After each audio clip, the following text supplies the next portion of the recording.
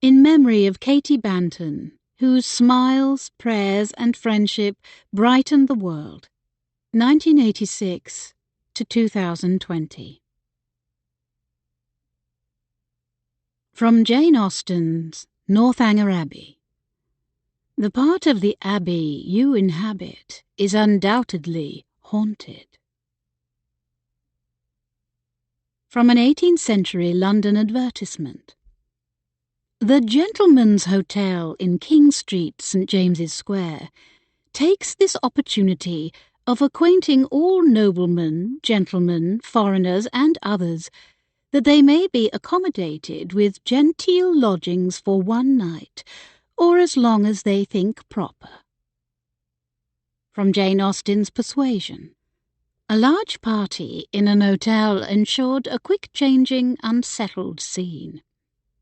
From 2 Timothy chapter 1 verse 7, New King James Version. For God has not given us a spirit of fear, but of power, and of love, and of a sound mind. Chapter 1.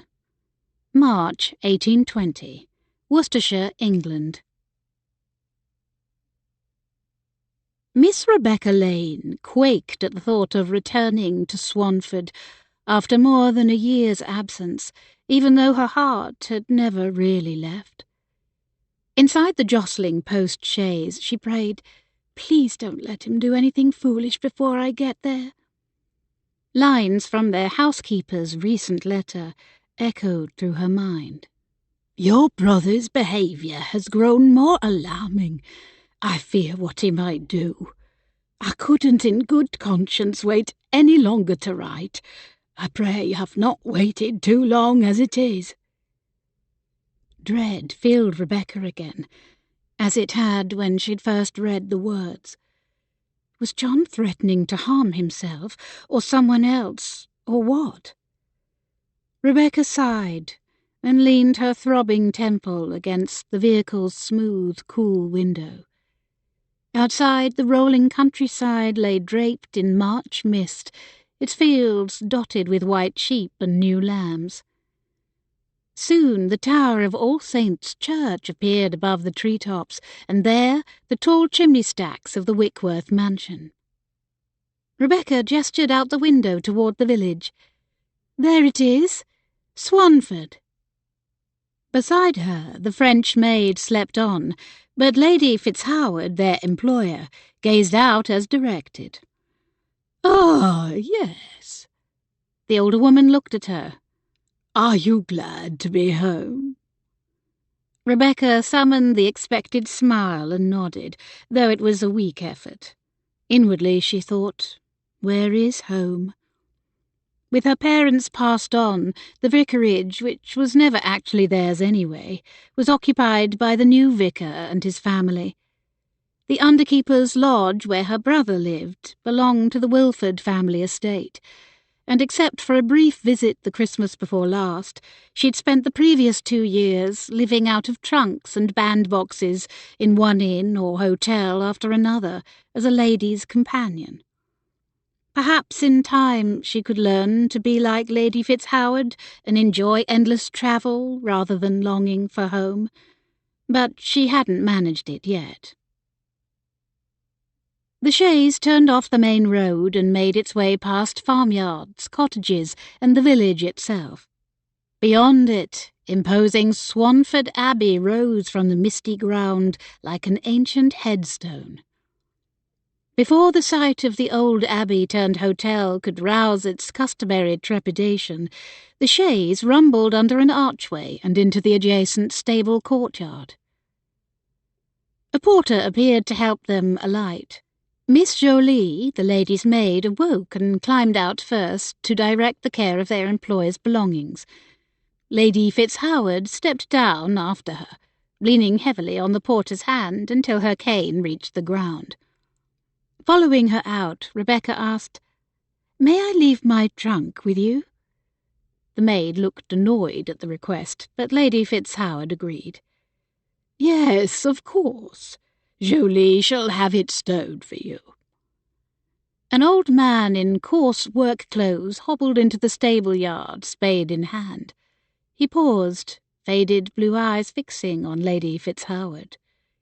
"Purdy flower," he murmured. The porter shooed him away. When he'd ambled off, Lady Fitzhoward turned to Rebecca.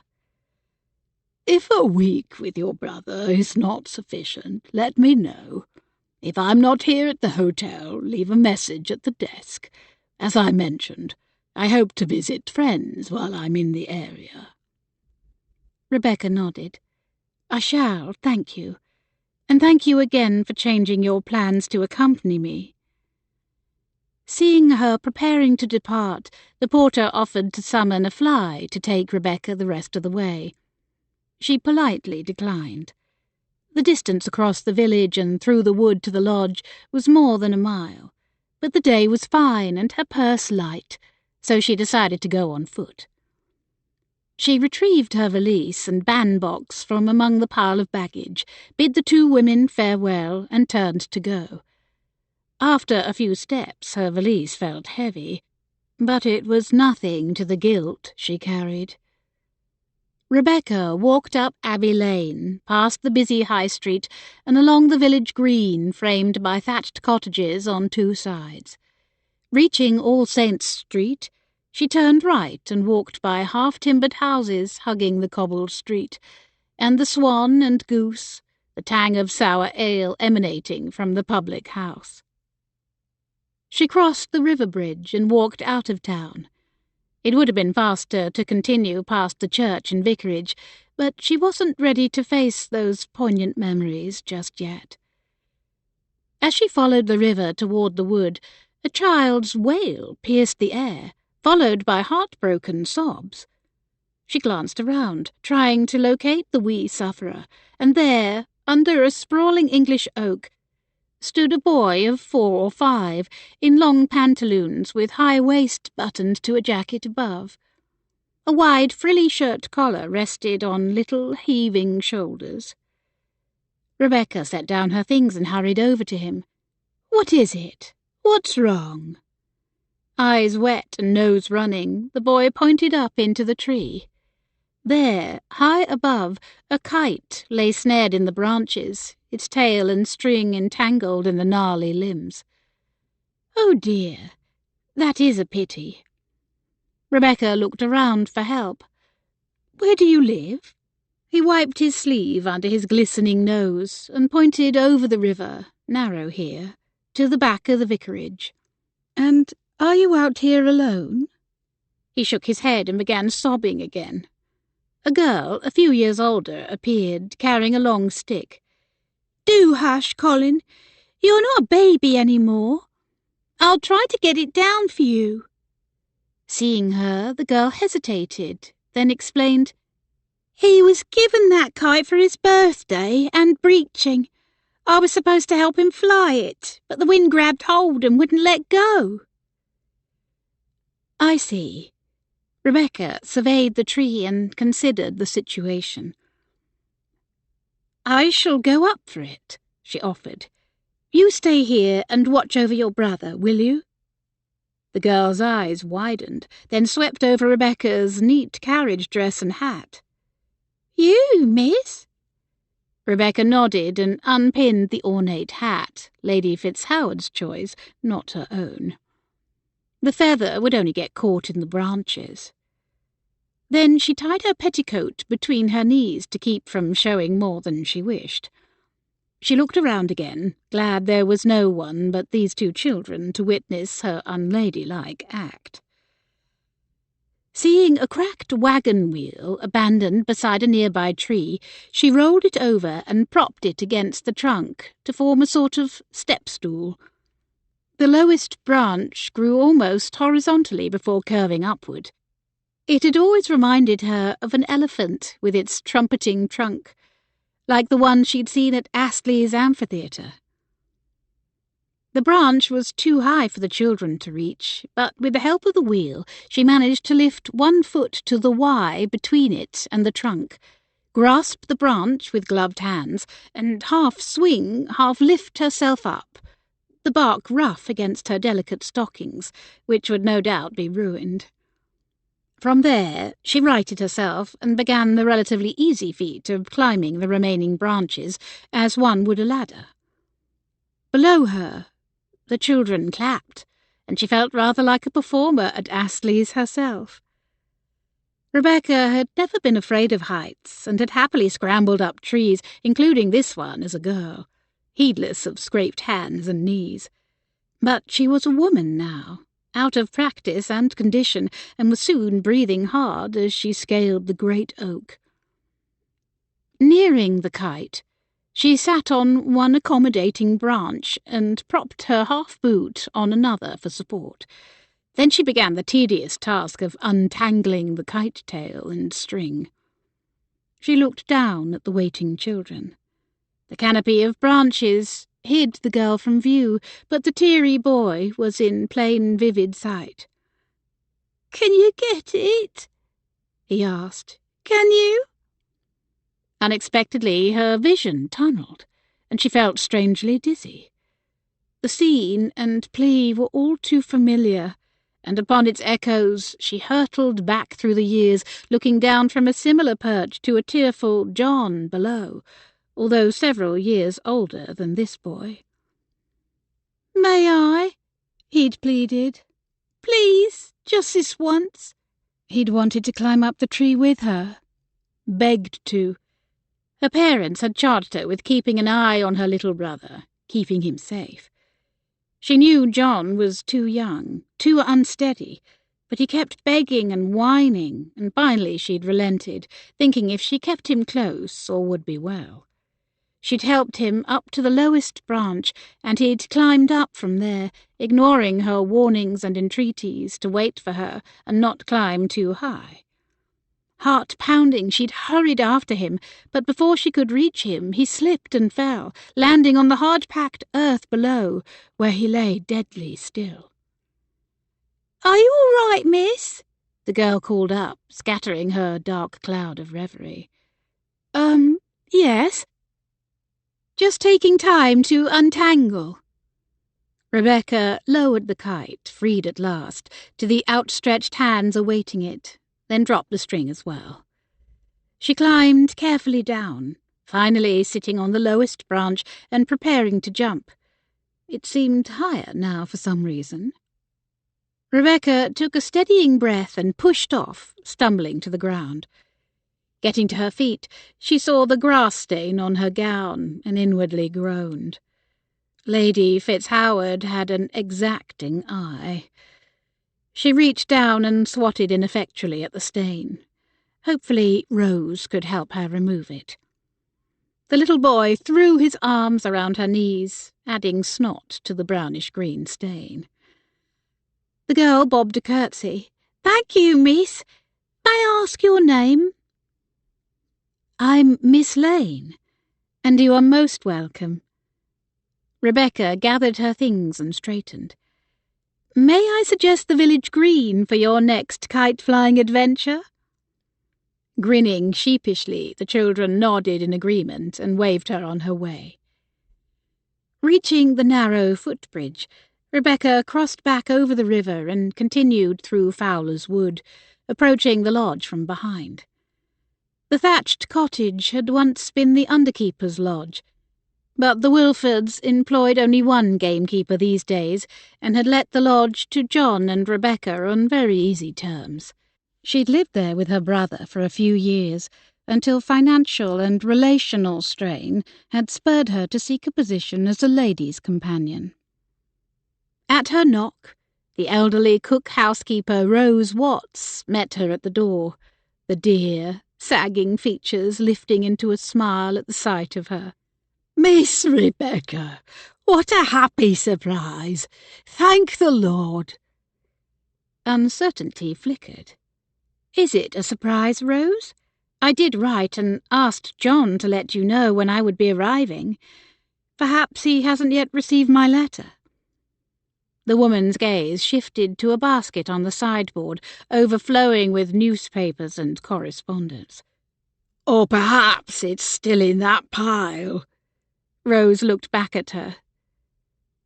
You did receive my letter? Yes, that's why I'm here. Is John home? Course he is. He's always home. Rebecca glanced from the dining parlour into the sitting room and saw that both were empty. Rose sighed. He's in his room, still asleep most likely. Asleep? It's after 3 in the afternoon. The housekeeper's lined face creased into an odd expression, half apology, half long-suffering frown. It's as I told you. He stays up all hours, pacing back and forth and muttering to himself, then sleeps the day away. And when I try to talk to him about it, he becomes devilish angry. Rebecca went to knock on her brother's bedchamber door. John? It's Rebecca. I'm back. No answer. She removed her hat and gloves and tried again. Still no response. To distract herself from mounting alarm, Rebecca walked down the passage to the spare room where she usually slept, planning to stow her valise. She opened the door and froze. The room was an utter disaster. Between the door and bed, a small table haphazardly sat, piled high with sheaves of paper, as was the bed itself. Twine hung with pages stretched across the room. The side table and dressing chest were strewn with reference books, ink pots, spent candles, coffee cups, plates, piles of old clothes, and even John's viola, which, as far as she knew, he hadn't played in years. Rose stopped in the doorway behind her. I am sorry, Miss Rebecca. He's taken to using this room as an office and storeroom of sorts. I would have asked him to clean it, or done it myself, had I known when you were coming. What you must think of me. In my defence, John has kept me busy writing a clean copy of his new manuscript. I understand. Rebecca gestured toward the pages hanging on the line. Why are those there? I believe he spilled something and is drying them out. I see. I shall, sleep on the sofa tonight, and we'll sort it tomorrow. Very well. Come with me to the kitchen. I've something else to tell you. She joined Rose for tea at the scarred wooden table.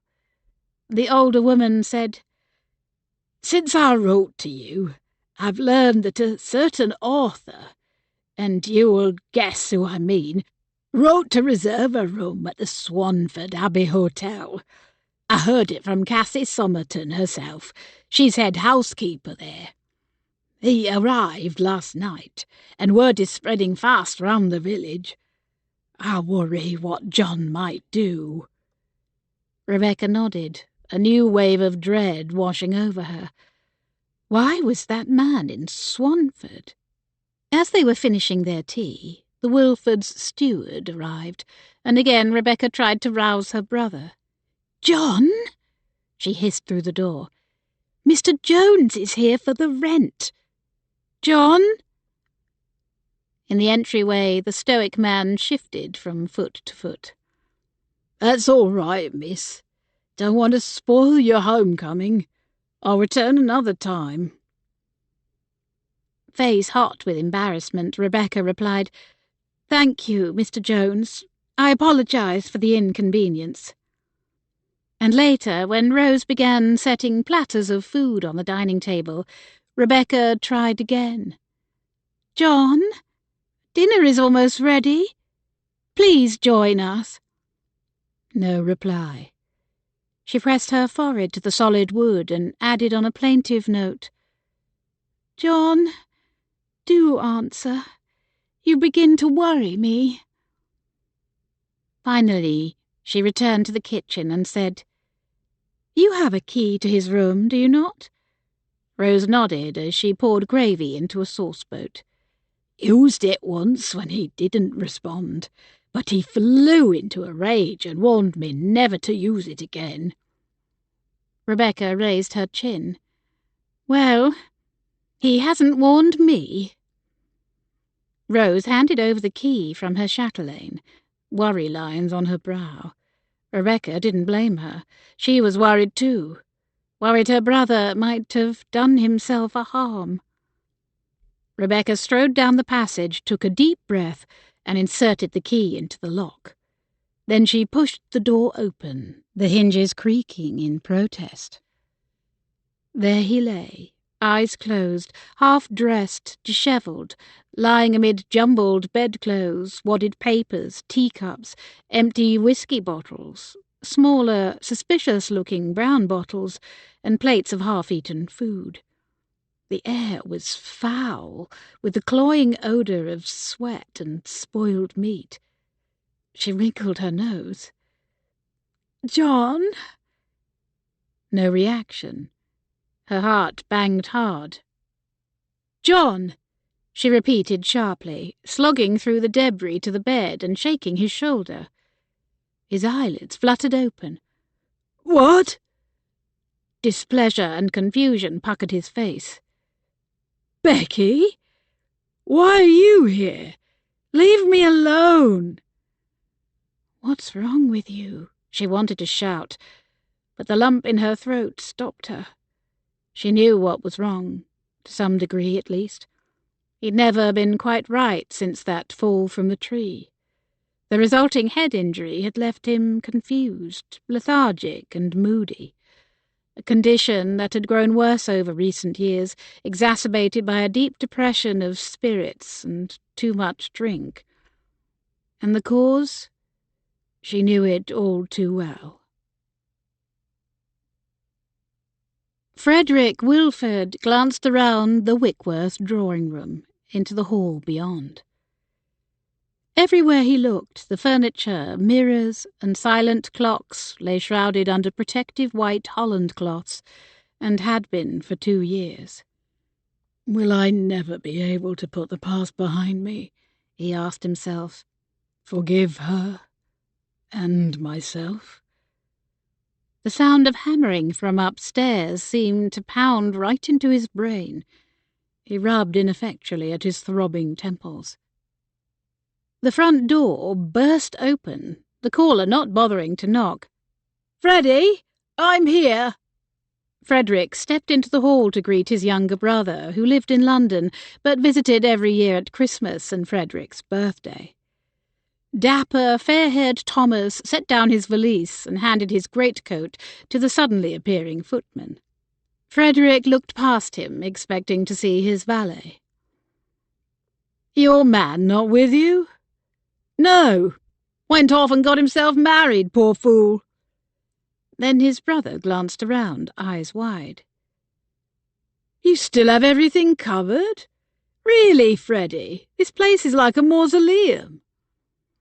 "Good day to you too, Tom. Welcome home." Thomas shook his head. "Wickworth hasn't been my home in ages, thankfully. Who would want to live here? Ghosts? Certainly not living, breathing people." "You know why everything is covered. We're renovating." "Are you? I thought you stopped all that after Marina died. The refurbishments were her idea, after all." "I've put off the plans for this floor. The men are working upstairs for the present, finishing the guest rooms." He gestured behind himself. "But I can't leave that gaping hole open between the library and drawing-room forever." His brother's eyes glinted.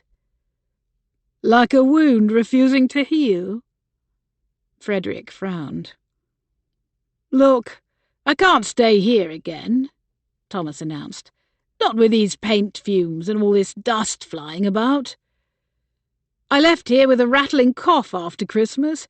Let's stay at the Abbey. A birthday treat for you and a little holiday for us both. What do you say?"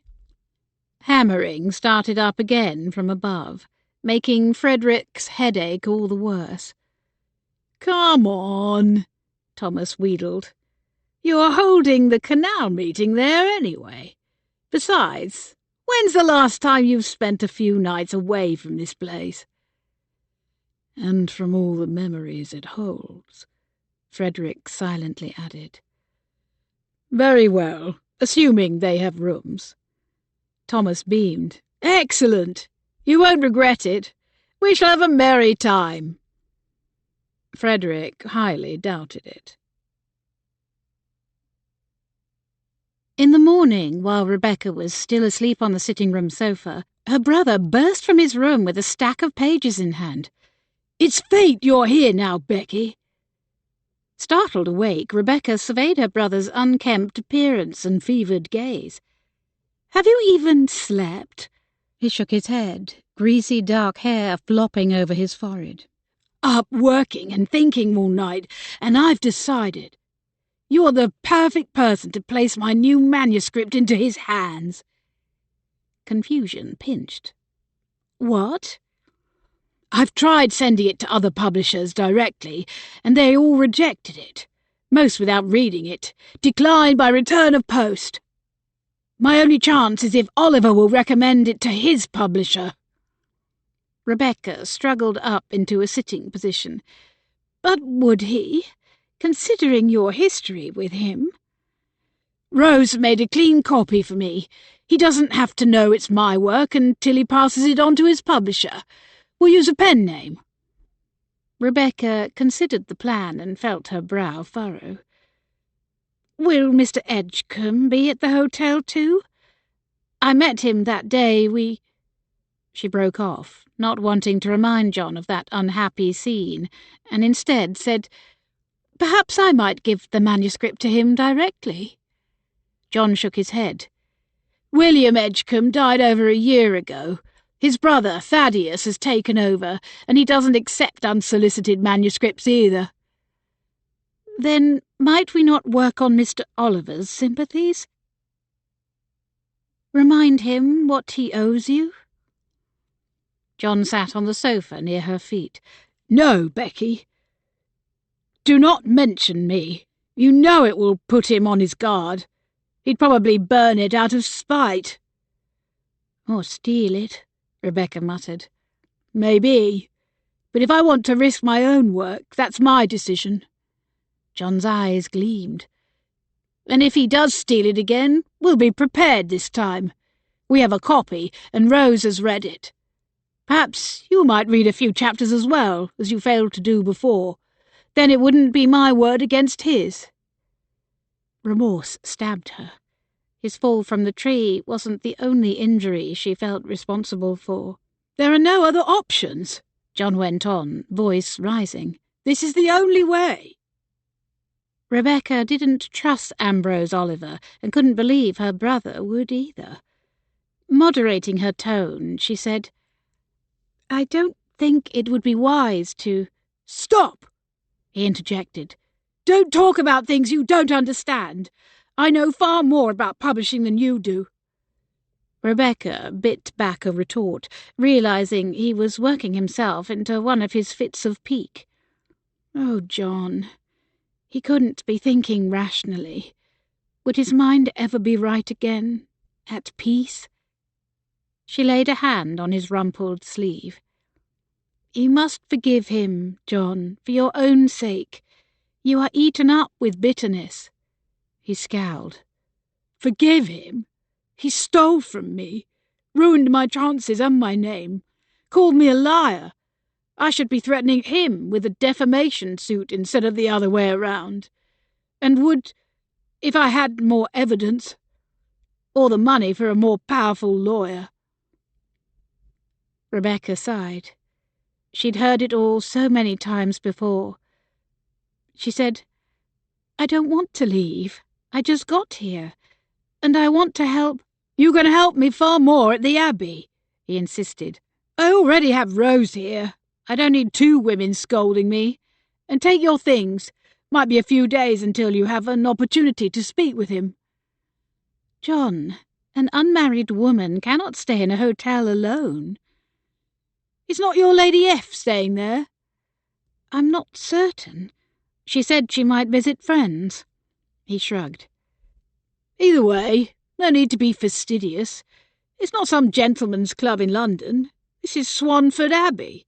Perfectly respectable." She regarded her brother, another rebuke on her lips, but before she could reply, he looked her in the eye and implored, "Please, please help me, Becky."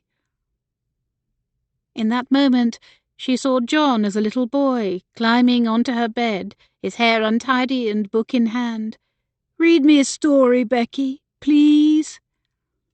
Taking a deep breath, she said, "I'll think about it." She reached for the pages, but he held them away from her. "Not these. You'll smudge them. Read from my copy, if you care to. Not that you've ever cared about my work before." Her stomach churned with that old familiar guilt, along with unease. What should she do? She just wanted her brother back as he'd once been, but she feared that John was gone forever. Donning her spectacles, Rebecca read a few chapters of John's draft. Actually quite good, she thought, then set it aside to dress. She went into the kitchen and found Rose bent over a book of household accounts. The cook-housekeeper looked up with a rueful shake of her head. "I'm behind on my book work as well as the housework." Rebecca sat down across from her. "John asked me to take your copy of his manuscript to Mr. Oliver." Rose nodded. "I overheard." "It seems a fool's errand to me, not to mention improper. I don't know that I should even try." Rose lifted a veined, work-worn hand and framed Rebecca's chin with it. "If that's all he wants, give it to him. Besides, better you than John himself. Best thing we can do is keep him away from the Abbey until Ambrose Oliver leaves." Rose was right, but the last thing Rebecca wanted to do was to go inside Swanford Abbey, a place she'd avoided since childhood. With a sigh of resignation, Rebecca made quick work of repacking her valise, then looked around the sitting room to see if she'd forgotten anything. She noticed that the Lane family portrait was no longer hanging above the fireplace. Had Rose or John moved it for some reason? She stepped closer to the mantelpiece and saw that someone had propped 3 sketches there. Awful, amateur, adored. Her mother had drawn them in the vicarage garden. The first showed the vicarage's panelled front door and listing porch, woodbine climbing its columns. The second showed 2 children at play with a ball, meant to be her and John, she knew, although the simple drawing resembled neither. And the third was of a man in black, her father, standing beside the old rose-bush, which reminded Rebecca of the hothouse flowers she'd laid upon their grave when last she was home. Rebecca looked above them, at the empty place on the wall. The sketches were dear, because her mother had done them, but they were a poor substitute for the professionally painted portrait of her parents and herself, with John as a toddler. Rose shuffled past with a broom. "Rose, where is our family portrait?" The housekeeper hesitated, the lines on her face deepened by a wince. "Gone. John sold it." Rebecca's heart sank. "Sold it? Why?" "Needed the money, or at least wanted the money." "But who would even want our family portrait?" "Don't know. Was it done by someone famous?" Rebecca shrugged. "Samuel Lynes, I believe, or one of his pupils. I was rather young at the time." Betrayal heated her veins. "He'd no right to sell it." "I understand your anger, my dear, but trust me, it's not worth losing your only sibling over. Your living, breathing family is more important than any portrait." Rebecca squeezed her eyes closed and drew a shaky inhale. "I suppose you're right. I will wait to raise the issue with John. We have a more pressing matter to deal with first.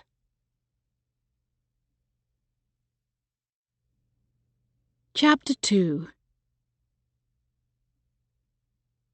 Portfolio in one trembling hand, valise in the other, Rebecca walked back to the medieval stone abbey, the setting of many childhood nightmares. Her heart beat painfully hard. It had been one thing to alight in the stable yard, but to enter the abbey itself? As a girl, she'd taken pains to avoid the place, walking around Mr. Dodge's field rather than using the more direct path past the abbey. Every All Hallows Eve, the children of Swanford told tales of the evil abbess who roamed the ruined church that slumped beside the abbey like the bones of an ancient mastodon, which Rebecca had once seen at an exhibition.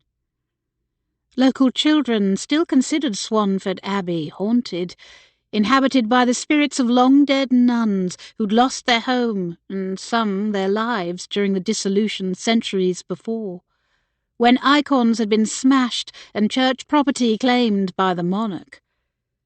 Afterward, the abbey had been given to a nobleman loyal to the crown, who built a large private residence over and around the old cloisters.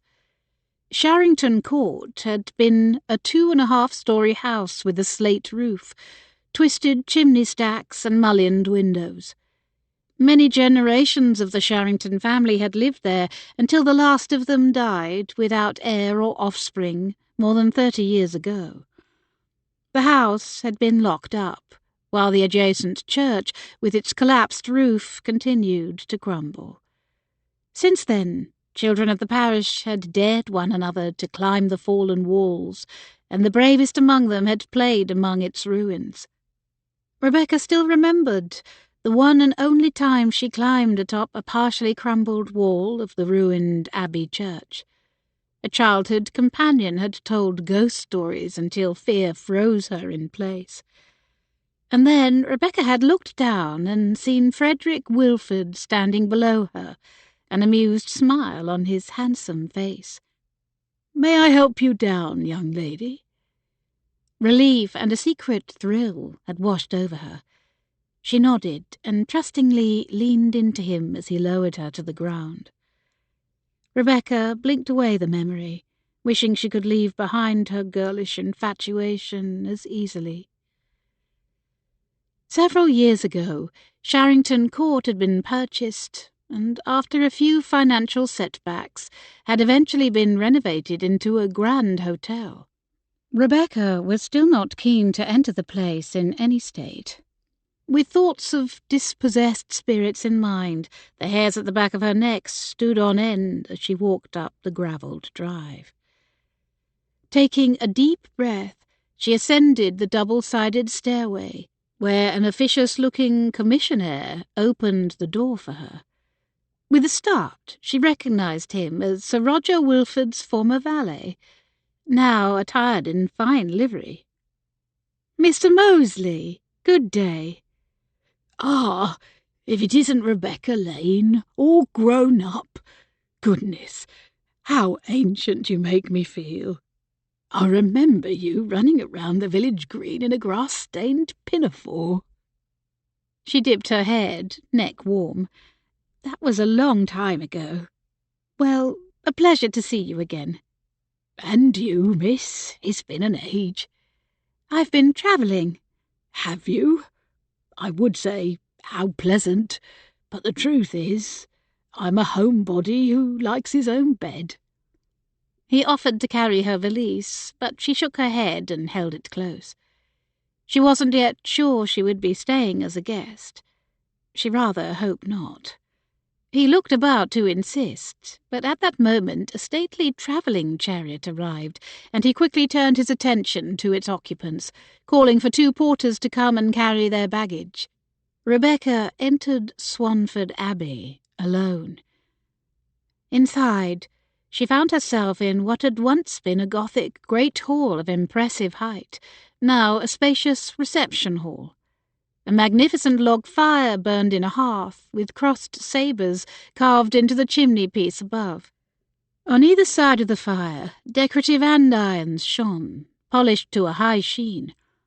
A plush Turkish carpet served to soften the echoing sound of the open space. Atop it were arranged a cluster of small tea-tables, red velvet armchairs and sofas. All around her was opulence to a grand scale. Rebecca supposed she should be used to such finery after travelling as companion to a wealthy dowager. But today she was on her own, former vicar's daughter and now humble lady's companion, and felt out of place. She wondered if Lady Fitzhoward was still there, or if she had already left to visit friends. But it wasn't Lady Fitzhoward she had come to see. As she tentatively approached the gleaming oak reception desk, the clerk looked up, his gaze sweeping over her in practised study. Perhaps she should have worn one of the fashionable gowns Lady Fitzhoward had purchased for her, instead of a simple day dress and unadorned spencer. "May I help you?" the young man asked. He didn't appear eager to do so, nor familiar. He must be new to the village. "Good day. I was hoping to speak with Mr. Ambrose Oliver. I understand he's staying here." Again his gaze swept over her and his lips thinned. "May I ask your connection to Mr. Oliver? Are you a friend?" His tone dripped with lurid suspicion. "Not at all. I wish to speak with him on a matter of business, publishing business."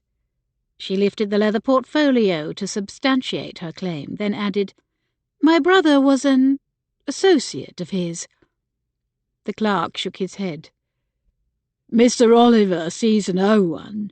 He has left strict instructions not to be disturbed." Dismay and relief swirled within her. "Then perhaps I might speak with his publisher, Mr. Edgecombe?" Another shake of the head. "We have no one by that name staying here." Disappointment pinched her stomach. Rebecca hoped she didn't appear as crestfallen as she felt. Mr. Mosley, escorting the new arrivals inside, said, "Now, Raymond, this is Miss Lane, our former vicar's daughter. Do be polite." The clerk lifted a pugnacious nose and said in a lower voice, "I can tell you that a Mr. Edgecombe was here yesterday to meet with a certain famous guest, and that we expect him back for dinner sometime in the next few days. Beyond that, I cannot help you." "I see. Well, thank you." Rebecca turned and stepped aside to make way for the others awaiting their turn at the desk. She walked blindly across the reception hall to one of the cushioned armchairs and sat down to think, setting her valise beside her. Rebecca would have preferred to avoid the expense of an overnight stay, even though her brother had made it clear he didn't want her in the lodge criticising his habits or untidiness. But a young, unmarried lady staying in a hotel on her own? Perhaps if she were quiet and kept to herself, her presence would go unremarked. Movement at the far end of the room drew her attention. She glanced past a grand pianoforte to an impressive curved staircase that led to a gallery above. From there, a tall, dark-haired man started down the steps. Recognition jolted her. Not him, not here, not now. She swiftly turned her face away, praying he hadn't seen her. Too late. "Miss Lane, is that you?" She pressed her eyes tight. Was there any chance of slipping away? No. So much for keeping to herself. She looked over with feigned nonchalance, hoping he wouldn't notice her lip tremble. He'd reached the landing and walked toward her like an image from those old romantic dreams she'd tried to root out of her mind. "Yes?" It was the only syllable she managed over her tight throat and racing thoughts. As he neared, she noticed Sir Frederick looked a little older. He must be 35 now, but still meltingly handsome and more intimidating than she recalled. At her unenthusiastic response, he stopped where he was, smile fading. "Forgive me," he bowed. "I hope I'm not intruding." She rose and curtsied. "Not at all. I'm only surprised to see you here." "And I you. It's been far too long." "I've been away travelling." "Here in Swanford to visit your brother, I imagine?" Yes." "Are you staying here or in the lodge with him?" Sir Frederick raised his hand. "Don't worry, we wouldn't raise the rent." He chuckled, and she managed a small grin in return. She didn't, however, answer his question. When she said no more, he asked, "Did you travel somewhere pleasant?" "Oh, yes, we did. Bath, Brighton, Paris." "We?" His dark brows rose in expectation. She swallowed. She shouldn't be embarrassed to admit she had taken a position as lady's companion, but she was. Did he already know? Rose or one of the Fenchurches might have mentioned it. Before she could reply, a second man swept across the hall to join them, a younger, fairer version of the first, in immaculate gentleman's attire. "Paris! J'adore Paris! So beautiful!"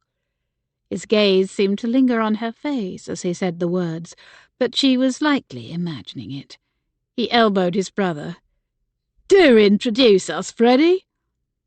Sir Frederick hesitated, then complied. "Miss Lane, I'm not sure if you'll remember my brother, Tommy Wilford," the younger man interrupted with a bow. "How do you do?" Thomas was good-looking and closer to her age, but she'd always preferred his older brother. Frederick added, "Miss Lane's father was our vicar and my boyhood tutor." The golden eyebrows lifted. "Ah, yes. I'm afraid I didn't recognize you, Miss Lane. You've grown up, and very well, I might add." Sir Frederick's mouth tightened at Thomas's flattery. He said, "You were at school for much of Miss Lane's childhood and away in London a great deal in recent years. That must explain it. And I didn't know the legendary Mr. Lane as well as my brother did, as he'd given up tutoring by the time I was old enough, but Freddie speaks of him often and fondly." Frederick nodded, then said, "Her brother John lives in the underkeeper's lodge. Perhaps you've met him?" The light of interest in Thomas's eyes dimmed somewhat. "No, I've not had that pleasure." Sir Frederick turned back to her and explained, "We are staying here as guests this week. The house is undergoing renovations." "Ah, I see. I wondered why you would stay here when Wickworth is so close." "And you, Miss Lane?" Two similar pairs of eyes regarded her curiously. She dampened dry lips. "I may be staying a night or two as well. My brother is, busy writing, you see. I rather surprised him, coming to visit just now." "Well, whatever the reason, we're delighted to find you here. Are we not, Freddie?" Again, Thomas elbowed his brother's side. "Indeed we are. I hope we shall have an opportunity to talk of old times while you're here." "I would enjoy that." She nodded to each brother in turn, then made her way back to the desk. The same clerk stood there, and didn't look especially pleased to see her return. "Yes, miss. How may I help you now?" "I would like a room, please." "For one?" "Yes." Self-consciousness burned her ears.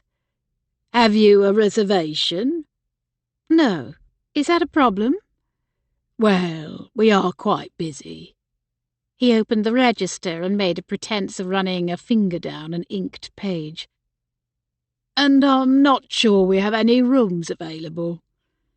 Even though a part of her would be glad for an excuse to return to the lodge, she would be mortified to be turned away in front of the Wilfords.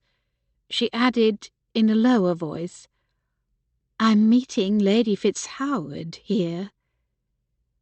They weren't planning to meet for a week's time, but Rebecca kept that bit to herself. "Lady Fitzhoward?" The clerk's disapproving expression relaxed somewhat. "Ah, I do have one room available, although not our finest." "That's all right. I don't need anything grand." Even if a better room were available, she would rather not pay any more than she had to for this unplanned stay. "For how many nights?" "I'm not yet certain. May I let you know?" "Very well, miss." He swiveled the registration book toward her. While she filled in her information, the clerk extracted a key from a drawer and gestured for a porter. "Neville, please take Miss Lane to number 13. 13? The young porter repeated in surprise, then with a shrug picked up her valise. "Very well. Right this way, miss." Neville nodded to the curving staircase. "There are 2 ways to reach your room. We can take the main stairs there to the 1st floor, or if you don't mind a bit of fresh air, we can go through the cloisters. I think it's quicker." The haunted cloisters? Rebecca thought. She swallowed a foolish lump.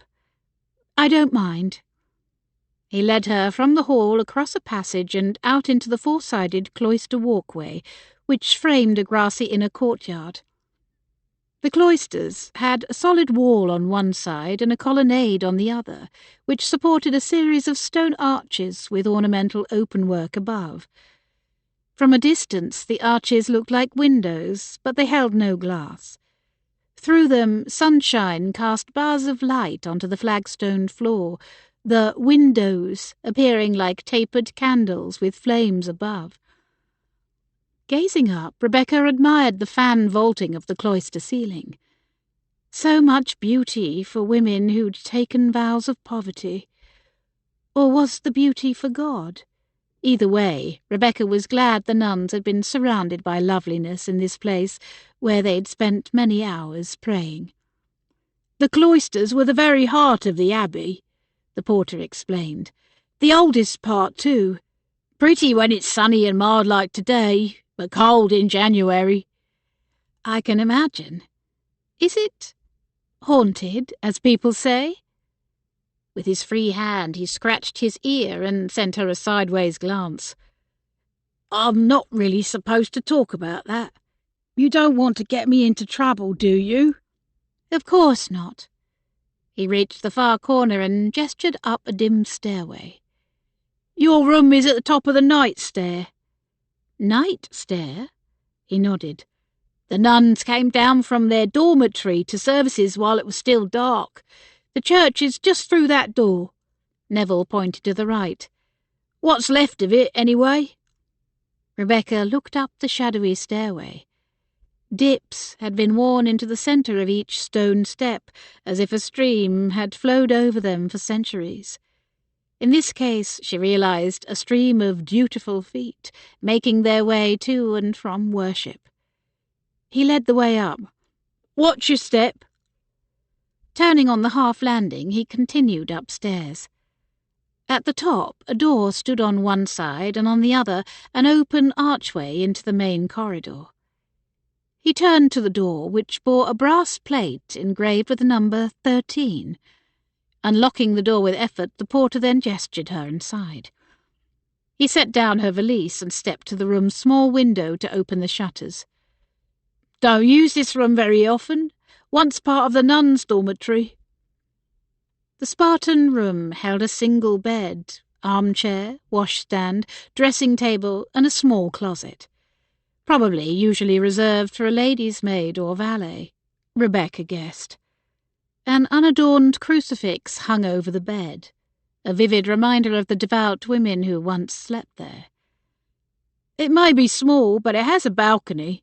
He pointed to the narrow door that led out to it. Then he frowned at the basin, empty save a dried spider and a single towel beside it. I'll ask one of the chambermaids to bring up water and fresh towels." "Thank you." She extracted a coin from her reticule and handed it to him. "Appreciate it, miss. Enjoy your stay." Rebecca summoned a feeble smile in return. "I hope to." After he left, she removed her bonnet, laid out her dinner dress to smooth its wrinkles, and set her toiletries on the dressing table. Even though she bemoaned the cost of the room, she found herself nervously excited about being in the hotel, especially with Sir Frederick Wilford staying there as well. Frederick went to look in on the young thoroughbred he was boarding at the Abbey stables.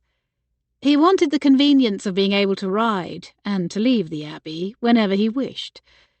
After so much solitude over the last few years, he was unaccustomed to being surrounded by people and quickly wearied of having to make polite conversation. Moreover, he was not a man made for sitting about, chatting aimlessly or playing cards, pastimes his brother seemed to relish. Give him a blood horse, clear skies, and miles of good road any day. Reaching the stall, he saw his chestnut stallion munching contentedly from a feed bucket. The horse looked up, nickering in recognition. The scene took Frederick back to the many hours he'd spent in the Wickworth stable over the years, often with a young Rebecca Lane for company. He'd always had an affinity for the spirited girl with the big hazel eyes, the firstborn of his beloved tutor, Mr. Arthur Lane. When she'd shown every interest, and her parents hadn't objected, Frederick had taught her to ride and care for horses. Rebecca had taken to it quickly and was a natural-born rider. She also possessed a keen mind, and had borne his lessons, first in riding, later in chess and other games, with patient interest, far more so than Thomas ever had. But later, when Frederick met and fell in love with the beautiful Miss Seward, he'd drifted apart from the Lane family. Compared to spending time with an alluring woman, games and rides with an adolescent girl held little appeal. Rebecca had clearly been hurt by his dismissal and inattention, but what could he do? The time had come to take a wife, and thoughts of Rebecca Lane had faded. She was just a girl, he'd told himself. She would get over her disappointment, grow up, and someday meet a love of her own. But now? Rebecca Lane was a little girl no longer. As Thomas had said, she'd grown up very well and grown remarkably pretty. He'd seen her in passing over the years since his marriage and across the church 2 Christmases ago. But meeting her again now, close up and after a long absence, he could find little trace of the precocious girl he'd known. Instead, he saw an elegant, well-spoken and well-travelled woman. For the first time in years, the rusty hinges of his shuttered heart gave an experimental creak.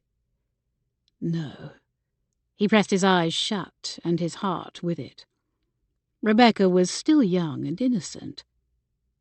She deserved better, far better, than a disillusioned widower nearly 10 years her senior, with bitter experience and a sullied soul. With sunlight spilling through the window into her tidy, simple room, Rebecca's earlier visions of the Abbey, dark and dangerous, began to fade. Pushing aside her uneasiness about what John had asked her to do, she decided that as soon as she was settled, she would explore the hotel. Having seen the beautifully renovated Great Hall, she wanted to see more of this place that had once seemed forbidden and frightening. While awaiting the maid, Rebecca tried the balcony door, which opened with a cranky whine of disuse. The narrow, wrought-iron balcony overlooked the Abbey gardens and held one small, ornate chair of the same material. Perhaps she might sit out there at some point, or even explore the gardens below. But first she wanted to see more of the Abbey itself. The chambermaid arrived with a pitcher of warm water, towels, and a friendly smile. Rebecca recognised her with surprise. "Mary?" The young woman looked up, eyes widening. "Miss Lane! Whatever are you doing here?" "I am—" she faltered. What was she doing there when her brother lived in a perfectly adequate house less than 2 miles away? "I'm so glad to see you, Mary," she said in a rush, sidestepping the question. "We miss you at the lodge." Mary Hinton had been employed by them as a housemaid, assisting Rose, until they could no longer afford to keep 2 servants. "I didn't know you had a place here," Rebecca added. "I thought you had taken one with the Griffiths." The girl nodded. "I had, but this one pays better, so I gave 'em a notice and came here. Must be nearly a year ago now." "Are you enjoying the position?" Mary shrugged. "It's all right. I get tips sometimes. I like that. Otherwise the work is much the same as anywhere else." "I imagine you meet some interesting people here?" "A few, though I don't really meet the guests, do I? Just tote and clean for them. Some are kind and some are a right bother." The girl seemed to realise whom she was talking to and bit her lip. "Pray don't be offended, miss. I don't mean you. Now you're a guest, I'm happy to do my job, specially for you." "Thank you, Mary. While I'm here, I shall endeavour not to be too much bother." The girl's worried gaze flew to hers, but seeing Rebecca's grin, she returned it with relief, and then finished the task she had come for. Stepping to the door, Mary said, "Indoor water closet just down the passage. Breakfast served in the refectory, or I can bring it to your room. You need anything else while you're here, you just let me know." "I will. Thank you, Mary." After the maid left, Rebecca washed her face and hands and tidied her hair in a small mirror. Then she stepped from her room, locked the door, and slipped the key into her reticule. Instead of going back down the night stair, she passed by it and went through the archway into the main corridor. She walked past numbered doors at intervals, while the inner walls held windows that overlooked the cloister courtyard below. She strolled along first one side and then the next of the quadrangle that composed the upper floor. Turning down the third side, she passed a few more doors and then reached the gallery balustrade, open to the reception hall below. Ahead of her, just beyond the main stairway, a man sat on a chair outside the final door along this corridor. She wondered what he was doing there. Even while seated, he displayed the excellent posture of a military man, although he wore ordinary civilian attire. If not an officer, perhaps a coachman, she guessed. He glanced her way, eyes narrowing. Disconcerted to be caught staring, she lowered her head and started down the stairs, holding on to the railing to avoid slipping from such a height. Reaching the ground floor, Rebecca avoided the gaze of the rude clerk as she crossed the hall. Stepping into the corridor behind, she passed the refectory dining room and the coffee room around the corner. The savoury smells of roasted coffee beans and fresh bread wafted out, and in reply Rebecca's stomach growled a vacant protest. She wondered if it would be inappropriate to venture into the dining room on her own. She supposed she could ask Mary to bring a tray to her room to avoid the awkwardness of dining alone. Continuing on, Rebecca noticed that while many of the hotel furnishings were clearly new, some ancient scent lingered in the air. She breathed it in, trying to place it. A slight mustiness paired with what? Chalk dust and incense? The tall ceilings and doors with high transoms lent the place an institutional atmosphere, like a university or a church, and she supposed it had once been a bit of both. Turning another corner, she went by a closed door marked Grand Suite, and a passage that led to a rear exit. Just past it, an open doorway and the pleasanter smell of leather and old books beckoned her. The library and writing room, she realised, where guests might borrow books or keep up with correspondence. Rebecca decided she would first complete her circuit with a peek into the chapel, then return to peruse the hotel's books. Passing the night stair, she reached the final door, which the porter had said led to what remained of the church. Inching open the heavy door, Rebecca hoped she wouldn't disturb a service of some sort. Perhaps she would pray for John while she was there. Inside, she saw a woman kneeling at the altar rail, head bowed. The chapel was dim, but a shaft of coloured light from the stained-glass windows shone on her, and Rebecca glimpsed a brimmed hat and the outline of her profile. At the sound of soft weeping, Rebecca retreated, quietly closing the door behind her. Retracing her steps to the library and writing room, Rebecca entered to find 2 walls filled floor to ceiling with books, high-back armchairs facing a fireplace, a game table laid with chess pieces, and several writing desks. She paused. A woman sat at one of the desks, her back to the door, putting pen to paper. She crumpled the page, tossed it into a nearby rubbish basket, and then rested her head in her hands in a hunched posture of defeat. Rebecca walked closer. As she did, her slipper scuffed the floor and the woman turned to look over her shoulder. Surprised, Rebecca said, "Good day, Lady Fitzhoward." Her employer was dressed in her striped rust-and-gold open robe, which fastened under the bosom of a muslin day-dress, the style old, but the garments new and the fabric of finest quality. A filmy fichu around her shoulders covered her décolletage. She wore a lace-trimmed cap over hair that appeared flat and in need of a washing, rather than her usual lofty, elegant coiffure. Nor was she wearing powder and rouge. She looked careworn and older, more like the woman of nearly 60 that she was. "I'm surprised to find you here," Rebecca added, feeling suddenly awkward in her presence. The woman straightened, and her confident demeanour slid back into place. Her lower lip buttoned over a thin upper lip in an expression of disapproval. "I could say the same of you. I thought you were visiting your brother." "I was. I stayed at the lodge last night, but he's not prepared for a house guest. He suggested I come here and deliver something to an acquaintance staying in the hotel." The woman's hooded eyes narrowed with doubt.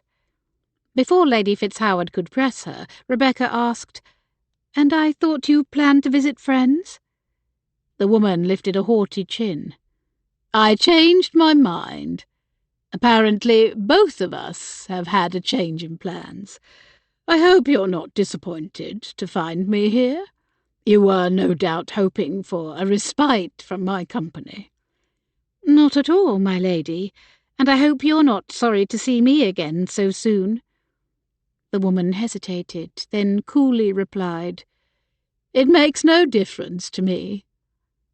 Rebecca's stomach growled again. Perhaps she could sit with Lady Fitzhoward at dinner. Would it be presumptuous to ask?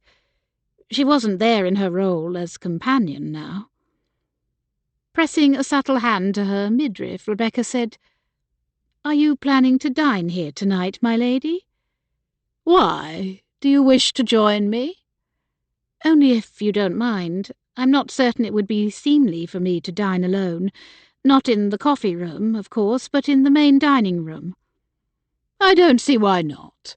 I dined there alone last night, but then I am old and don't draw any attention, whereas you are young and pretty." Her disapproving gaze swept over her once more. "That frock, however. Yes, assuming you change for dinner, you may share my table as usual." Relief overcame offence. "Thank you." One sparse eyebrow rose.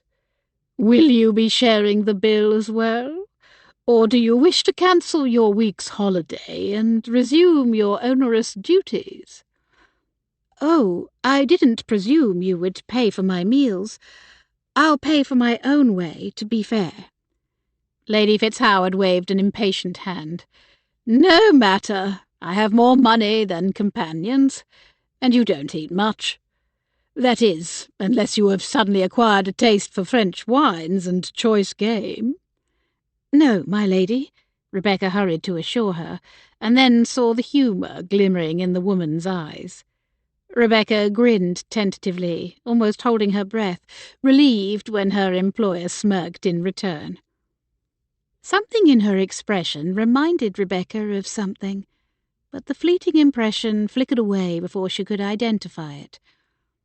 The gleam faded from Lady Fitzhoward's eyes as quickly as it had appeared. "I dine at 7. Don't be late." Rebecca dipped a quick curtsy and turned to go, postponing her plan to search the library shelves. "Which room have they put you in?" her employer called after her. Rebecca turned back. 13.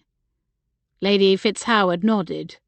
"I'm in the grand suite. I shall send Jolie to help you dress at 6:30. "Thank you, my lady." Rebecca walked back upstairs to her room, reaching into her reticule for her key as she went. The metal edge caught in a small tear in the lining. As she stood outside her door, carefully extracting it, she noticed movement down the corridor. A woman in a broad-brimmed hat stood at a door beyond the night stair, struggling with her lock and key.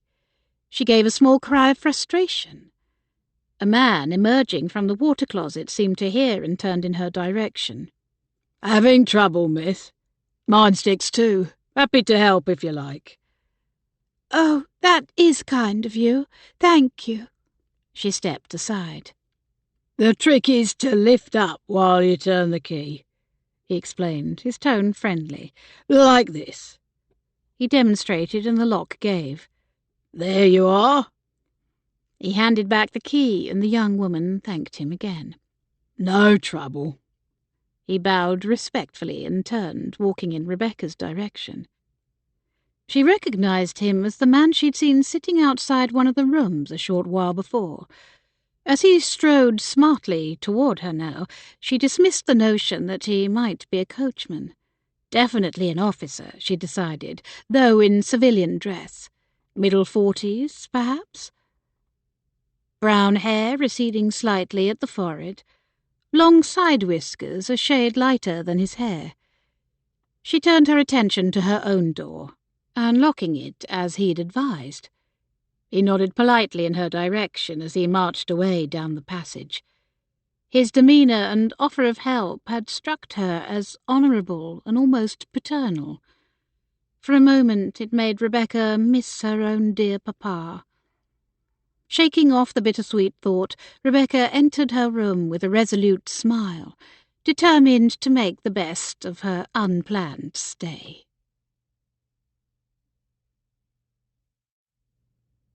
Chapter 3. Dressed in a gown of willow green, her hair freshly arranged by the dexterous Nicole Jolie, Rebecca made her way to the hotel's cavernous dining room a few minutes before 7. Lady Fitzhoward was there before her and dressed to the nines. Her hair was now curled and fashioned in its usual fluffy coiffure. Pearl earrings dangled, a necklace graced her neck, and a jewelled ring shone on her finger. Expertly applied rouge added vibrancy to thin lips and lined cheeks. Miss Jolie had been busy. Lady Fitzhoward's gimlet gaze swept over Rebecca, and her only sign of approval was a curt nod. She turned to the maître d'hôtel, standing just inside the door with a large leather-bound book, greeting guests. "Two tonight, Pierre." "Very good, your ladyship." He led them to a table where a waiter pulled back chairs for them and laid linen serviettes across their laps. Rebecca looked around the long rectangular room. White cloth-covered tables filled the space, dark beams striped the ceiling, and a wooden dais with a cross above reminded guests of the room's origins as the Abbey's refectory. Only a handful of the many tables were occupied. At one sat 4 older gentlemen, At another, a middle-aged couple who barely spoke to one another, and at a third, Sir Frederick and his brother. Both Wilfords glanced in her direction. Sir Frederick nodded to her, and Thomas smiled. "Who are they?" Lady Fitzhoward asked. "Sir Frederick Wilford and his brother, Thomas." "Ah. Frederick is the older one, with dark hair?" Rebecca wasn't surprised the woman had noticed him. Sir Frederick was striking, with broad shoulders and finely chiselled features. He was perhaps not quite as good-looking as his fair-haired brother, but his air of self-possession garnered respect above and beyond simple admiration for his appearance. "Yes. How did you know?" "I've heard of him." Surprise darted through her. "Have you?" She nodded.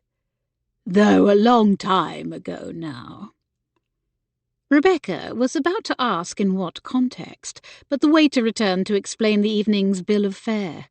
Spring soup, followed by sirloins of beef and saddles of mutton, accompanied by salads and sauces. They'd just been served the soup course when a general stir caused Rebecca to look up from her bowl. The commotion was followed by a rolling pause in conversation.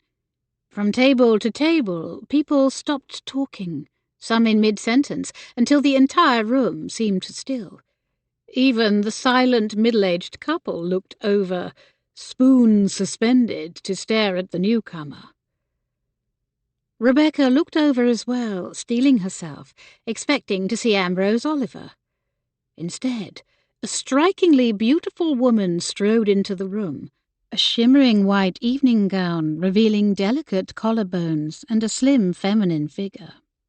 She wore her coppery gold hair in a simple style and held herself with grace and poise, as if aware all eyes were upon her, but unaffected by the attention. In their hurry to seat her, two waiters collided, and only the quick hands of the maître d'hôtel averted disaster, catching a wine bottle slipping from one young man's grasp before it could fall splashing to the floor.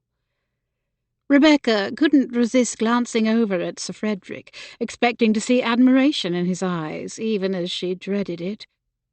Surprisingly, he looked from the woman to his brother, dark brows drawn low, expression thunderous. Thomas Wilford, meanwhile, smiled and sipped his wine, eyes glimmering over his glass. "Who is she?" Rebecca whispered across the table. "She looks familiar, but I don't know," Lady Fitzhoward replied, then studied the reactions of the Wilford brothers with interest. "But those two seem to know something." Lady Fitzhoward leaned closer, her focus remaining on the gentleman. "Frederick doesn't seem happy to see her, while his brother looks altogether too pleased with himself." The maître d'hôtel proceeded to seat the beautiful woman by herself at a table for two. She didn't appear at all self-conscious to be dining alone. Now that Rebecca could see a profile, a tingle of recognition prickled through her. Was this the woman she had seen crying? The chapel had been dim, and the woman had worn a hat, but the upturned nose and high cheekbones seemed familiar. A long case clock showed 7:15. A minute later, male footsteps advanced toward the refectory entrance. First to appear was the man Rebecca had seen in the upstairs passage, now marching like an infantry officer, his posture erect, arms at his sides, eyes sweeping the room as though expecting an enemy attack. Apparently satisfied, he pivoted and stood just inside the threshold, his back to the wall. After him came Ambrose Oliver. She had seen the author once from a distance and recognized him instantly. He appeared older, heavier, and more dissipated than she recalled. Dark hair hung in untidy waves around his face. He was perhaps 45, and a big man, several inches over 6 feet tall. His rounded belly and full cheeks attested to his love of food and drink. Apparently aware he was being watched, he gave a general nod to the room before taking his chair. His gaze landed on the beautiful woman. Something flashed in his eyes, but Rebecca wasn't certain if the spark was recognition or attraction. He paused in the act of sitting, hovering there in a strange, half-bent posture. The waiter began fluttering around him, settling him into the chair and spreading a serviette over his lap. The awkward moment passed. "Our illustrious guest has arrived," Lady Fitzhoward observed. "Same time as last night." "Are you acquainted with him?" Rebecca asked. "Only through his books." "Why is that man standing guard by the door, do you think?" Rebecca whispered. The older woman considered. "Perhaps Mr. Oliver feels he's in danger." "Danger? Why should he be? From whom? Avid readers?" Rebecca inwardly scoffed. Ambrose Oliver wasn't that famous. Lady Fitzhoward shrugged. "Never mind. That Gothic novel you lent me has me seeing danger everywhere. Come, our meal is growing cold." Frederick leaned across the table and speared his brother with a look. "You know that woman, don't you? You arranged to meet her here." Thomas touched smooth fingertips to his cravat. "Upon my soul, I did not." "Then you knew she would be here." His brother dipped his head and looked up with a coy grin. "I may have had a hint." Frederick rolled his eyes. "And here I believed you when you said the paint fumes and dust made you ill last time. A birthday treat for me, indeed." "Come, Freddie, let us not quarrel. I truly believe a change of scenery will do you a world of good. You've been stuck inside that house of mourning long enough. How you glower!" Thomas leaned his elbows on the table and lowered his voice. "Consider, if I simply wanted to meet a woman in a hotel, would I have brought my brother along?" "I suppose not," Frederick grudgingly allowed. He glanced over at the tall man who'd entered late and scowled anew. "What is Ambrose Oliver doing here?" "The author? Where?" Thomas swivelled to Gawk, then looked back at him warily, gaze shifting from Frederick's face to clenched fist. "Now, Freddie, calm down. I never really thought his book was about Marina, for all your embarrassment." One of the man's novels had described the love affairs of a baronet's unfaithful wife. Frederick hissed. "Sir Roderick and his roving lady willing? How much more obvious could he be?" "See? He didn't use real names. If he did describe her, it was a veiled reference. Beyond a few local people, perhaps no one would guess." "Many people did guess. If it was veiled, it was thinly veiled. One might say gossamer. That man made me a laughing-stock." "If anyone made you a laughing-stock, it was Marina herself, and she's gone. I do wish you would move past this already." "You've never been married, Tom. You don't understand." His brother shuddered theatrically. "You're right, I don't. It's the bachelor's life for me."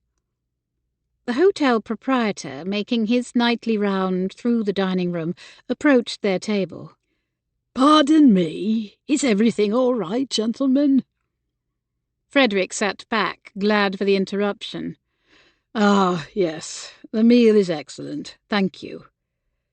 The well-dressed, ginger-haired man looked down at Frederick's barely touched plate. "Your full plate disagrees with you." "My fault," Thomas interjected. "Kept his maw too busy gabbing." Frederick, who knew the owner slightly, said, "How are you, Mr. Mayhew?" "I'm well, thank you. A pleasure to have you both staying with us." Thomas lifted an index finger. "My idea." "How are things going here?" Frederick asked. "Business brisk?" Was it his imagination, or did the man's smile dim? "Good, good," Mayhew said, avoiding their eyes and looking around the room, his focus lingering on Ambrose Oliver. Following his line of sight, Thomas said, "Having a celebrated author here ought to be good for business." The owner said, "That remains to be seen." He bowed and then walked toward the neighbouring table. After they'd eaten, Thomas wiped his mouth, folded his napkin and set it aside. "Please excuse me while I pay my compliments to that enchanting woman in white." He rose and walked over to her table. At the same moment Mr. Oliver stood, sights fixed on the woman like a target. Seeing the younger man stop to talk with her, Oliver sat back down, thick lips curled into a frown. Frederick rather liked seeing the author disappointed. Heaven help the man who tried to compete with Thomas where women were concerned. For a moment, Frederick watched his brother bow and chat, and the woman smile in return, her countenance nearly glowing in the face of Thomas's good looks and impeccable address. Frederick turned away. His brother had always had a way with women, a confidence and easy charm that made him a favourite wherever he went. Far more so than Frederick. Of its own accord, his gaze travelled over to Miss Lane. She was one female who had admired him. Granted, that had been years ago, when she was barely out of the schoolroom. Now she was an attractive woman in an evening gown that flattered her feminine figure. Rich, honey-brown curls framed a lovely face with smooth skin, delicate nose, and fine, full mouth. She looked over and caught him staring. Politeness dictated he acknowledge her, so he rose, tugged down his waistcoat, and slowly crossed the room. Noticing his approach, Miss Lane sat up even straighter and dabbed a nervous table napkin to her mouth. "Good evening, Miss Lane. I hope you don't mind my coming over to greet you." "Of course not." He glanced at her dining companion. "Would you introduce me to your friend?" "Oh, forgive me. Lady Fitzhoward, may I present Sir Frederick Wilford?" The woman looked up at him with interest. "Sir Frederick now, is it?" An odd thing for a stranger to say, Frederick thought.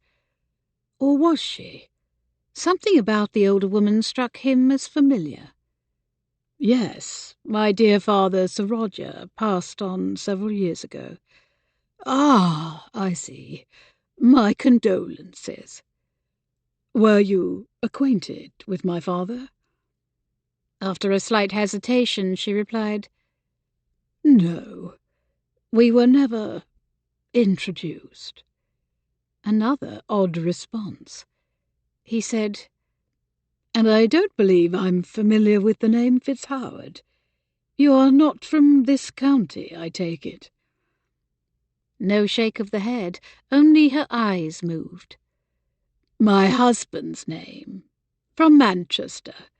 We spent his last few years in Cheltenham, Spa Town, you know, hoping to restore his health. The effort did not succeed." "Then you have lost a spouse as well." "Have you?" "Yes, almost 2 years ago now." "I'm sorry." The woman's gaze slid to Rebecca and away again. "Well, I won't keep you. Good night, ladies." "Good night," Lady Fitzhoward replied. Miss Lane said nothing, but her large hazel eyes held his, making him reluctant to turn away. With effort he bowed and took his leave. Throughout the meal, Rebecca had tried to rouse her courage to walk over and speak to Mr. Oliver, but doing so seemed like such a presumptuous intrusion. He, not to mention Lady Fitzhoward, would likely think her incredibly forward. That thought kept her rooted to her chair. Sir Frederick's coming to their table had given her a welcome excuse to put off the uncomfortable task. After he left the dining room, Lady Fitzhoward turned speculative eyes her way. That honour was due to you. You two are apparently well acquainted. For some illogical reason, Rebecca's face heated. She lowered it, looking down at her serviette again, as she folded it with far more precision than the task required. "Oh, I've known him for years," she said in what she hoped seemed a casual manner. "My father was his tutor when he was a boy, and after Papa married as a mere curate, the Wilfords granted him the living of All Saints' Church. My brother and I grew up as neighbours to them." "I see." Lady Fitzhoward studied her face. "And were you acquainted with his wife as well?" Rebecca fussed with the cloth. "I met her once or twice." "I suppose she was very beautiful and accomplished?" Rebecca felt the old ache and said in a hollow voice, "Yes, she was." Rose had written to let her know Lady Wilford had died, and Rebecca had felt no joy at the news. Poor Frederick. Lady Fitzhoward watched her a moment longer, then gathered up her reticule and stood. "I shall see you tomorrow, I trust?" "I shall be here." After her employer left, Rebecca finished her coffee and then followed her out. Passing by the hall, she noticed Sir Frederick standing within, looking up at something. The walls held carved niches from portrait level to the ceiling. In place of the old religious icons that must once have filled them, now stood small statues of Greek gods and other fanciful figures. "What has caught your attention?" she asked, walking over to join him. He pointed to one of the niches. "That statue. It's meant to be the first abbess, the one who built the abbey. How young and carefree she looks." The female figurine had curled locks, and a bird had landed on her outstretched arm. "And here's another of the same woman." He pointed to a marble bust. The woman, now older, wore a veil.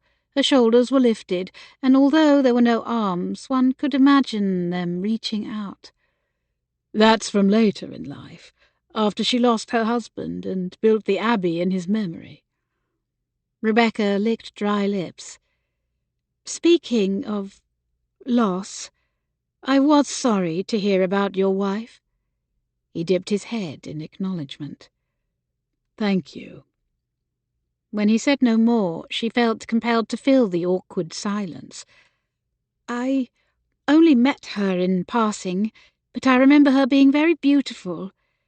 At least you will always have your memories." He winced and replied, "Sadly, yes." She blinked, uncertain what he meant, and embarrassed about her clumsy attempt to comfort him. "Well," she swallowed a gristly lump of regret. "Good night."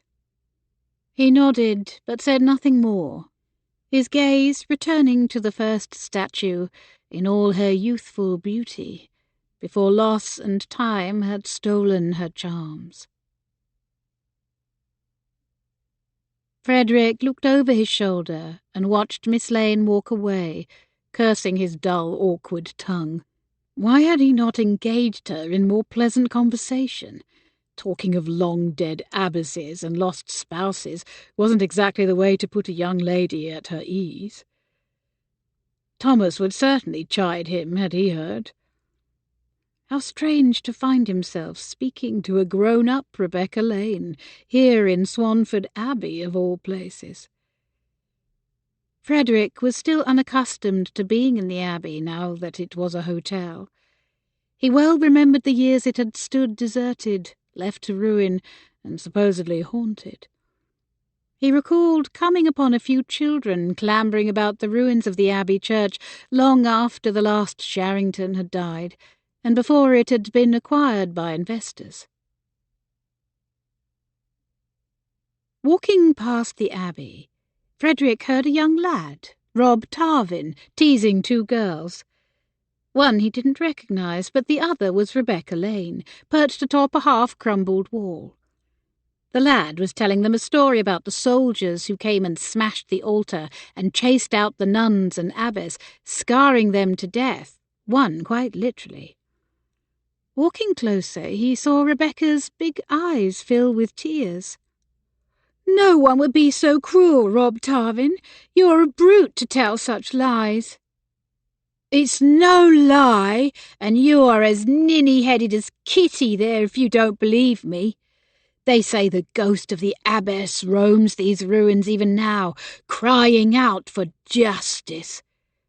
"That's enough, young man," Frederick interrupted, stepping over the fallen coping to reach them. "I think you've frightened these girls more than enough for one day." The boy scowled. "Bah! It's all true, and you know it. I read the history in one of your father's books." "I don't think that bit about a ghost was in any book he might have lent you. Nor do I think it's kind of you to take quite so much pleasure in scaring these girls." The boy scowled again, mumbled something unflattering under his breath, and slinked away. Frederick approached the vicar's daughter, sitting high on the partial wall. "May I help you down, young lady?" "Yes, thank you." He reached up his hands and lowered the trusting Rebecca easily to the ground. "Are you all right?" "Perfectly well. I wasn't scared." "No?" he asked, barely restraining a smile. "Well, maybe a little." "May I walk you back to the vicarage?" "Yes, if you please," she said in a rush of relief. "Maybe drop Kitty on the way." "Of course." "Thank you, Frederick." "My pleasure, Miss Rebecca." The memory faded. He wondered if Miss Lane still trusted him as she once had. He hoped so. Although, if she'd heard the rumours about his wife's death, her opinion of him may very well have changed, and if so, he couldn't blame her. That night, Rebecca settled into bed with her reading spectacles and an old novel she'd brought with her. She struggled to concentrate on the print, guilt still chafing her over that awkward attempt to console Sir Frederick. Recalling her words, she winced again. "You will always have your memories." What were memories to a flesh-and-blood woman, a lover, a wife? Did the fact that Rebecca had her memories alleviate the pain she still felt over her parents' deaths? No. It had been a stupid and thoughtless thing to say. She'd been nervous, yes, but that didn't excuse her. Determined to put it from her mind, she turned a page in The Italian, or The Confessional of the Black Penitents, a Gothic novel by Anne Radcliffe. The story was about a young man kept from the woman he loved by a ghostly monk. Rebecca read a few more lines, then looked up mid-sentence. What had she heard? Footsteps outside her room? Porters and page boys going about their duties, she supposed. It wasn't her first time in a hotel, she reminded herself. She should be used to such sounds by now. She continued reading. When the young man refused to stay away, abductors carried off his love and hid her. He eventually found her imprisoned in a remote convent at the mercy of a cruel lady abbess. Rebecca shivered and shut the book. It was definitely not helping allay her nerves, nor would it help her sleep. Setting the book on the nearby table, she leaned over to blow out her candle, but changed her mind and let it burn. She settled under the bedclothes, the flickering light casting disconcerting shadows on the walls. Finding her pillow too flat, she bunched it up and lay back down. Wind whistled through the abbey in a low moan. She closed her eyes, but when a door whined open, somewhere nearby, she abruptly reopened them. Merely a guest returning to his room, she decided, and turned over. Footsteps sounded outside her door, followed by a cry, quickly stifled. Rebecca sat upright in bed. Was someone hurt? She folded back the counterpane and climbed from bed, wrapping a shawl around herself and wriggling her feet into shoes. Picking up her guttering candle, she inched open the door and listened. Silence. She tiptoed into the main corridor, lifting her candle high to survey the closed doors. All was quiet. She stepped to the nearest window overlooking the inner courtyard. A flutter of movement drew her eye to the right. Across the quadrangle, a figure in black hood and gown floated past window after window. Head covering fluttering behind, then disappeared from view. Rebecca's heart thudded. Real person or apparition? She told herself the Gothic novel she'd been reading had invaded her imagination.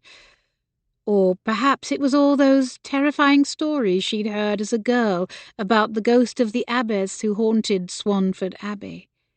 Whatever the cause, Rebecca chastised herself for a fool. She turned back, not sure if she'd remembered to shut her door. A chill slithered up her spine at the thought of someone entering while she'd been creeping about. She returned to her room and searched beneath the bed and in the closet before locking her door, and with a sigh of relief climbed back into bed. But it was a long time before she fell asleep.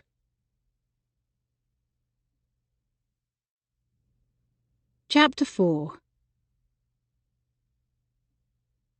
The next morning, Rebecca awoke feeling muddled and queasy.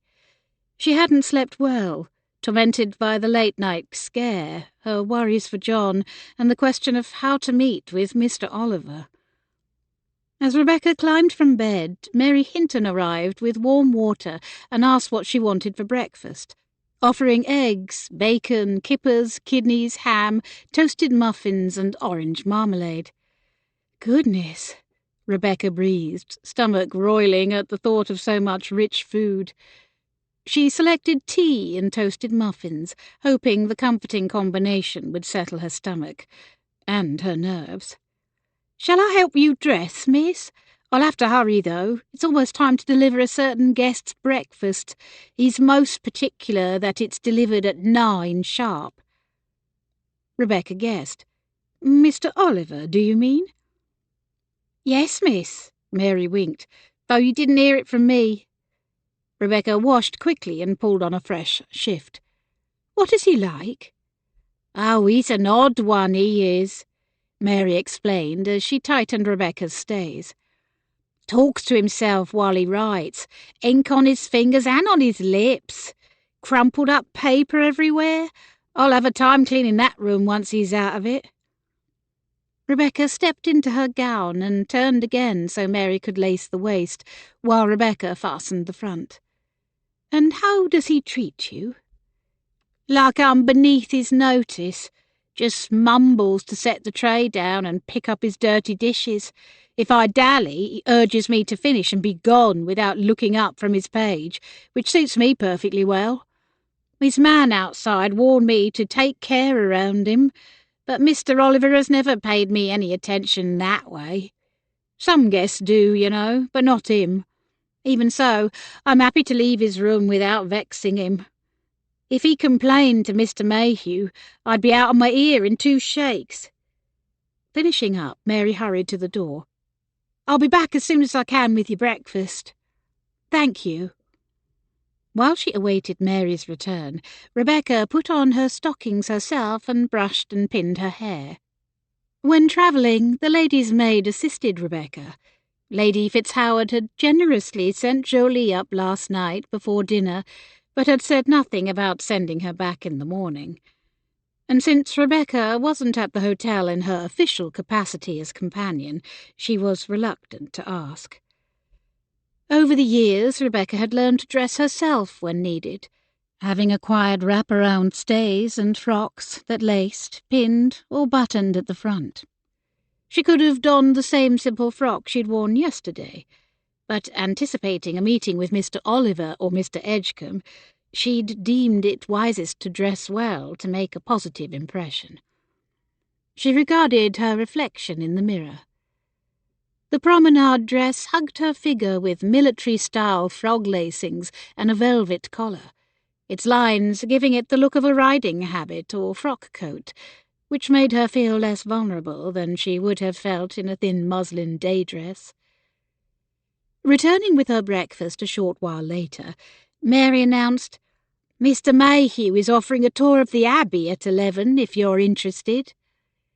Rebecca thanked her and sat down at the dressing-table to sip her tea, but her jittery stomach would tolerate only a few bites of food. Before leaving her room, she put on a modest hat ornamented with a ribbon. Then, having time to spare, she took a walk around the hotel's garden, admiring its central fountain. Might Mr. Oliver join the tour? If so, perhaps she could talk to him then. She decided it was worth a try. At 11, interested guests gathered in the Blue Parlour, a room off the reception hall just beyond the stairs. Panelled in dark wood, the parlour was filled with comfortable furniture upholstered in rich blue fabrics. Rebecca saw no sign of Mr. Oliver, but was pleased to see Lady Fitzhoward, Thomas Wilford, and the lovely woman who'd caused a stir at dinner, whom Thomas introduced to her as Miss Selina Newport. Mr. Mayhew, tall and lanky with dark ginger hair, rubbed his hands together in boyish enthusiasm. "Welcome, everyone, and thank you for your interest in the Swanford Abbey Hotel. I'm Carl Mayhew, proprietor, and it will be my distinct pleasure to show you, or rather show off," here he chuckled, "the features, architecture, and history of this grand place. As you may know, it began its life as a monastic community. A devout woman named Eleanor de Wyke built the abbey in her husband's honour after his death in the Crusades. Now, that's devotion, gents, would you not say?" Another chuckle. "She became abbess and lived here with a clutch of sisters for many years until her death, followed by a succession of other abbesses and nuns until the 1500s. After the dissolution, the Sharringtons became the new owners and renovated the old abbey into a commodious family home, and such it remained for many generations, until the last of the family died and the place was abandoned. Several years ago, a group of investors bought the property and hired architects and builders to convert it into a grand hotel. Sadly, the investors went bankrupt and the project was disbanded before completion." Here he touched his lapels. "That is where yours truly comes in. I bought the place at a very good price and undertook to finish the work started by my predecessors. I've been successful, as you see." He gestured around himself. Then he continued. "The refectory and gentlemen's coffee room you will see as a matter of course during your stay, so we won't venture to those now. But do come with me upstairs, if you will." He backed through the open parlour doorway into the hall. "The builders had already installed this staircase, but I personally chose the Turkish carpet, which is, I believe you'll agree, exceptionally fine." He led the way upstairs, a middle-aged couple at his heels. Thomas Wilford and Miss Newport went next, heads near and whispering flirtatiously, while Rebecca lagged behind to accompany Lady Fitzhoward, who was gripping the railing tightly and breathing heavily before they were halfway up. She panted, "Now you see why I requested a suite on the ground level." Sir Frederick appeared in the hall, the picture of a well-dressed sportsman in forest green frock-coat and buff breeches. Rebecca couldn't help but admire his confident bearing and long athletic stride. Glancing up and seeing them, he quickly ascended the stairs. "May I offer an arm, my lady?" "Indeed, you may." the older woman said. She added wryly, "If you like, you may offer me 2. Sir Frederick grinned and helped her up the remaining stairs, and Rebecca was touched by his kindness. He said, "What are you ladies doing, if I may ask?" "We're taking a tour of the Abbey." "Ah." Rebecca reached the top first and saw the others grouping around Mr. Mayhew. The military man, sitting at his post, rose and regarded the gathering warily. She waited for Lady Fitzhoward and Sir Frederick on the landing and asked him, "Will you join us?" "I hadn't planned to, but why not? I see Thomas is taking part as well." Looking over at them, Mr. Mayhew said, "Good. We are all here. Now, I shan't point out other rooms, but number 3 is special, as it was formerly the abbess's private apartment. It retains the stained glass and ornamental woodwork of the original chamber. It is occupied at present, or I would show you. In fact," his eyes twinkled, "our illustrious guest is—" The guard coughed significantly. Mayhew broke off and then continued, "Eager not to be disturbed, so let us move on." He led the way down the south side of the quadrangle, which had no guest rooms leading from it. "This I call the Long Gallery. The Abbey Church was originally just beyond this outer wall, and since it collapsed, there was nothing to build over. A waste of space from a business point of view, but I've tried to give it merit historically by displaying paintings left by the Sharringtons. I especially like this landscape of the house as it once stood before the village grew up around it." Rebecca's gaze, however, lingered on a family portrait, and she felt a renewed sting of loss. The proprietor stepped to another. "And this one is by the famous Thomas Gainsborough. I believe the subject is the last mistress of the estate. I forget her name." "Lady Sybil," Lady Fitzhoward supplied. "Daughter of the Earl of Witney." "Really? Well, good to know. Thank you. Something of a historian, are you?" "Something like that." The group moved on, but Lady Fitzhoward lingered, studying the portrait of the fine lady. Rebecca walked over to join her. "What do you think of her hair, Miss Lane?" There's a lot of it." The subject's dark hair billowed above her head like a brunette cloud, interlaced with pearls, while a long curled tendril hung over one shoulder.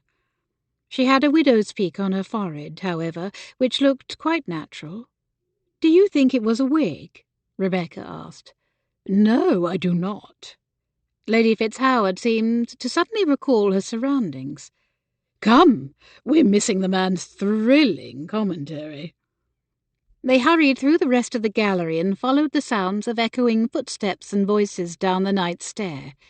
Slipping into the library and writing room, Rebecca winced as the door banged shut behind them, interrupting Mr. Mayhew's talk.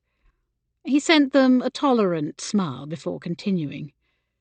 "As I was saying, this spacious room originally housed the chapter house, where the nuns discussed abbey business, and the chaplain's room, which accommodated those who ministered to the sisters." He turned to the wall behind him. "During renovations, several medieval wall paintings were discovered. Here are the largest 2. The first depicts St. Andrew the Apostle. Notice he's shown on the X-shaped cross of his crucifixion. And the second is believed to be Eleanor de Wyke, who built the abbey for her order and became its first abbess." The willowy woman in headdress and flowing robes held one hand to her breast while the other palm extended, holding a bird. It was very like the statue Sir Frederick had pointed out to her the previous night.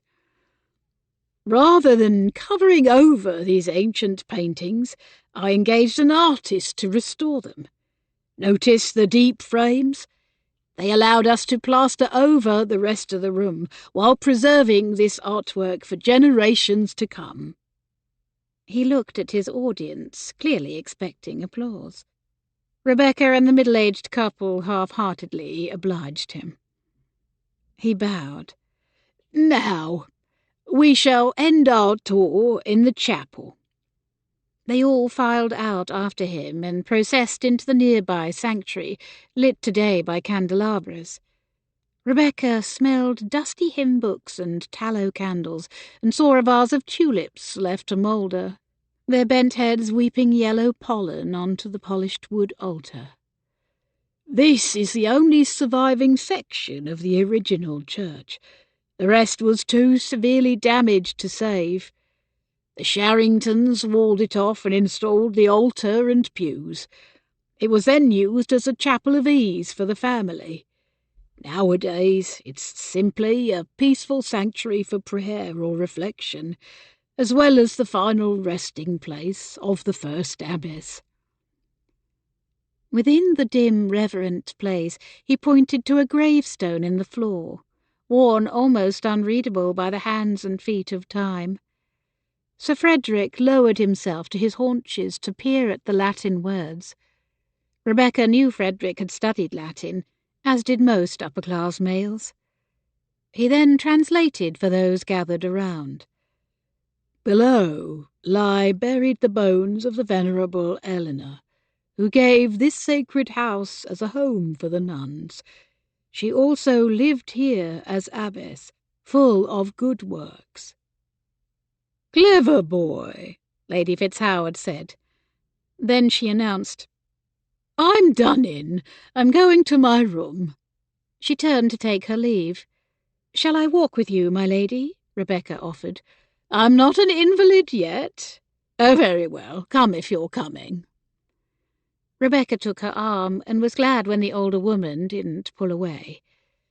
"Indeed, you do seem tired."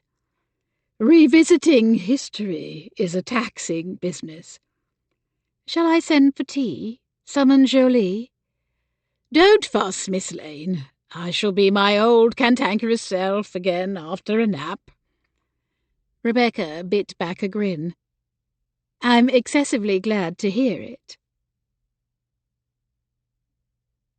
After walking with Lady Fitzhoward to her room, Rebecca rejoined the others, now lingering in the cloisters. "It's a lovely day," Thomas Wilford observed. Then, with a glance that encompassed her, his brother, and Miss Newport, he said, "How about a game of lawn bowls?" The four of them agreed and met outside on the bowling green half an hour later. Sir Frederick and Rebecca had remained as they were, while Miss Newport had donned a pelisse over her day dress, and Thomas had changed into casual coat and trousers. The mid-March air was brisk, but the garden wall and hedges protected them from the wind. "Let's play in teams of two," Thomas suggested. "Miss Newport and myself against Frederick and Miss Lane. Any objections?" When heads shook, Thomas smiled slyly. "I, too, thought the arrangement most agreeable." Frederick produced a coin and the brothers flipped to see who would go first. Their team won the toss. "Will you deliver the jack, or shall I?" Frederick asked her. "I will, if you don't mind." He'd obviously expected her to demur, and Rebecca found she enjoyed surprising him. She stepped to the marker, placed her left foot forward, bent her knees, and gave the smaller white ball an energetic roll. Now that their target had been placed, the game began in earnest, with each player trying to roll nearest the jack. Sir Frederick played with ease and skill. Rebecca watched him, hoping her attention wasn't obvious. She admired his broad shoulders, masculine build, and prowess. When Miss Newport's turn came, her bowl rolled weakly, less than halfway toward the goal. Thomas said, "You cannot just toss it, my dear Miss Newport. You must really put some effort into it." "I am sorry," Selina pouted prettily. "I've not done this in an age." "That's all right. It'll be my pleasure to show you how the game is played." Thomas clearly relished the role, letting his hands linger at her narrow waist, demonstrating how to position her feet and advising her how to aim. The game continued, Miss Newport flirting and teasing and praising the men's skill. When it was again her turn to throw, her bowl missed the others by a wide margin and disappeared under the privet hedge. "No, no," Thomas chided gently. "Remember, these balls are slightly biased instead of perfectly round. If you aim directly at the jack, it will curve to the side." He stood behind her and guided her hand to show her how to deliver. Watching their antics, Frederick shook his head. "At this rate, we shall be here all day." Thomas grinned. "Then my strategy is working. A pity Miss Lane is so terribly competent." Rebecca replied, "That's what comes of growing up with a brother." "Two brothers, if you count Frederick," Thomas quipped. "After all, did he not teach you to play chess and lawn bowls, not to mention how to ride?" "He did, though we're not really so much brother and sister," Rebecca said, her neck growing warm. "Brother and sister?" Frederick echoed. "No, indeed. We were friends, and I hope we always shall be." He held her gaze, and her heart gave a foolish little leap. "If you say so," Thomas replied. "Now quit stalling and take the mat. I believe we're about to win." Frederick sized up the clustered balls, took aim, bent low, and threw hard. The ball rolled fast in a narrow arc and knocked into the other teams, scattering them and leaving his and Rebecca's in winning position. Hands on hips, Thomas shook his head and groaned. Rebecca and Sir Frederick, meanwhile, shared conspirators' smiles of triumph.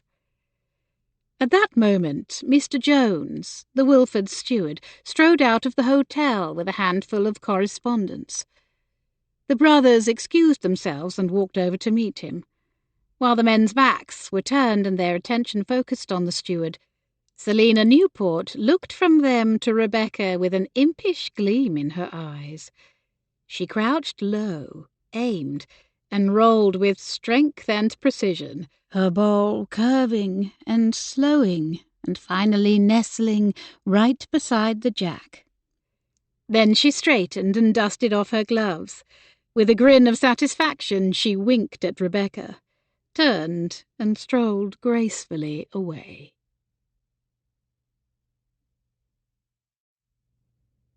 Chapter 5. Later that afternoon, Frederick prepared for the canal investors' meeting he'd organised to be held in the library and writing room.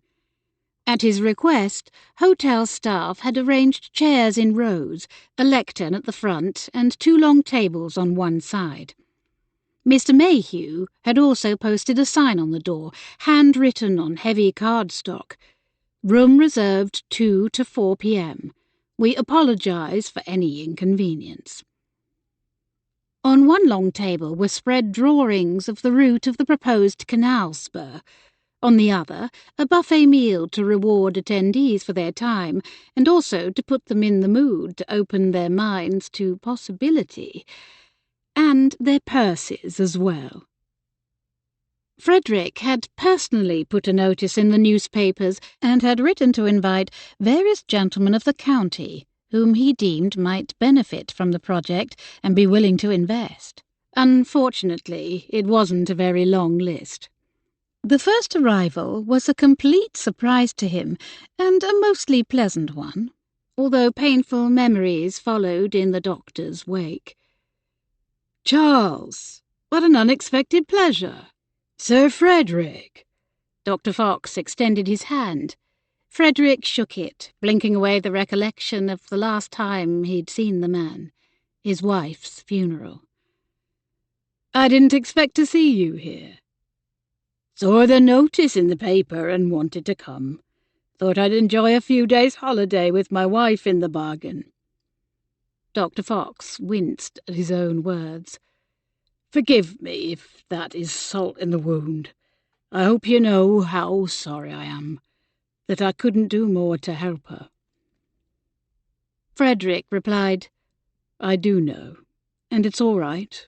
Not your fault, Charles. Thank you for saying so. I still feel guilty, I admit. Then that makes two of us." Dr. Fox drew back his shoulders. "Well, enough of that.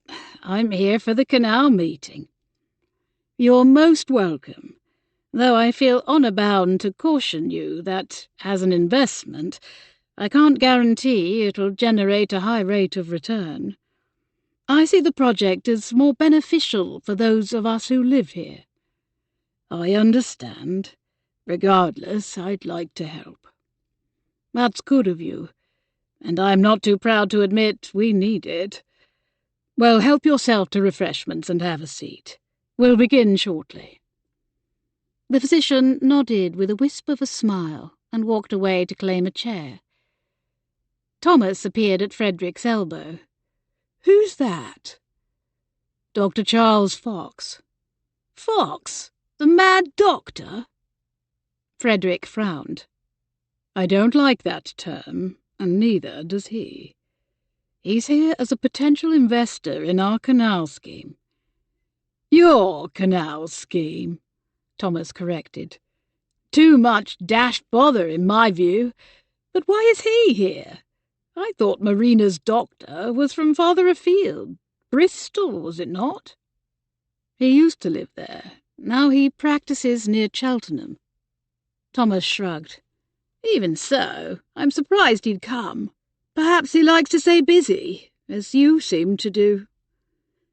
Frederick sent his brother a weighty glance, but didn't bother denying it. He did like to keep busy. It distracted him from thoughts of the unpleasant past. 8 other men arrived, 2 acquaintances travelling together from the Malvern district, Mr. Wigley, Mr. Russell, Esquire, the Reverend Mr. Gilby, and 3 others, merchants and men of industry, who arrived one after another and headed straight for the buffet table. Lord Deerhurst, he realised, was noticeably absent, even though Frederick had chosen a meeting date well before Parliament was scheduled to begin its next session. He repressed a sigh and swallowed his disappointment on a bitter sip of coffee. Frederick was just about to call the meeting to order when one more person entered the room. Lady Fitzhoward. Had she come to read periodicals or write letters? Had she not seen the sign? He hated to be rude, but he had paid a significant sum for the private use of the library. He walked over to speak with her quietly. "My lady, I hope you're feeling better. I'm sorry, but we are having a meeting in this room. We should be finished by 4, if you would like to return then." "Yes, I know. Why do you think I'm here?" "Oh, forgive me. I'm grateful for your interest, truly. But as I told Dr. Fox a few minutes ago, as an investment, I don't know that this particular canal spur will generate a high rate of return. I see the project as beneficial for those of us who actually live here, rather than for someone with no connections to the area." She held his gaze, hooded eyes steely. "Are you asking me to leave?" "Heavens, no. Only being honest with you." "Then I'll stay, unless you object to a female being present." "Not at all. Your interest is unexpected but welcome. Do help yourself to refreshments just there." Lady Fitzhoward took a slice of cake and, foregoing the chairs in rows, sat in one of the cushioned armchairs at the back. Frederick walked to the front of the room and addressed the 10 prospective subscribers, wishing there were more of them. He went on to explain his vision for the project, a spur connecting their parish to the River Severn and the Worcester and Birmingham Canal beyond. He described the scheme, referencing the drawn plans, cost estimates, and benefits in terms of reduced prices in coal shipments, lumber, and other imports, as well as readier access to markets for local bricks, pottery, and gloves.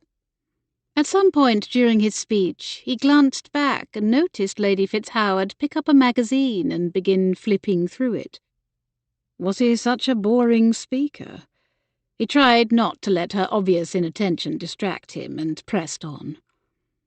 When he finished, he looked up to ask for questions and noticed that the woman had fallen asleep in her chair. So much for her interest. It didn't bode well. A time of discussion and debate followed. A few gentlemen were undecided, while 2 refused outright to participate, decrying the expense and the vague nature of the return, not to mention the time involved in pursuing such a scheme all the way through Parliament. The 3 merchants and men of industry, seeing the benefits to local trade, willingly agreed to take shares. Together they pledged significant backing. It was a good start, but not enough. After the men left, Dr. Fox gesturing to the chess set and promising to meet him later for a game, Frederick gathered up his papers. At the back, Lady Fitzhoward slept on, undisturbed. Finally, a soft snore of her own making roused her awake. She sniffed and looked around. Thomas walked over and offered her a hand in rising. Frederick thought the woman might rebuff him, but she took his hand and allowed him to help her to her feet. "Thank you, young man." Thomas grinned. "Sorry my brother put you to sleep. He seems to have that effect on people. Women especially." Frederick shook his head, lips pursed. "Very funny." She glanced with mild surprise from her empty plate to the empty chairs. "Sweets, a warm room, and a dull talk does it to me every time. Capacity and tonnage, rises and locks." She yawned for effect. "If some apothecary could bottle the combination, he'd make a fortune selling it as a sleeping draught." Thomas chuckled. "Now that I would invest in. If your tailor didn't pocket your every farthing." Frederick couldn't resist adding a jab of his own. The woman eyed him and asked, "Did you raise the needed capital?" "Not by a long chalk," Thomas replied for him.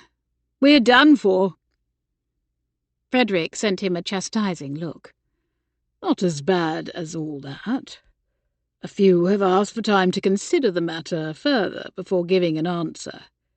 "Which means they'll turn us down eventually," Thomas said, "but they'd rather not do it in person." Frederick sighed. "Probably right."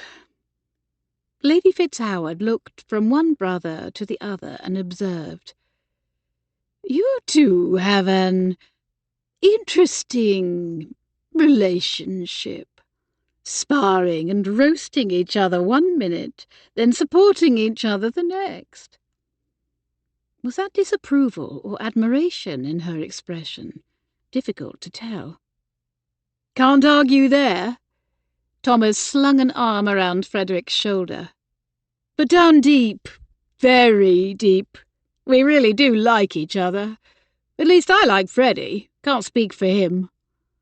Frederick said acidly, "Yet you try to at every turn." "True," Thomas allowed. "I hope you don't think us barbarians, my lady." She studied them for another long moment, something unfathomable glistening in her eyes. "Not at all. It's how siblings ought to be, I think. At least brothers." "Have you brothers, my lady?"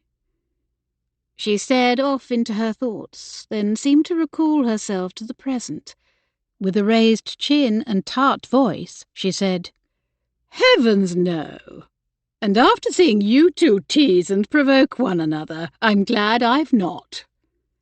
Thomas chuckled again, but Frederick watched the woman with curiosity. He guessed that beneath her curt reply and haughty expression lay buried deep, very deep, quite an opposite emotion. Realizing it would be difficult to speak privately with Mr. Oliver when he came down only for dinner, Rebecca decided to go to his room and try to speak to him there. So after luncheon, she slipped the manuscript into a large envelope and walked around the hotel's upper story toward room 3. Palms damp and pulse pounding, Rebecca wondered if she looked as self-conscious as she felt. Turning the corner, she saw the same man sitting on a chair beside the door, sunshine from a nearby window casting his face in half light, half shadow. Had the publisher truly hired a guard to protect the popular author? The man raised his head at her approach, and she noticed razor stubble darkened his jaw, although it was still early afternoon. When she hesitated near the top of the main stairs, he waved a hand. "Move along, miss. Nothing to see here. Tour's over." "Oh, yes. I saw you here, then." Rebecca adopted a friendly, casual manner. "You must be bored sitting out here all hours. Is there really so much danger in Swanford?" "More'n you know, miss." She pointed to the door marked 3. "The proprietor mentioned the abbess once slept in that room. Surely you don't believe the tales of her ghost haunting the place?" Sunlight glinted in the man's knowing eyes. "It's not the ghosts I worry about, miss, but creatures who are very much alive." He jerked a thumb toward the door. "Do yourself a favour, young lady. Steer clear of this man and spare yourself a great deal of heartache. I would say you're not his sort, but he's not exactly particular." "I was only hoping to have a word with him." He shook his head. "No one goes in and no one goes out, except at dinner. I'm here to make sure of it." "No one?" "Except his publisher." She thought of Mary. Surely a chambermaid must go in and tidy up. He lifted one shoulder. "Only to deliver his breakfast and such." "His publisher's orders, I presume?" "No, miss. Mr. Oliver's orders." "Oh, I see. How novel." Her feeble chuckle fell flat. "Well, thank you for the warning, Mr. "George. Jack George." Mr. George." She started to go and then turned back. "I do hope you're allowed to sleep." Another shrug. "I sleep when he does, but my room's just beyond the stairs and I'm a light sleeper. Comes from years in the army." "How dedicated. Well, goodbye." She continued down the stairs, sour failure sweeping over her. Now what was she to do? Needing to think, Rebecca crossed the hall and walked outside, with no particular destination in mind. Seeing a familiar man exiting the stable courtyard, she drew up short. "Rob Tarvin! I'm surprised to see you here."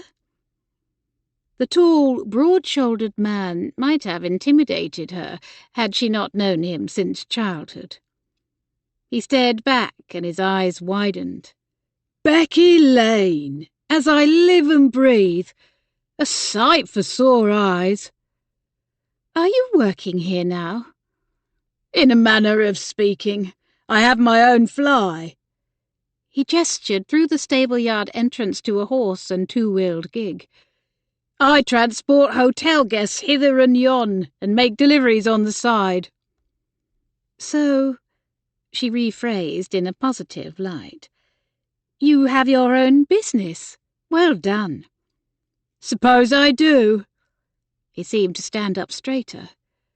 "Though a lot of my runs are for the hotel."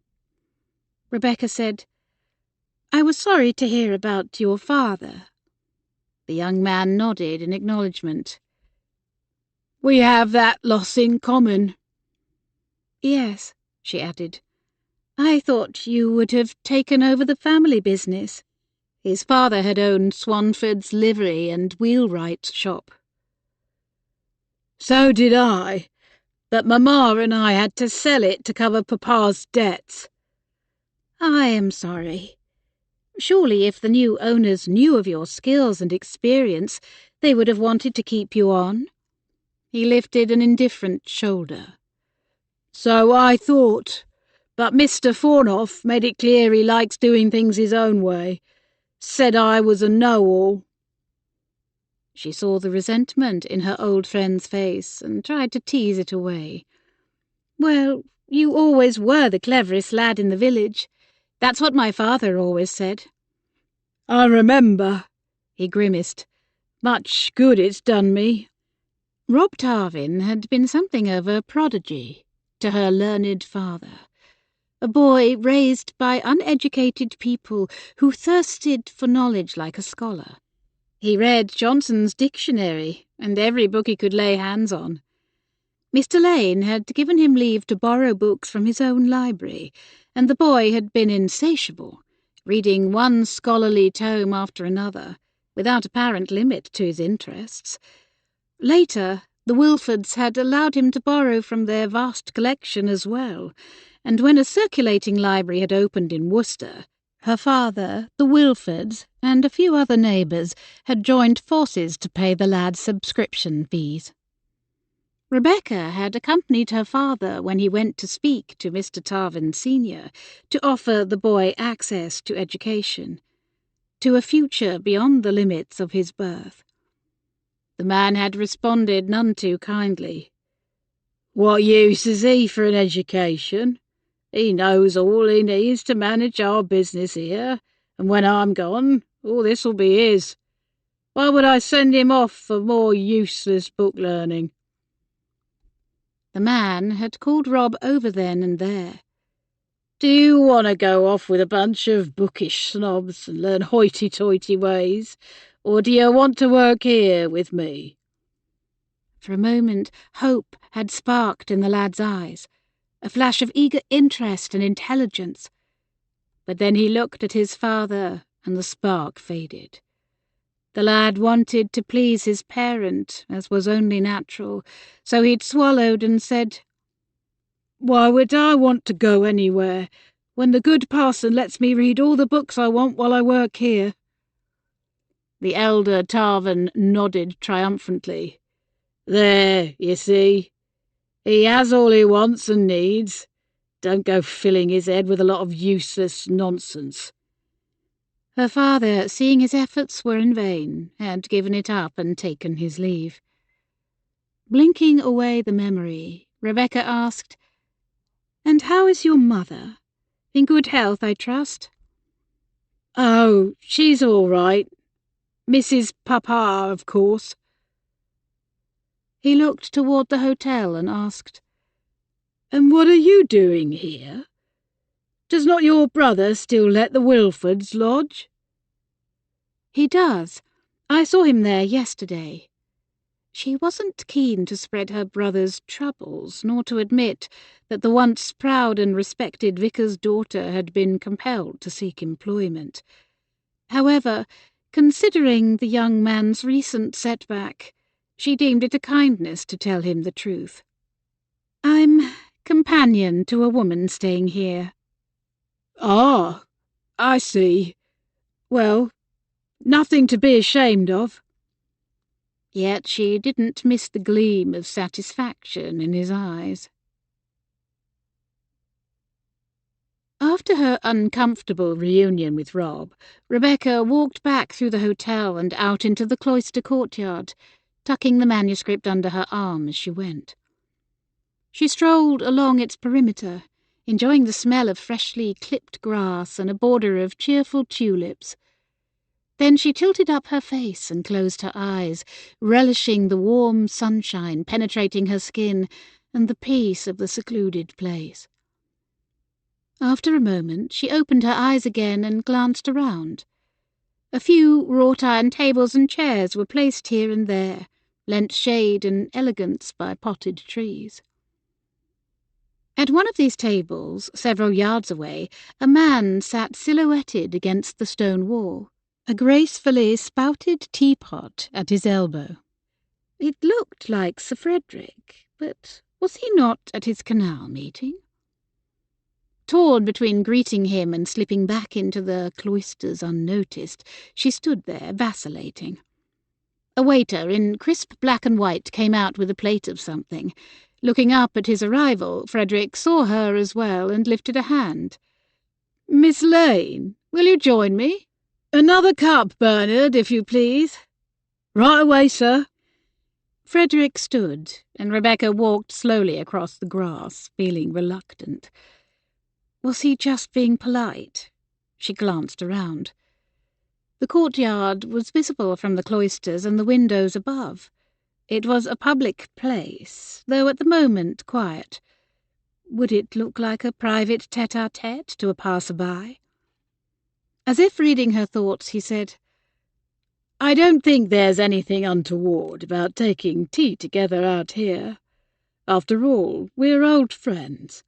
At least I'm old." One corner of his mouth quirked in a boyish grin, and he pulled back the chair for her before the waiter, returning with an extra place setting, could do so. "Thank you," she murmured, as he bent to push the chair in again, a feet over the thick turf. Hands on either side of the chair, Frederick's shoulders seemed to envelop her, and she breathed in the smell of his shaving tonic, spicy and slightly sweet, like citrus with a hint of cloves. Or perhaps the aroma of the tea was influencing this impression. She set the large envelope on the ground, hoping he wouldn't inquire. "Important papers?" he asked. "Oh, just something of John's I was reading." He nodded his understanding, and when he didn't probe further, she sat back with relief. On the large crested tray stood a milk pitcher, sugar bowl, and 2 fine cups and saucers, which she recognized as Worcester porcelain. "The waiter assures me this tea is the finest souchong, but if you prefer coffee—" "No, tea is perfect." He eyed the small pitcher. "Do you still take milk?" Surprise flared. He remembered. "Yes, thank you." He poured milk into her cup, followed by tea in both. Her gaze lingered on his long, lean fingers. His weren't the doughy hands of a man of leisure, but were instead strong and calloused from holding rein and whip, bat and bowl. He lifted the newly arrived plate. "I've ordered seed cake. Takes me back to childhood, I own. But Bernard could bring buttered muffins or anything else you wished."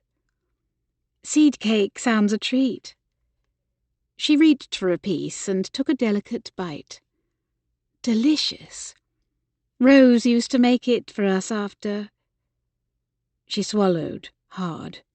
A seed caught in her throat, and she lifted a serviette to cover her cough. Concern furrowing his brow, he slid her cup closer. "Here, drink this." She nodded, eyes watering, and sipped the stout brew. When she recovered, she avoided his eyes, saying, "Sorry, not very ladylike." "Not at all, Miss Lane. You strike me as every inch the lady." Her gaze flew to his. Was she imagining it, or was a flush creeping over the top of his white collar?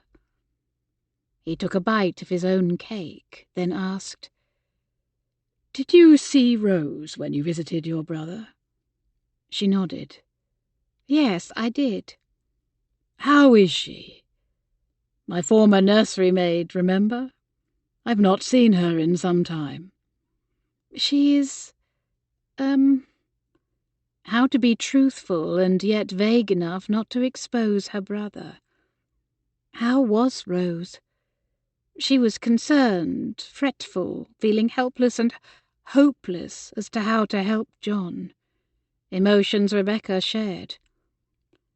"She's in good health," Rebecca said, as spry and hard-working as ever.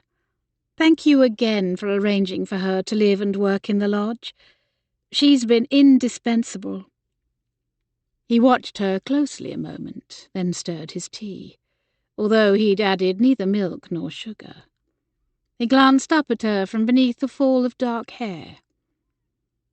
"And how is John?" Again she hesitated. How to reply? She didn't want to say anything about her brother's mental or financial state that would cause Sir Frederick to evict him. Did he know John had failed to pay the rent the last few months?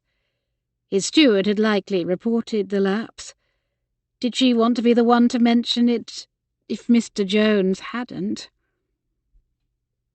She took another sip of tea to delay and dampen dry lips.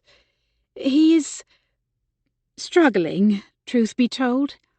He hasn't been able to interest a publisher in the book he finished recently, and is finding it difficult to write another." A line tensed between his eyebrows, and Rebecca hurried to add, "Thankfully, he's also correcting proofs for the newspaper. He was distracted by work when I called at the lodge." "So was it your idea to stay here instead?" "Actually, John suggested it. He hadn't read my letter announcing my arrival and wasn't prepared for company.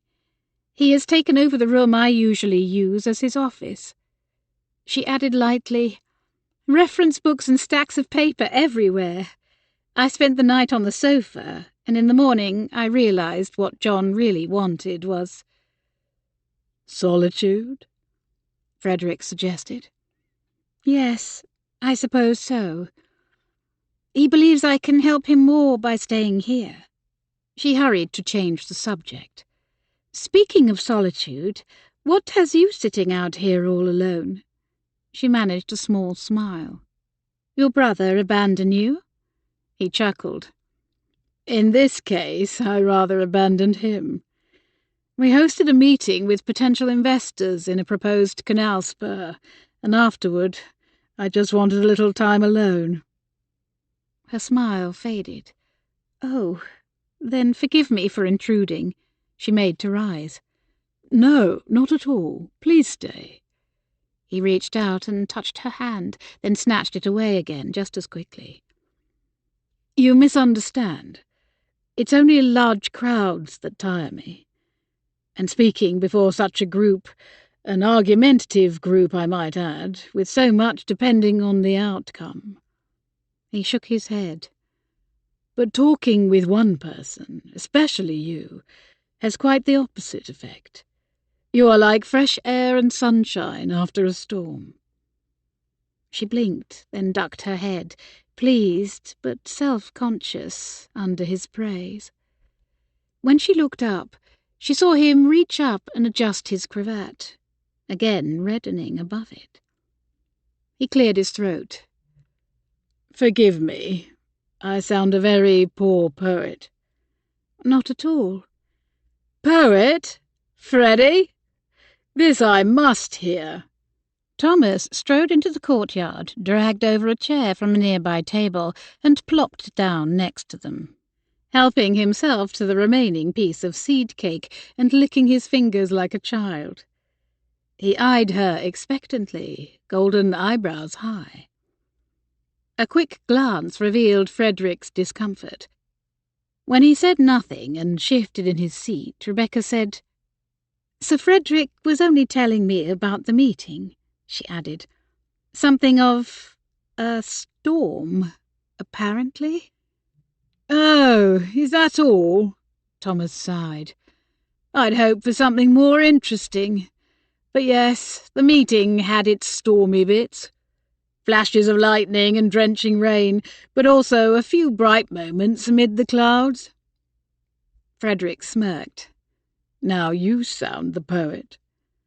"Miss Lane has inspired me, although I'm sorry to report that Frederick put your poor Lady Fitzhoward straight to sleep." Now Rebecca raised her eyebrows. "Lady Fitzhoward was there?" "Indeed, until she snored and woke herself up." Rebecca grinned and shook her head. I must say, I've never before heard anyone use the word poor to describe her. Thomas grinned back, then looked at his brother. So what's the final tally? Seems our mad doctor is in as well as Hess and Fernsby. Frederick nodded. Not enough, however. Mad doctor? Rebecca echoed, attempting a laugh, which came out as a warble. Dr. Fox, Frederick corrected. A highly reputable physician. His new methods are far more humane than those of others of his ilk. Who cares about his methods? How deep are his pockets? Thomas asked with a sly wink. It's good of him to involve himself at all after he... Sir Frederick sent his brother a warning glance. Thomas? The younger man raised his hands in surrender. Never mind. Surely Miss Lane knows not to heed anything I say. Or if not, she will soon figure that out.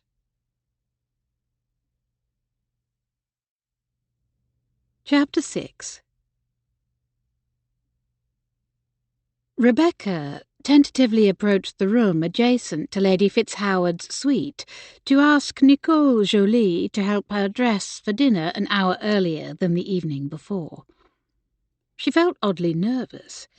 She knew the lady's maid resented that Rebecca dined with their employer while Miss Jolie took her meals in her room or, when at Lady Fitzhoward's home, with the housekeeper. So Rebecca knocked and clasped her hands, bracing herself for a sullen response. Instead, the Frenchwoman agreed without rancour. Setting aside her sewing, she adjusted her beribboned lace cap and followed Rebecca upstairs. As the maid helped her into the same evening dress, Rebecca glimpsed the woman's reflection in the mirror and was surprised to see a hint of a smile on her thin mouth. "And what has you looking so happy?" Rebecca dared ask. Jolie shrugged. "I don't know. Perhaps because I am eating well here. The chef is Français." "Ah, and have you met this French chef?" She nodded.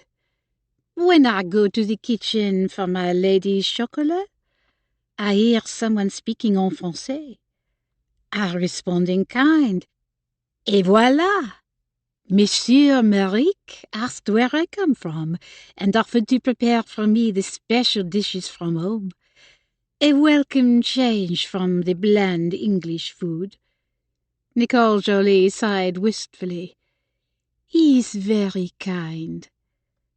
Apparently. Seeing the dreamy look on the woman's unusually dour face, Rebecca bit back a grin. When she was ready, Rebecca thanked Miss Jolie, went downstairs, and positioned herself on one of the comfortable sofas in the hall.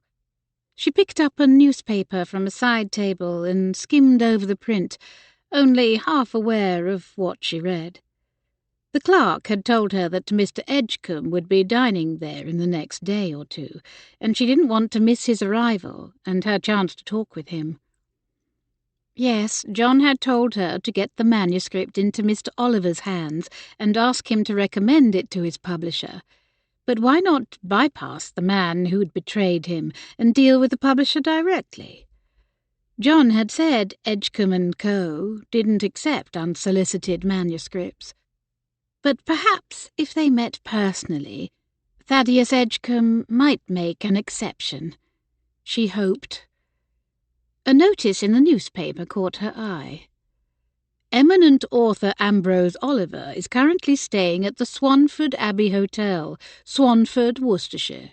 He can be seen nightly at 7:15 in the commodious dining room, where guests partake of excellent French cuisine prepared in the cleanest manner with the best wines of all sorts. The hotel offers elegant accommodations for gentlemen and ladies of the first quality. It read like news and an advertisement in one. Mr. Mayhew was certainly making the most of the author's presence. Rebecca thought of the half-empty dining room last night. She guessed this notice would bring in more customers. A few minutes later, a well-dressed man with curly dark hair, bushy side whiskers, and small gold spectacles came through the front doors, parcel under his arm and newspaper in hand. He resembled William Edgcombe, whom she'd met a few times. This must be his brother, she decided, her pulse quickening. Setting aside the paper, Rebecca rose, but before she could walk over, the man advanced on the desk where Mr. Mayhew was speaking to the clerk. The proprietor looked up at his approach. "Ah, Mr. Edgcombe. A bit early for dinner, but if you would like to wait in the parlour, or perhaps the coffee-room." The man frowned, eyes blazing. "I'm not here for dinner. I'm here to drop off a dictionary and ink for Mr. Oliver. Apparently I'm errand boy now as well as publisher. Man consumes more ink than brandy, and that's saying something." He set down the parcel and then slapped the broadsheet against the desk. "And I suppose you are responsible for this article in the newspaper? It was bad enough when they announced Mr. Oliver's plan to retreat here, but now to detail his schedule, specifying when he dines, so he might be gawked at like an animal in a menagerie.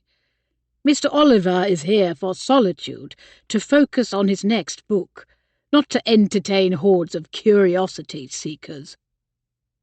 Having read the notice, Rebecca could understand Mr. Edgcombe's point. The owner squinted at the newsprint. "I'm as surprised as you are, Mr. Edgcombe." "I doubt that." The publisher spun on his heel and stalked away, leaving the hotel without giving her a chance to speak to him. Lead filled her stomach. Dare she go after him? Rebecca gathered every scrap of courage she could muster and followed the man outside. You can do this, for John. From the top of the stairs she saw the publisher beside the drive talking to the commissionaire. "Please have my carriage brought back around." "Yes, sir." Mr. Moseley stepped away to summon the coachman. Rebecca hurried down the stairs. "Mr. Edgcombe?" The man turned. "Yes?" His gaze raked over her, his expression inscrutable. She began. "I wonder if you, as Mr. Oliver's publisher—" "What of it?" he snapped, eyes narrowed. "I would like to ask you for advice about my brother. He's an excellent writer and editor. He's worked for another author and corrects galley proofs for the newspaper. He's also written a few novels and—" Edgcombe's jaw tensed. "My firm does not accept unsolicited manuscripts. Most aren't worth the paper they are scribbled on, and we cannot invest the time." "But my brother was acquainted with yours. Might you not make an exception?" "Where is this brother?" He looked past her. "Is he not with you?" "Unfortunately, no. He's ill, so I've come in his stead. I hoped to—" "I see. Well, can't talk now. I've a meeting in Birmingham, hoping to convince Washington Irving to let us publish his next book, so if you'll excuse me." A carriage rumbled up the drive. Frustrated tears threatened, but Rebecca forced herself to try once more. "I understand. Perhaps another time?" He seemed about to refuse, then glancing at her and seeing her tears, desperation, or maybe only a pretty face, his gaze softened infinitesimally. "Perhaps. I'm having dinner with Mr. Oliver tomorrow. Are you staying here at the hotel?" Yes, I am." "Well, I shall try to make time beforehand. Give you a little advice, if nothing else. Goodbye for now, Miss—" Rebecca hesitated. Had his brother told him the whole sordid story? If so, he might refuse to speak to John Lane's sister. And what about the pen name on the manuscript? She beamed at the man as though she'd not heard the implied question. Until tomorrow, then. Thank you so much. Apparently she was staying at least another night. At dinner that evening, Frederick noticed several more tables were occupied than had been the previous evening. Rebecca Lane, however, sat alone, and he idly wondered where Lady Fitzhoward was. The ornamental Miss Newport swept in, wearing, he recognised, the same gown as the night before. So was Miss Lane, for that matter, but still unease niggled him. Was it a sign of the Newport woman's penury? He could well believe her an impoverished beauty looking to land a wealthy husband at a grand hotel. He frowned at the disparaging thought. His own disastrous marriage had apparently jaded him. Still, I wonder why she's here. The likely answer strode in the form of his younger brother. How he managed to look rumpled and perfectly groomed at the same time was a mystery to Frederick. Thomas grinned. "Sorry, brother dear. Only meant to rest my eyes for a few minutes and fell asleep. Late night, reading." Reading, balderdash, Frederick thought. His brother had no doubt taken advantage of the gentleman's billiard-room and bar tucked away below stairs. Or worse. Thomas bowed to Miss Newport before taking his chair at Frederick's table. "May we not invite her to join us? Seems less than chivalrous to let her dine alone again." "I'm not sure that would be wise." "Why not? What an old codger you are. It won't exactly be a romantic tete-a-tete now, will it? Not with the three of us." "So I'm to serve as chaperone for appearances' sake?" "A sour, disapproving chaperone? It is, I believe, the role you were born for." Thomas leaned closer. "Better yet, let's invite that sweet-faced Miss Lane to join us too.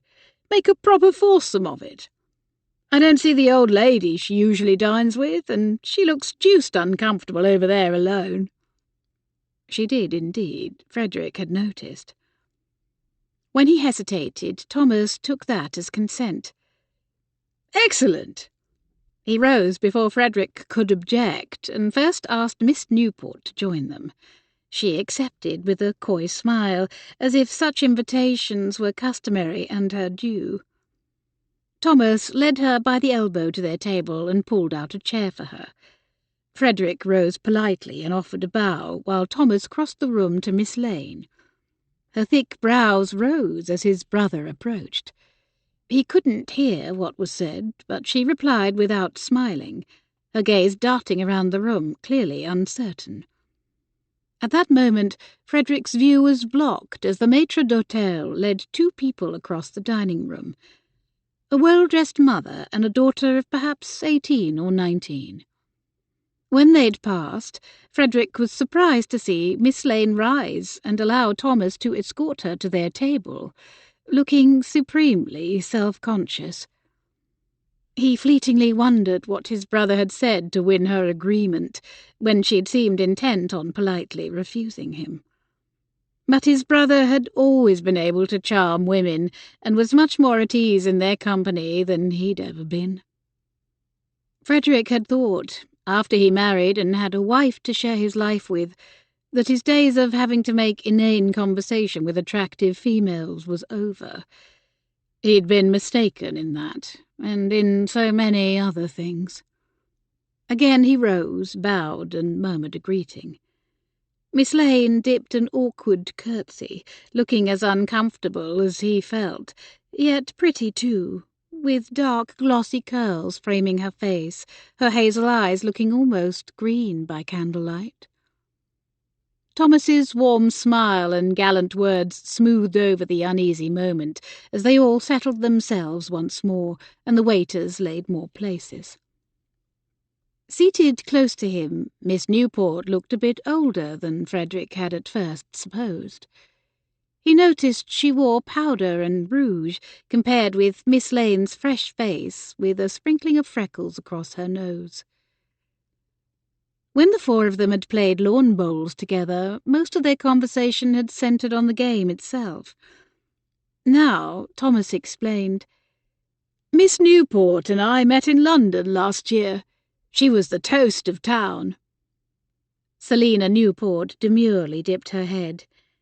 "Mr. Wilford exaggerates." Thomas turned to Rebecca. "And Miss Lane is, He faltered, his smooth tongue for once failing him. "An old friend," Frederick supplied. "Miss Lane's father was our vicar before his untimely death, and before that my tutor. An excellent man." Both Thomas and Rebecca sent him appreciative looks. One of Miss Newport's shapely eyebrows rose. "A vicar's daughter? How respectable." She added in self-deprecating tones, "You may wish to move to another table, Miss Lane, for I'm but a lowly actress and singer." "Not at all. I like music," Miss Lane kindly replied. "An actress," Frederick inwardly groaned. It was worse than he'd thought. Thomas added, "Miss Newport is very talented. Sings like an angel." Frederick changed the subject. "Even though Miss Lane was our neighbour for years, we've not seen her in some time. She's been away travelling." "How exciting," Miss Newport said. "Where did you go?" "Bath, Brighton, France." "I would love to travel," Miss Newport said dreamily. "But you've travelled here, Miss Newport," Frederick said. "May I ask where you come from?" Thomas kicked him under the table. "I've lived in several places, but I grew up in Birmingham. My family are all gone now, except an uncle." "I'm sorry to hear it. Have your parents been gone long?" "Yes, Mamma ages ago, and Papa during the Peninsular War." Before Frederick could pose another question, Miss Newport asked one of her own. "Are you back to stay, Miss Lane?" "Oh, I'm, just here visiting my brother." Miss Newport leaned nearer. "I always longed to have a brother. Does he travel with you?" Rebecca shook her head. "He prefers to stay at home." Frederick wished the woman would change the topic, which clearly discomfited Miss Lane. "A man of leisure, is he?" "No, a writer and proofreader. Quite talented." "Would I have read something he's written?" Miss Lane met her gaze, a parade of emotions flickering behind her eyes, turning them from hazel green to dull brown. "I'm afraid not," she replied, then added in an undertone, "not knowingly." "Ah, a writer for hire, eh?" Thomas sagely observed. "A freelance, so to speak. A publisher I met once boasted of employing a large contingent of writers and illustrators." He turned to Rebecca. "And are you a writer as well?" "Heavens, no. I leave that to John. Although we've always been avid readers in my family." Frederick nodded. "Yes, Miss Lane's father often promoted the benefits of reading." Miss Lane looked at him. "That sounds like Papa." "And I remember your mother as a gracious and intelligent woman." "Thank you for saying so. I quite agree." She smiled at last. A truly lovely, toothy smile that carved deep dimples in her cheeks. Frederick's heart warmed at the sight. "Careful, old boy. She's too young for you. Too everything." At 7:15, Ambrose Oliver appeared in the dining-room doorway. Miss Newport noticed his entrance and ducked her head, making a show of looking for something in her reticule. Mr. Oliver swaggered inside, leaving his associate standing guard at the door. What a pompous prig, Frederick thought, as if any of them would swarm the man, celebrated author or not. But then Frederick had cause to repent of his acidic thought. The mother-daughter duo left their seats, mincingly approached the writer's table, and began telling him how much they enjoyed his latest novel, lifting their copy as proof. The man at the door straightened to attention, but Mr. Oliver waved him off. "Why, thank you, ladies," Mr. Oliver politely replied. Gaze lingering on the charming, younger female, he added, "Would you like me to sign my autograph inside?" His autograph? Frederick rolled his eyes. "Oh, would you?" Both women cooed and offered up their treasured volume. Mr. Oliver signalled the waiter and asked for pen and ink, which was quickly appropriated from the desk of the maître d'hôtel. The author signed his name with a flourish, blowing it dry with thick pursed lips. He ended up with a smear of ink on his mouth, or perhaps it had been there already and Frederick just now noticed. Looking back at his table companions, Frederick saw that Miss Newport had returned her attention to Miss Lane, asking for more details about her travels, although she seemed to barely attend the answers. Rebecca was able to relax when the first course arrived and everyone's focus turned to their meals. The crème d'asperge soup was hot and savoury, with asparagus tips floating in a creamy broth and served with crusty rolls and butter. This was followed by trout amandine, and then tender filet mignon, adorned with mushrooms, potatoes, tiny kidneys, and crisply fried onions. Delicious! If Miss Jolie ate half as well, then no wonder she was happy. After the main course had been served, Mr. Mayhew entered the dining room with a shorter man dressed all in white, from double-breasted jacket and apron to the pleated toque atop his dark head. The two men moved from table to table, accepting compliments. Mr. Mayhew approached them and said, "If you'll pardon the interruption, my friends, I should like to introduce our most talented chef, Monsieur Maric."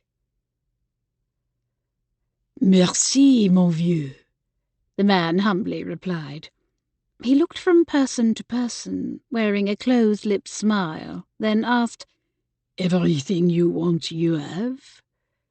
Around the table they all nodded and declared everything delicious. He touched fingers to the double row of buttons near his heart and bowed. "You gratify me." Then the chef turned to Rebecca, his dark eyes merry. "And what to follow, mademoiselle? Cheese? A little fruit?" "Nothing more for me, thank you. I cannot remember the last time I ate so much and so well." The chef beamed, bowed again, and departed a happy man. After the meal, Rebecca visited Lady Fitzhoward's room and found Miss Jolie offering the older woman a draught and laying a cool cloth on her brow. Concern washed over her. "Are you unwell, my lady? Shall I fetch some bouillon, perhaps? Or ask Mr. Mayhew to summon a doctor?"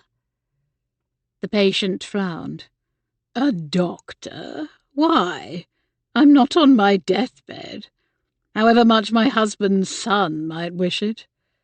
A simple case of the megrims. A doctor? Let us have none of that tribe here. I go on very well as it is. Do I not, Jolie?" "Yes, my lady." "Are you certain?" Rebecca persisted. "It's not like you to miss dinner."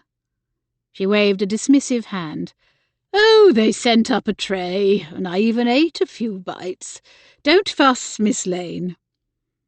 "But there must be something I can do. A book from the library, perhaps?" Lady Fitzhoward winced. "My head pounds harder at the mere thought of reading. But you could do one thing." Her eyes brightened. Tell me what I missed at dinner." "Very well." Jolie moved away to tidy the dressing-table, and Rebecca sat on a chair near the bed. "Tonight we were introduced to the chef, a Monsieur Marique, who seems as amiable as he is skilled." Here she sent Nicole Jolie a telling glance, and had the satisfaction of seeing the woman blush.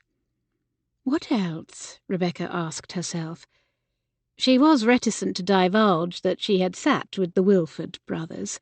Sure, Lady Fitzhoward would either disapprove or read more into the invitation than it merited.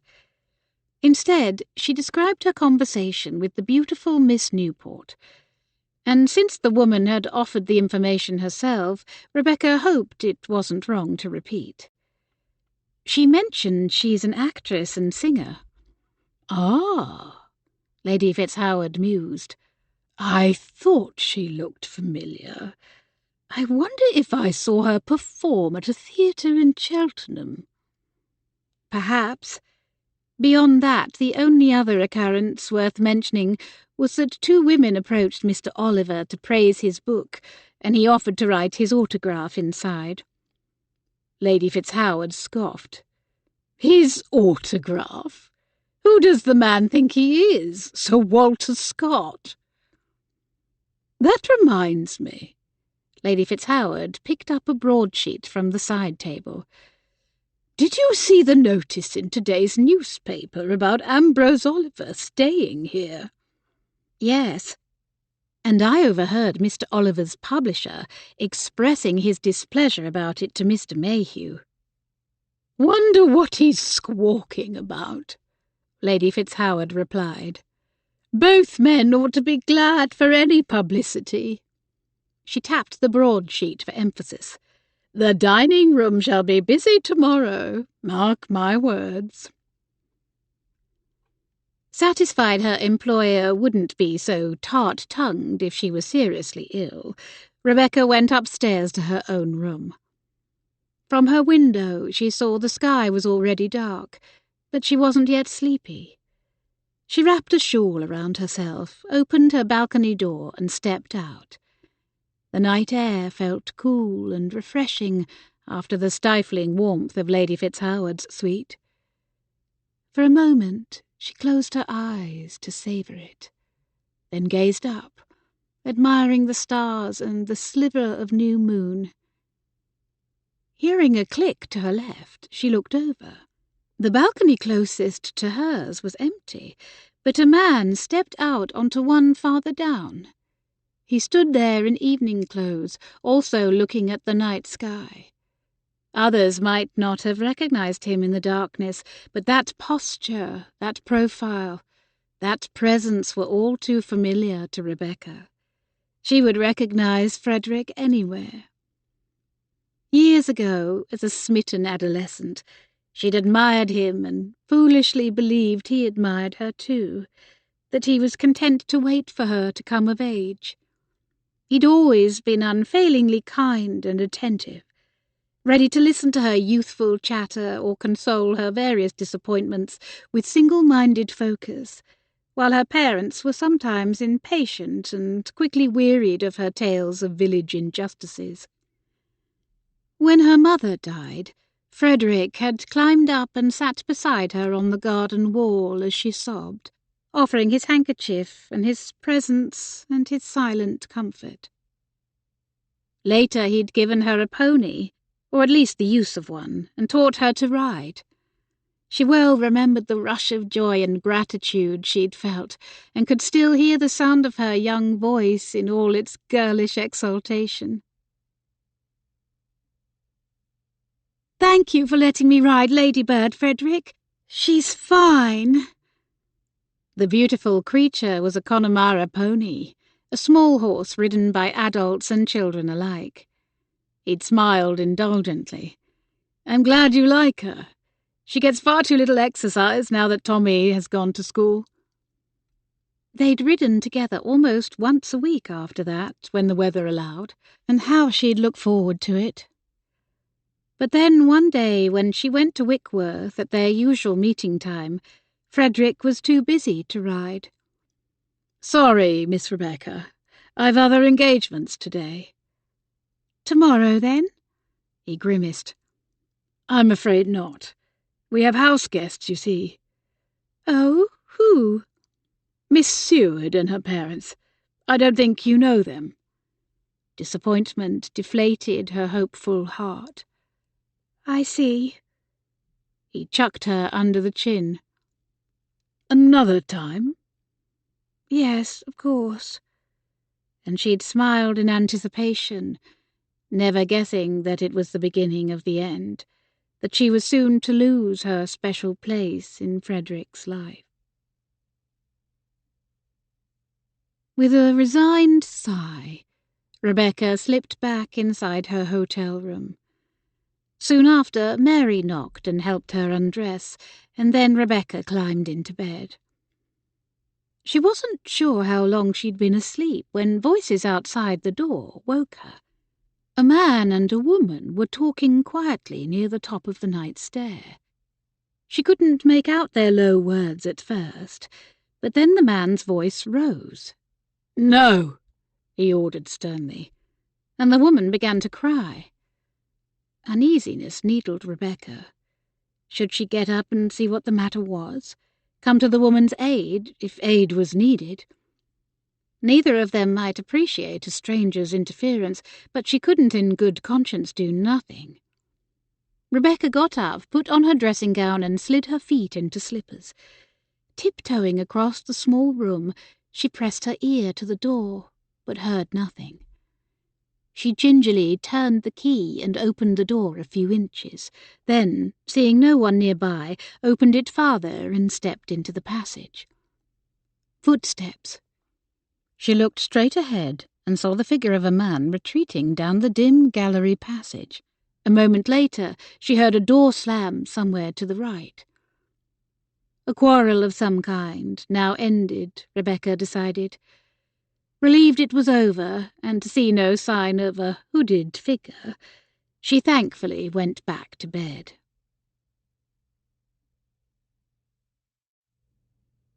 Chapter 7. The next morning, Frederick awoke feeling restless. After dressing, he set out on foot along the North Road toward Wickworth, which stood on the opposite side of the village. Turning at Swanford Road, he approached the Dower House, nestled beside the estate's long drive, lofty hedges lending it a modicum of privacy on a relatively busy street. He stopped at the Dower House to visit his mother and found her busy in her conservatory.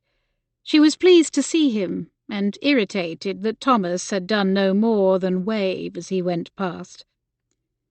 Frederick followed her around the glass house she'd had built on since moving there, despite the high glass taxes. He dutifully expressed interest as she showed him her orchid specimens: ghost orchid, lady slipper, and spotted, and a newly imported staghorn fern. After their visit, Frederick took his leave, but then hesitated on the drive. He supposed he could go into the house, since he was so close, yet the prospect felt oppressive. Instead, he walked through the grounds and along the bridle way, the more peaceful, roundabout way to All Saints' Church. It wasn't that he didn't like his neighbours, he did, and they in turn treated him with respect and deference. He simply wasn't in a sociable frame of mind, nor in the mood for idle pleasantries. His solitary walk was soon disturbed, however, when he saw Rose Watts, his childhood nurse, walking from the wood toward the village, market-basket in hand. He'd always been fond of the woman, and couldn't in good conscience pass by without stopping to chat. "Good day, Rose. How are you? In good health, I trust?" The older woman smiled. "Ah, Master Frederick, what a pleasure to see you. Yes, I'm well. And you?" "Tolerable. Thomas is visiting. He took it into his head that we should stay at the Abbey this time. He blames the ongoing renovations, but frankly, I think he finds the hotel more to his liking after his years in London." She shrugged. "Why not, if that's what he wants?" Frederick tucked his chin. "You surprise me. I thought you would decry the expense and call Thomas a wastrel."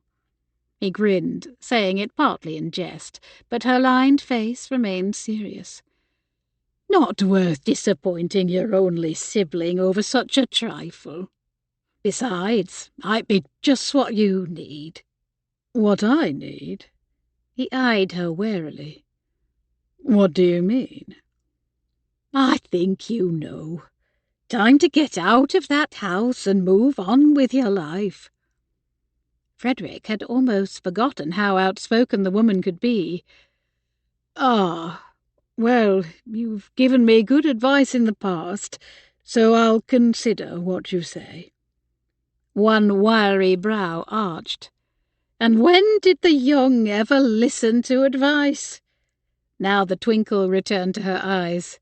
"Goodbye, Master Frederick." He tipped his hat. "Goodbye." The woman ambled away, and he continued on toward All Saints.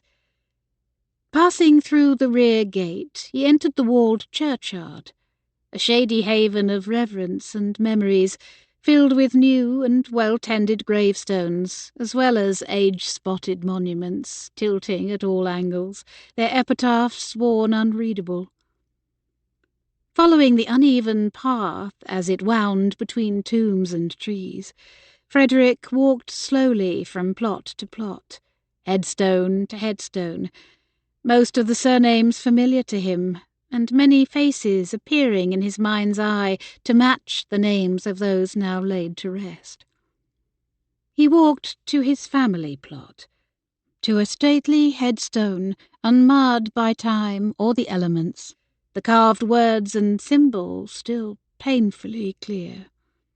Its rounded top had been engraved with the emblem of a bluebell, meaning sorrowful regret. The inscription read, "In memory, Marina Seward Wilford, 1790 to 1818. He stared at the headstone, but saw his wife instead, her disdainful expression falling away at the last moment as fear gripped hard, her face elongated in shock and terror. "I am sorry, truly," he whispered, guilt lancing between his ribs like a rusty blade. Despite everything, he would never have wished such an end on anyone. Wearing pelisse and bonnet, Rebecca walked across Swanford toward the churchyard. She had mixed feelings about seeing All Saints' Church again, and the vicarage where she'd grown up, and which always stirred bittersweet memories of happier times. Even so, she'd not visited her parents' graves since the previous Christmas, some 15 months ago, and felt she'd neglected the duty too long. As she walked up All Saints' Street, she passed the Fenchurch residence, one of the larger houses in the village. Her childhood playmate had lived there, and probably still did. As if in answer, a voice greeted her over the stone wall that separated the narrow front garden from the street. "Welcome home, Rebecca! Didn't know you were back." She looked over the waist-high wall and saw the round, rosy cheeks of her old friend. "Kitty! How good to see you." "Is it?" She seemed a bit piqued. "You know, I was sure I saw you in Bath a few weeks ago. I called out, but you didn't answer. Perhaps you didn't hear me." Rebecca hoped her former friend couldn't see the warmth spreading up her neck. She had heard Kitty, but pretended not to, and kept walking. She'd been helping Julie carry parcels for Lady Fitzhoward at the time, and she'd been embarrassed to be seen looking like a servant by someone from home. "Bath?" Rebecca said. "I trust you enjoyed it." "I did, yes. My parents and I travel somewhere every year. I adore Bath. Brighton has the sea, but Bath has better shops, don't you find? I suppose so. And your parents are in good health, I trust? Yes, going along famously. If you'd come by a few minutes earlier, you might have greeted them, but they've already left to call on friends. Kitty cocked her head to one side. And how is John keeping? Still living in the Wilfords' lodge? I almost never see him. Keeps himself to himself, apparently. Yes, writing away. Kitty formed a close-lip smile, which rounded her cheeks into red orbs. Anything of his in the circulating library yet? I have a subscription, you see. Not yet. Hopefully soon. He's been at it a long time, has he not? Oh well, he's still young, unlike the pair of us, eh? Kitty reached over the wall and gave Rebecca a playful slap on the arm. We're nearly on the shelf. Kitty laughed, but Rebecca thought she saw a sheen of desperation in her eyes. Not quite yet, Rebecca reassured her, and herself. Kitty asked, Have you seen Sir Frederick since you've been back? Yes, Rebecca replied, then added quickly, though only in passing at the hotel. Kitty shivered theatrically. We dine there now and again, but I wouldn't want to sleep in that old place, would you? I am, actually. It's a long story. The spare room in the lodge wasn't ready for me. John didn't receive my letter and has been doing some work in there, so... Does the Abbey not give you nightmares? It does, rather. In fact, one night I even thought I saw the ghost of the abbess. You're joking! Kitty burst out laughing, and Rebecca immediately wished she'd not told her. Kitty collected herself, then said, Thomas Wilford is staying there too, I hear. Apparently he can't abide being in Wickworth nowadays, and keeps to London as much as possible. And of course their mother lives in the Dower House and won't think of returning, even though Sir Frederick's wife is gone now. Yes, I was sorry to hear it. Were you indeed? Speculation glimmered in Kitty's eyes. I wonder how long it will be until he remarries. I haven't heard of him courting anyone yet. Have you? Rebecca shook her head, uneasy at the thought. No, but I've only just returned and would be the last to hear the latest on dit. But you two were always friends. Family friends, maybe, but that doesn't mean he would confide something so personal. Kitty shrugged. Maybe he shan't marry again. Maybe no one will have him. Rebecca gaped at her. Why would you say that? Kitty leaned closer. There were lots of rumours about his wife's death. Maybe you didn't hear, being away so much as you were. Rebecca knew she should insist she didn't want to hear any rumours, but curiosity stifled her rebuttal. Kitty went on. Some say her death wasn't an accident, as the official report claimed. Incredulity fled. Whatever do you mean? A fall down the stairs, and her as graceful as could be, and using those same stairs every day for years. It does beggar belief. Kitty lowered her voice. Others say Sir Frederick discovered she was having an affair. Maybe with his brother, or maybe with someone else, and pushed her. I don't believe it. Kitty nodded. She was always going off to Birmingham. None of our shops were good enough for her. Or maybe she had a lover there. Some say maybe even Mr. Oliver. Ambrose Oliver? Rebecca felt more incredulous than ever. Exactly. You read his last novel, did you not? The couple's names were changed, I grant you, but even so, it seemed pretty obvious he was describing an affair with Lady Wilford, her husband none the wiser. Maybe Sir Frederick took revenge. Rebecca slowly shook her head. Had John written about a struggling couple? And then Mr. Oliver changed the names to ones resembling Sir Frederick's and his wife's? Why would he? Out of spite? Or personal experience? Kitty continued. And I have it on good authority that... Rebecca held up an adamant palm. That's enough. It's all lies. It must be.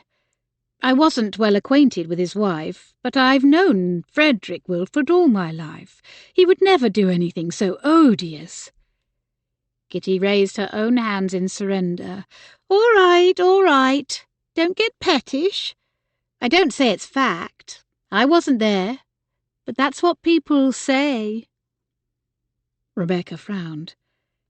You really ought not to spread such baseless, mean-spirited rumours. Kitty's eyes narrowed. Well, well, are we not high and mighty all of a sudden? I don't mean to be... Rebecca felt chastised. I'm only shocked and disappointed to hear what people are saying. I can't believe any of it's true. Can't believe or don't want to believe. Hoping to lighten the tension, Rebecca grinned. Both. She took a deep breath and placated. Well, enough of that. It truly is good to see you again, Kitty, and looking so well, too. Kitty grinned back, her apple cheeks mounding once more. Kind of you to notice. And you're still too skinny. Better eat more while you're at the hotel, Kitty teased. How do you think I keep my generous figure? She giggled, and Rebecca was relieved to see her pique had faded. Rebecca drew herself up. Well, I'm on my way to the churchyard. To visit your parents' graves, of course. Here, let me give you some flowers. Kitty disappeared behind the wall, bending to retrieve her basket. I was cutting them for the parlour, but I can easily cut more. She handed over an informal bouquet of daffodils and tulips. Thank you, Kitty. That's very kind of you. I hope to see you again while I'm here. I shall make sure of it. Rebecca continued up the street past the vicarage, which was, perhaps mercifully, mostly out of sight behind a tall hedge. Reaching the church where her father had faithfully served as vicar, she pushed open the old gate, which swung wide with rusty reluctance. Eyes lowered to watch her footing on the cracked path. She walked by listing lichen-spotted monuments until she came to her parents' gravestone. Gone to their Redeemer, Elizabeth Stevens Lane and Reverend Arthur Lane, beloved parents, forever in our hearts. Rebecca bent and pulled the weeds that had cropped up during her absence. One sapling clung tenaciously to life. She tugged hard and almost fell in extracting the stubborn root. Finally satisfied, she laid the flowers before the shared gravestone. These are from Kitty Fenchurch, she whispered. As she straightened, tears heated her eyes. I think of you both every day, and I miss you. Her voice thickened, and she added hoarsely, though in some ways, I'm glad you're not here.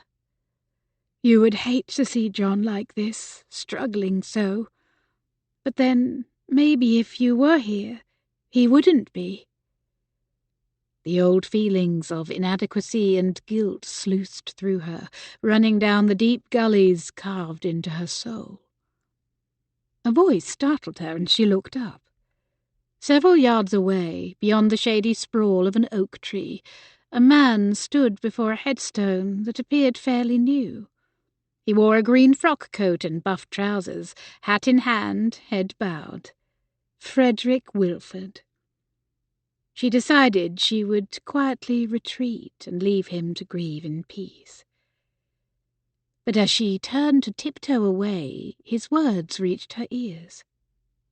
I am sorry. Truly." She paused, struck by the lament in his voice. Heart squeezing, she walked slowly toward him. Her half-boots scuffed a stone, and he looked up, expression stricken. She said, "Forgive me for intruding. Are you all right?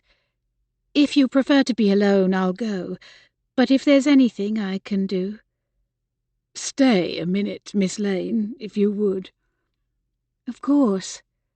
She moved to stand beside him, reading his wife's epitaph. Reserved words, she thought.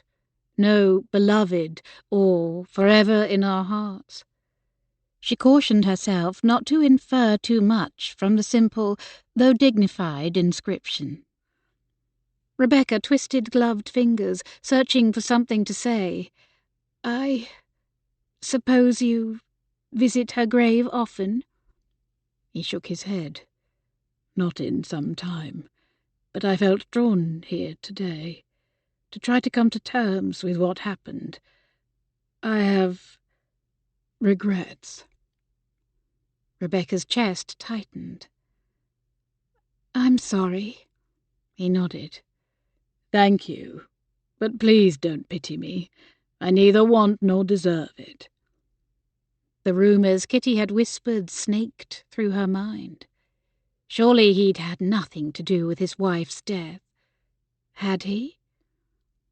Hands clasped, he shifted and looked over her head in the direction she'd come. "Visiting your parents' graves?" "Yes." "No regrets there, I imagine. They were the best of people, and they clearly loved you. You are more blessed than you know." "It doesn't feel like it some days, but you're right. John and I never wanted for anything." Then why, she silently wondered, was John so unhappy, and bent on making everyone around him as miserable as he was? Rebecca briefly laid her hand on Frederick's arm, then turned and left him to mourn alone. With a final look at her parents' resting place, she departed the churchyard with little solace from the visit. On the way back, Rebecca again strolled along All Saints' Street, past the Swan and Goose, and then turned at Elderbury Lane. A woman stood there, deep bonnet tilted up, as if studying the modest, half-timbered house on the corner. Rebecca almost went on past, but the woman's walking stick and embroidered mantle struck her as familiar. She angled her head to see past the woman's bonnet brim. "My lady!" Rebecca exclaimed. "I'm surprised to find you here." Lady Fitzhoward turned to her. "I simply went out for a walk to see something of this village you are forever talking about. Is that a crime?" "Of course not." The woman favoured jaunty hats. Rebecca wasn't sure she'd ever seen her in a poke bonnet before. Noticing Rebecca's gaze linger on it, the woman frowned. "What's wrong with it?" "Nothing."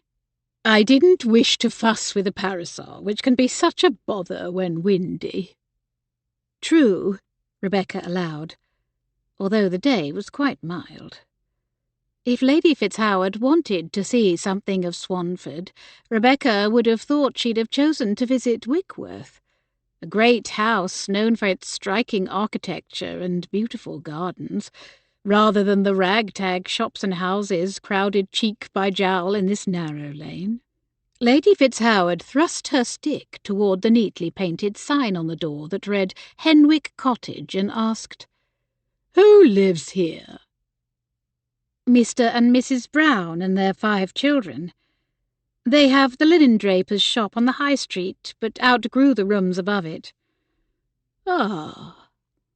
The woman's eyes lingered on the place, vaguely focused. "Do you know them?" Rebecca asked. "That's unlikely, is it not? Just curious. To hear you talk, you must be acquainted with almost everyone in the village." "At one time, perhaps." When her father was vicar, Rebecca had often gone with him to visit the sick and elderly.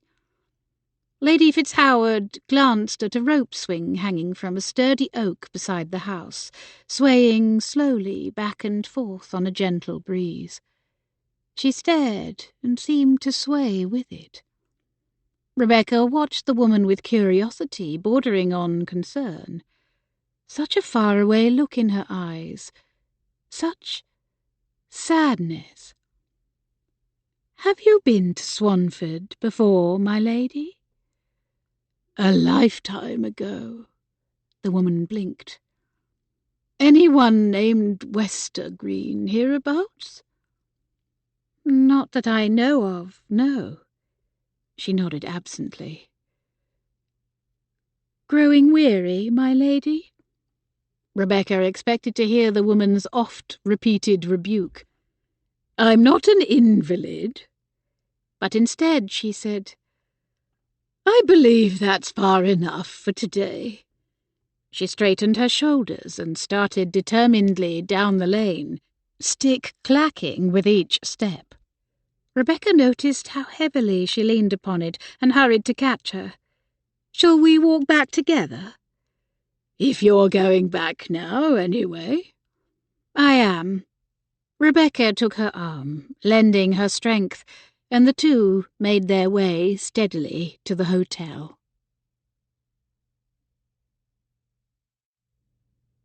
Chapter 8. That evening, Miss Jolie again helped Rebecca change for dinner earlier than usual. Hearing the lady's maid hum a tune as she arranged her hair, mischief tickled Rebecca's stomach. She said, "Apparently you saw your chef today." The woman flashed a frown in the mirror. "He is not mine." "But you did see him?" The maid's thin lips twitched. "Curiosity does not become you, Miss Lane." "I cannot help myself. I've only experienced romance vicariously." "Vicarious? I do not know this word." "It means, since I don't have my own romance, I enjoy hearing about yours." Nicole Jolie shook her head. "It is not romance. He is very busy cooking all the day." She paused, then aloud, "But I like talking with him when he has the moment. We speak of our families and all we miss of France. We've much in common, he and I. Both Catholic, both have sisters, and of course we both detest the English food." "Sounds a perfect match, then," Rebecca agreed. Miss Jolie looked up and caught Rebecca's grin in the mirror. "Enough now. You like too much teasing me." "I confess I do," Rebecca replied. "It's a new experience." She was gratified when the maid didn't scowl in reply, but grinned back instead. A short while later, Rebecca was once again dressed and waiting in the hall an hour before their scheduled dinner time. Mr. Edgecombe entered, and hope rose even as nerves quivered through her limbs. She stood on shaky legs. "Mr. Edgecombe?" "Ah, yes, Miss—" She couldn't avoid giving her name forever. If he agreed to read the manuscript, she would simply leave off the title page with its pen name. "Miss Lane. John Lane's sister." She glanced at him timidly. Did he recognize the name? His expression revealed little. He gestured for her to sit at one of the tea tables in the reception hall. She did so, setting the portfolio on the floor beside her chair. With trembling fingers, she handed him the first thin envelope, which held 2 neatly written pages and a few typeset pages marked with handwritten changes. His gaze dropped to the envelope, and his expression flattened. She said, "I thought it might be helpful to see a summary of my brother's experience and qualifications. As you can see, he worked as secretary to Ambrose Oliver, taking dictation, writing clean copies, etc. And now he corrects galley proofs for our newspaper. The second page is a letter of recommendation from that publisher, and after that are examples of his skill as a proofreader." "I see." He opened the envelope and idly flipped through the pages. "Unfortunately, we're not hiring anyone at this time." She swallowed and reached for the second, much thicker envelope. Edgecombe sat back with a sigh. "I admit I am relieved. When you handed me pages, I feared you were going to ask me to read a manuscript. You cannot imagine how wearying it is to be a publisher. Everyone wants me to read their prosy twaddle. Sure, they'll be the next Defoe or Burney. People hand me their manuscripts so often I don't even read them anymore. I use them for kindling. These days I only consider work recommended to me by one of our own authors." Rebecca snatched back her hand, leaving the larger envelope where it was. She straightened, cheeks heating at the thought of how humiliated she'd have been if she'd handed it to him, the thought of him burning all those hard-written, handwritten pages. Rebecca licked dry lips. "Your brother published Mr. Oliver's last few novels, is that right?" Sadness lit his eyes. "That's right. I inherited the firm upon his death. Before that I worked as a solicitor." She made herself hold his gaze. "I was sorry to hear of your loss." His nostrils flared as he drew a long inhale. "Thank you." She hesitated, realizing she needed to tread carefully. How much did he know? His brother William had threatened John with a defamation suit and promised to make sure he never worked in publishing again if he continued to slander Ambrose Oliver. John couldn't afford to pay any amount of damages, let alone to have access to all respectable publishers closed to him. She slowly asked, "Were you aware of the details of Mr. Oliver's last book?" His eyes narrowed.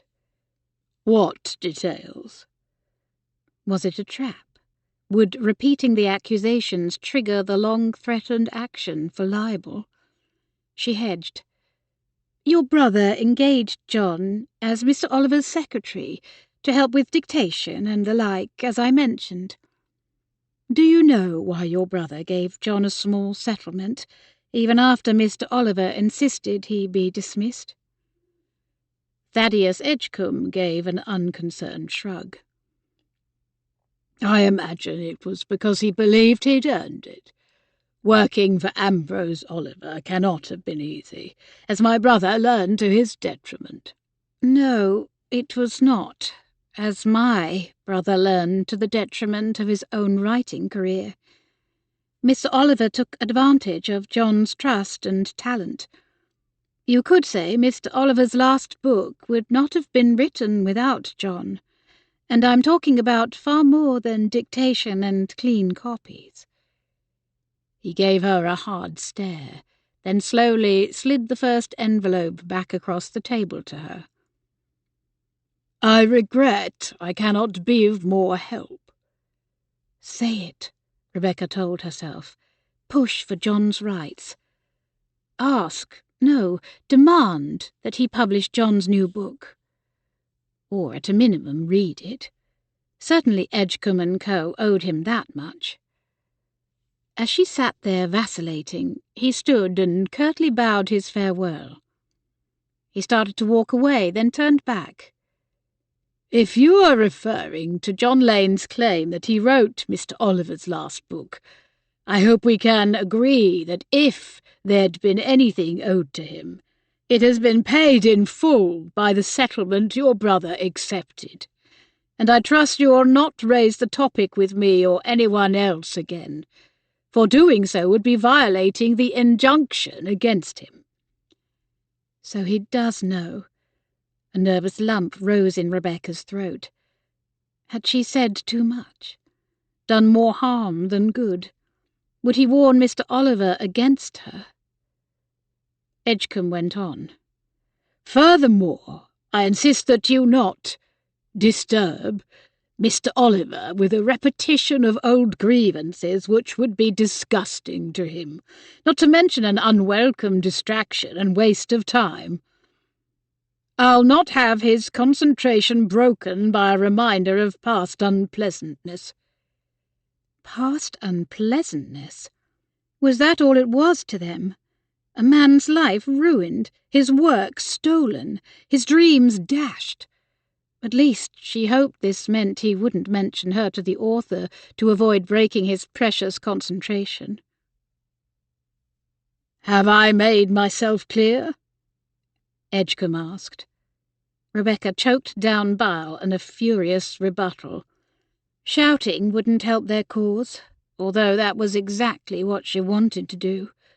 She rose, nodded, and turned away, biting the inside of her cheek to stem the exasperated words and tears. She strode into the passage, longing to retreat to her room. Instead, she ran smack into the chest of Frederick Wilford. "Oh!" He caught her by the elbows. "Steady on, Miss Lane. Are you all right?" "Forgive me, I wasn't looking where I was going." He studied her face in concern. "What has happened? What's wrong?" "I had an unpleasant encounter, that's all. I'm well, or will be." He looked past her into the hall. "Did that man say something to upset you? Or insult you?" She shook her head and stepped back, although a part of her longed to throw her arms around him and cry out her woes. "Not directly, no. Never mind." His long-lashed eyes narrowed.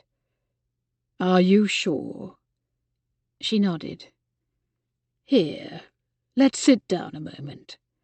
He led her to a bench in the cloisters. When they were seated, she explained, "I'm merely disappointed. I hoped Mr. Edgecombe might consider publishing John's book, or at least give him some work. But no." "I'm sorry to hear it. Did John send you here to speak on his behalf?" She nodded. "You know, we used to see him often, rambling about the estate, but I've not seen him in weeks, if not months." "He's not well, I'm afraid." "Has he seen a physician?" "Not recently. I appreciate your concern, but he'll be all right, in time." She prayed the words were true. In the meanwhile, Rebecca would do anything, or almost anything, to help him. He tilted his head and regarded her pensively. "I don't like seeing you unhappy." He paused, then gave her a crooked grin. "Shall I bring you rout cakes?" For a moment, she blinked up at him, not comprehending. "Do you not remember?" he asked with a touch of disappointment. Then it came to her. "Oh, yes, New Year's Eve at the vicarage." Rebecca had been sent to bed early and had sat sadly at the top of the stairs to watch the party from there. Frederick had sneaked upstairs with rout cakes, and together they'd sung Auld Lang Syne, a promise not to forget old friends. His dark eyes held hers. "If only I could make you smile as easily now." She managed a weak grin in reply. "Thank you for trying." At dinner, even more tables were occupied than had been the previous evening. Lady Fitzhoward looked around and clucked like a self-satisfied hen. "That newspaper notice was quite effective. Did I not tell you it would be?" "You did, indeed." Lady Fitzhoward's gaze swept over her, wearing the same dinner dress, and her lips compressed. "If you intend to stay the whole week, we should have your trunk brought out of storage." "Good idea, my lady." The stunning Miss Newport came in, wearing the same gown as the night before as well. Empathy and surprise rippled through Rebecca. Was she simply travelling with minimal baggage, or was the evening gown her only one? Lady Fitzhoward's keen eyes noticed her interest. What? Oh, just curious. She wore the same gown last night, too, when you weren't feeling well. Lady Fitzhoward humphed. One would think an actress would have an extensive wardrobe. A waiter approached. While he described the bill of fare for the evening, Rebecca noticed Lady Fitzhoward's eyes stray several times toward a man about her own age, dining alone across the room. When the waiter had taken down their selections and departed, Lady Fitzhoward beckoned the maitre d'hotel to their table. Yes, my lady. How may I be of service? She lifted her chin toward the table in question. That man seated alone. I've seen him before somewhere, but cannot place him. Who is he? Rebecca surreptitiously glanced over. The man was well-dressed and distinguished-looking, with dark brows, silver side-whiskers, and an aquiline nose. That is Mr. Isaac King. Ah. Lady Fitzhoward nodded. Yes, now I remember. The money-lender. She said it in a matter-of-fact tone without rancour, but the maitre d'hotel shifted uneasily. I hope this will not inconvenience or distress your ladyship. Heavens, no. I don't owe the man a farthing, nor does his presence surprise me unduly. From what I hear, Ike King is acquainted with the highest ranks of society, called upon by many aristocrats who find themselves in pecuniary difficulties. I would be the last to raise any objection. Very good, your ladyship. You are most gracious. The man bowed and backed away, returning to his duties with an expression of obvious relief. Rebecca waited until he was out of earshot, then leaned near and asked in teasing tones, "And how, pray, are you acquainted with such a man?" She made little effort to quell her curiosity, nor the grin quivering on her lips. "Cheeky girl," her employer chastised mildly, but her rebuke held no bite.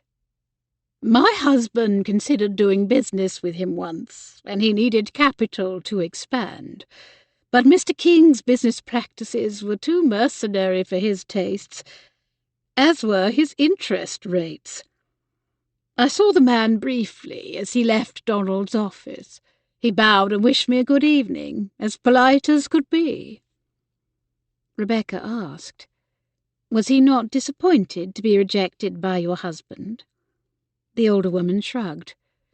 "Didn't appear to be. He's no shortage of clients, from what I understand. The tour is riddled with unbridled gamblers." "I see." Lady Fitzhoward dipped her chin, regarding Rebecca with a sardonic gleam in her eye. "Disappointed I had no seamier tale to tell?" She leaned back and spread her hands. "Feel free to make up your own." "Not disappointed. Impressed, actually. You are quite affable about the man." She waved off Rebecca's praise. "I've no interest in ostracizing anyone." Rebecca nodded her agreement. "You remind me of my father. He believed there were good and bad eggs in every basket, and was kind to all." Lady Fitzhoward eyed her thoughtfully. "I think I would have liked your father." "I think so too."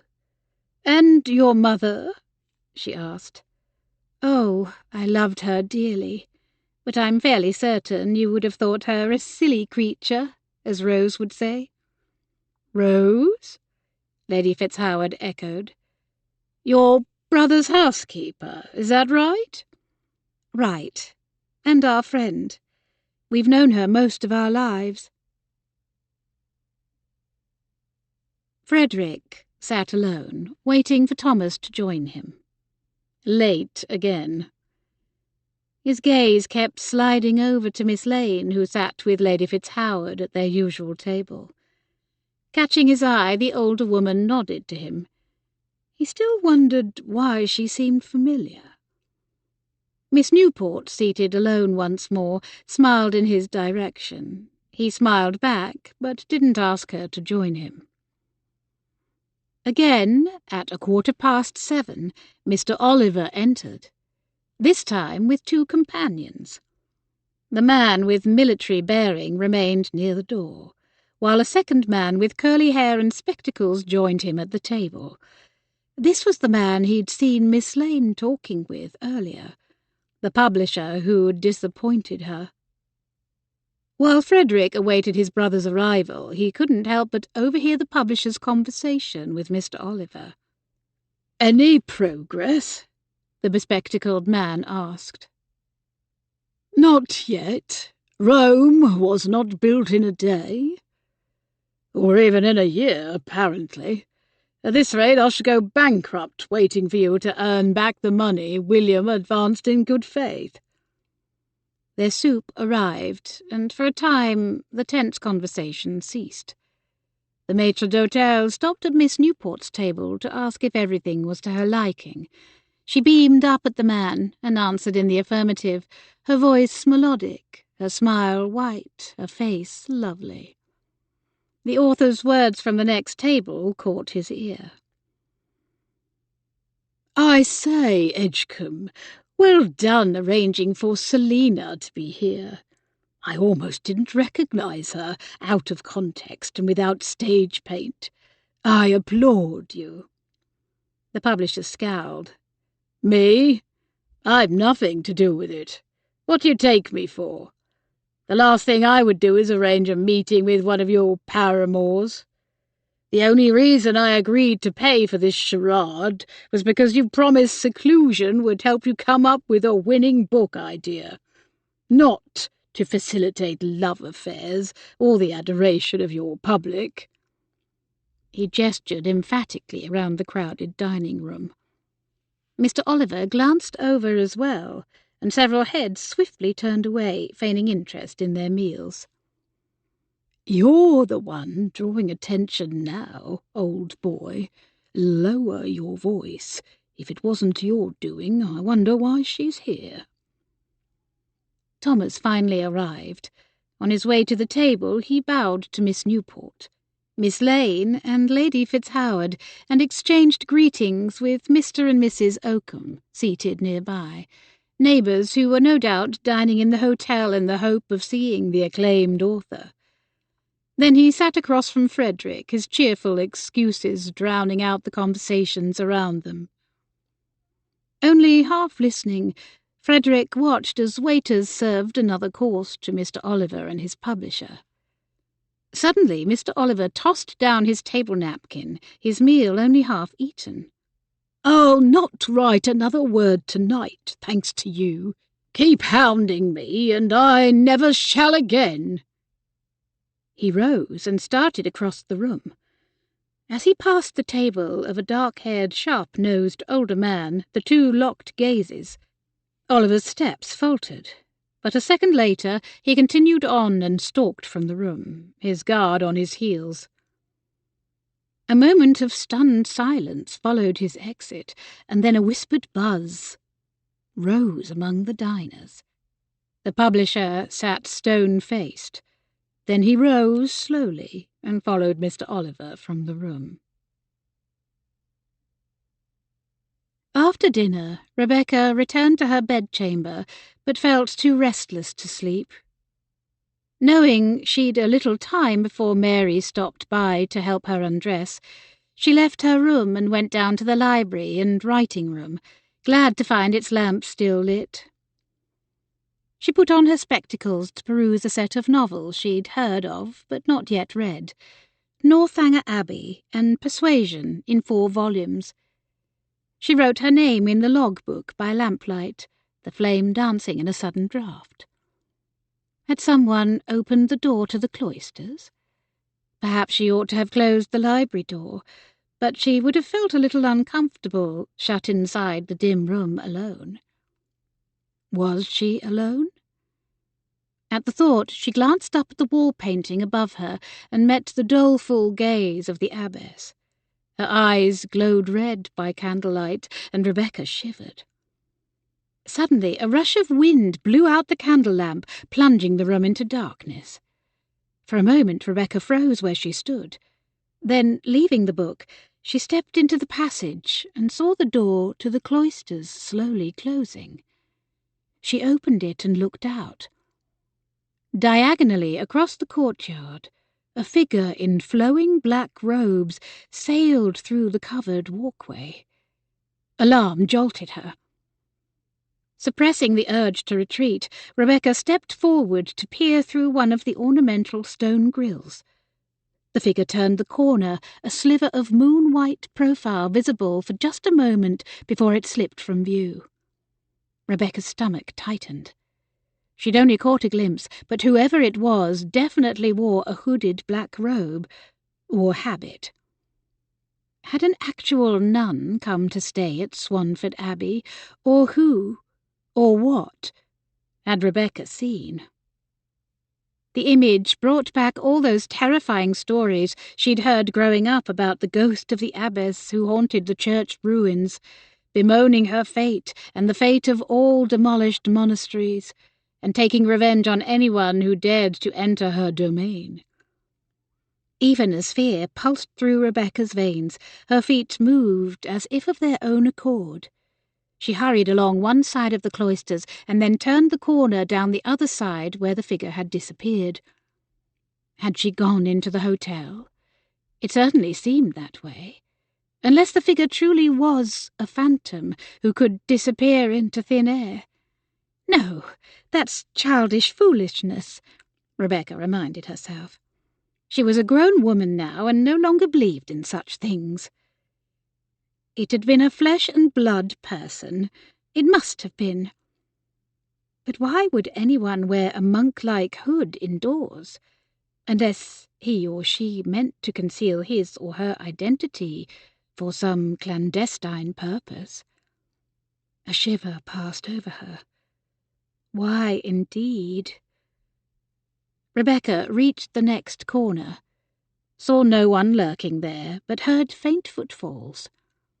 She continued through one of the doors into the hotel, and then along the interior passage, past the hall with a bored-looking clerk at the desk, past the dining room, dark and deserted at this hour, past the coffee room, also dark, and then to a narrow stairway leading below stairs. There she paused. Was this where the person, or spectre, had gone? Dare she follow? Perhaps whoever she'd seen had been merely a staff member going down to the cellars for some reason. Another possibility entered her mind. She'd heard whispers that tucked away below stairs was a club of sorts, where gentlemen could drink and play cards away from the exacting eyes of gently bred females. That destination seemed far more likely at this hour. Rebecca didn't belong in either cellar or club. She ought to return to her own room and try to sleep.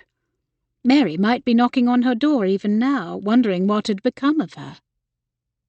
Instead, by the light of a candle sconce high on the wall, she carefully made her way down the narrow stairs. The smells of tobacco and sour oak barrels growing stronger as she descended. Reaching the bottom, she looked one way, then the other, surveying the dim passage and its shadowy corners. She found herself in a basement far less polished than the levels above, with tiled floors and brick walls lit by lanterns hung at distant intervals. To the left was a door marked kitchen staff only, which she guessed might be a cold cellar or larder. She turned right, passing padlocked rooms marked baggage storage and wine cellar. She turned another corner and followed the sound of muffled voices to the end of the passage. There she saw an open doorway to an anteroom. This room held leather armchairs and a few small tables, with paintings of horses and hunts on the walls. Beyond this lay an inner chamber, from which wafted men's voices and cigar smoke. Through its open door, she glimpsed green felt and heard the telltale click of billiard balls striking one another. So the rumours were true. Had the hooded figure fled into this male bastion? Certainly not if it had been the ghost of a righteous abbess. But something told her the figure she'd seen was far less upright. Rebecca wasn't brazen enough to enter this male sanctuary. Woe to her reputation if she ventured into such a place. She slowly backed away, stepped on the edge of her hem, and stumbled, colliding with a firm object. A man's chest? She gasped. Masculine hands gripped her elbows to steady her. "Careful!" Whoever it was turned her to face him. Thomas Wilford. His handsome features creased in surprise, followed by a roguish grin. "Miss Lane, what an unexpected pleasure." Rebecca guessed most women would be charmed by the blonde man's smile, but she'd always been more attracted to Frederick's dark good looks and serious demeanour. "Mr. Wilford, pardon me, but I thought I saw someone come down here." "Oh, who?" "Never mind, you'll think me silly." "Never! Try me." "Someone in a hooded robe. I couldn't see a face." "Ah, a mystery." His eyes glimmered. "Shall I look inside for you?" Before she could decline, he stepped to the threshold and looked around the inner sanctum. A moment later he turned back. "No one wearing a cloak of any sort, hooded or otherwise," he teased. "Perhaps you saw the ghost of the abbess in her habit." "And here I've been trying to convince myself otherwise. You're not very reassuring, Mr. Wilford." His expression sobered. "I must say you do look like you've had a fright. Shall I walk you to your room?" "That won't be necessary." "Come, you're trembling. Allow me to walk with you back upstairs at least." "Very well, thank you." He laced her arm through his, and she didn't pull away, glad for his supportive presence. Together they walked through the passage and up the narrow stairs. They met someone at the top, someone Rebecca would rather not have seen when she was coming from somewhere she had no business being and on the arm of his flirtatious brother. Sir Frederick. He stopped abruptly, staring down at them, lips parting and then pressing tight. Self-conscious, Rebecca tugged her hand from Thomas's arm. Sir Frederick asked, "What are you two doing down there at this hour? Or do I not want to know?" She hated the disapproving, suspicious look on his face, hated that she'd put it there. "We were ghost hunting," Thomas said with a wink. "No luck." Frederick's dark brows rose and his eyes shifted to her. Warmth infused her cheeks. "It was my fault," she said. "I saw someone in a hooded robe go below stairs, and I wanted to find out who it was." Frederick frowned. "And you thought it might be the abbess?" Rebecca ducked her head. "I know how foolish that must sound, especially when there are no nuns in England any more." He said, "Actually, several orders from France have taken refuge in our country, or so I've read, though I've never seen one in this area." "Nor I," Thomas agreed. Even so, another shiver passed over her. Thomas said, "In any case, Miss Lane has had a fright. Why don't you escort her to her room, Freddie? I'm eager for a game of billiards." "If she would like," Frederick solemnly replied. "Excellent. Join me later." When Thomas had gone back downstairs, Rebecca said, "There's no need to walk with me. At least, not all the way to my room. Perhaps just across the cloisters." He studied her face. Were you really afraid? Again, you'll think me foolish, but yes. And yet you followed whoever it was down there anyway? Reading censure in his question, she ducked her head once more. He added, That's the Miss Lane I remember. Climbing the wall, riding the horse, standing up to her brother's tormentors. Confident, brave Becky. She blinked. Not only were his words utterly unexpected, but she barely recognized herself in them. Yes, she'd climbed things, but confident, brave?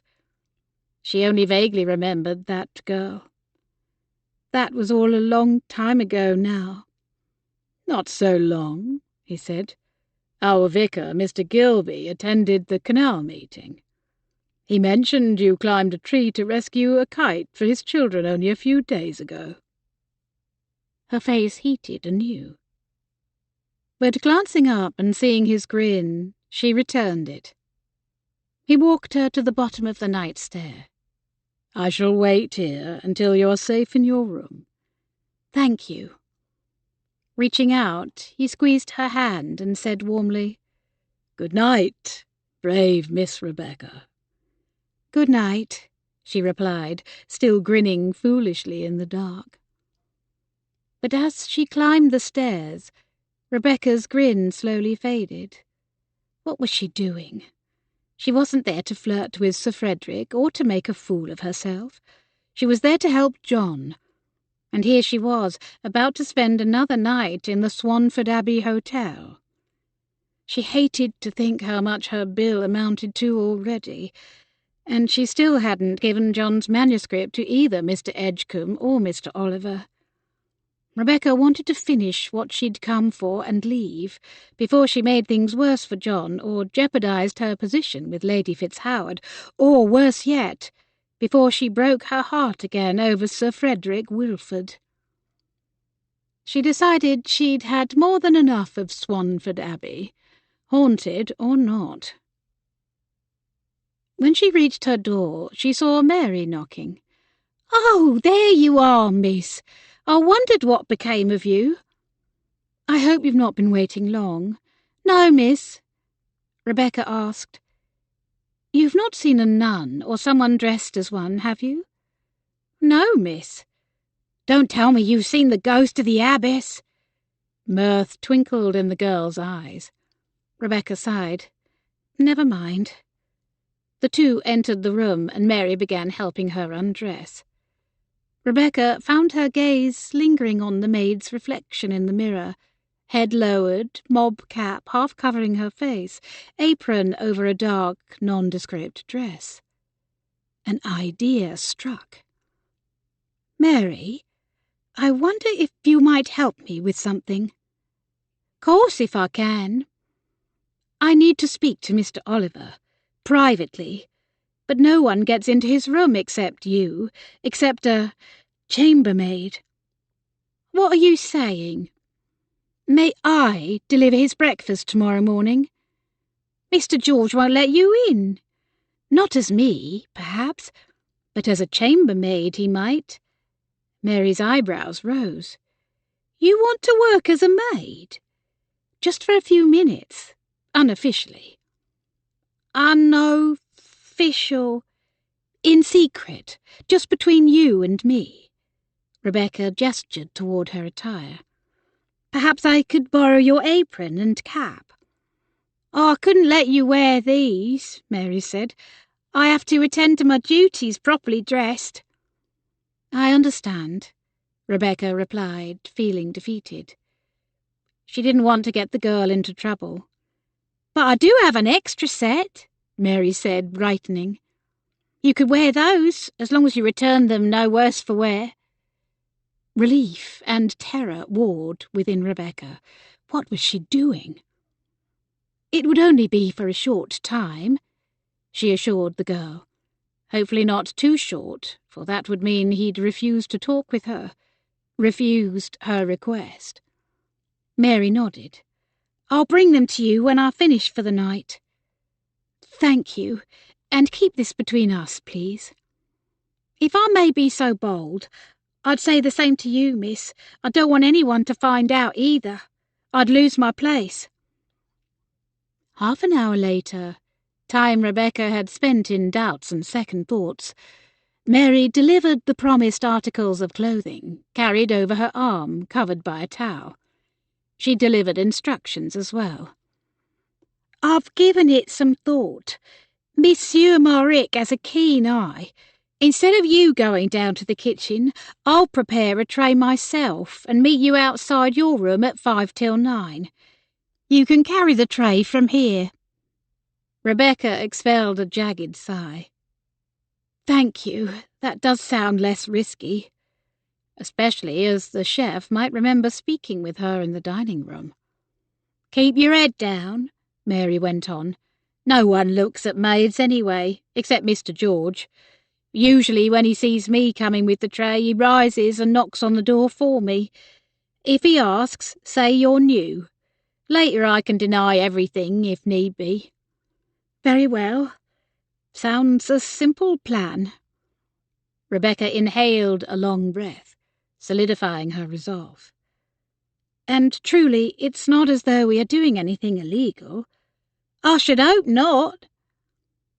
Now, if only it would work, and get neither of them into trouble.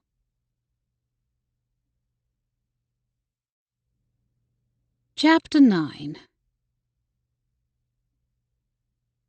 The next morning, Rebecca dressed herself in the shapeless grey dress, which fastened in the front and tied on the long white apron with trembling hands. Stepping to the mirror, she pulled her hair back tightly and pinned it away from her face, then covered it all with the floppy, frilly cap. Her reflection revealed pale skin and crescent shadows beneath her eyes. She hadn't slept well, worrying about the morning's mission and imagining all that might go wrong. Then she reminded herself of John's desperate state and the quickly amassing sum she owed the hotel. She hated to imagine the total if Lady Fitzhoward hadn't offered to pay for her meals. Studying her face in the mirror, Rebecca decided she still looked too much like herself. Retrieving the tortoise-shell case, she put on the spectacles she usually reserved for reading or mending. Then she ran a finger through the oily soot collected on her lamp and used it to darken her brows.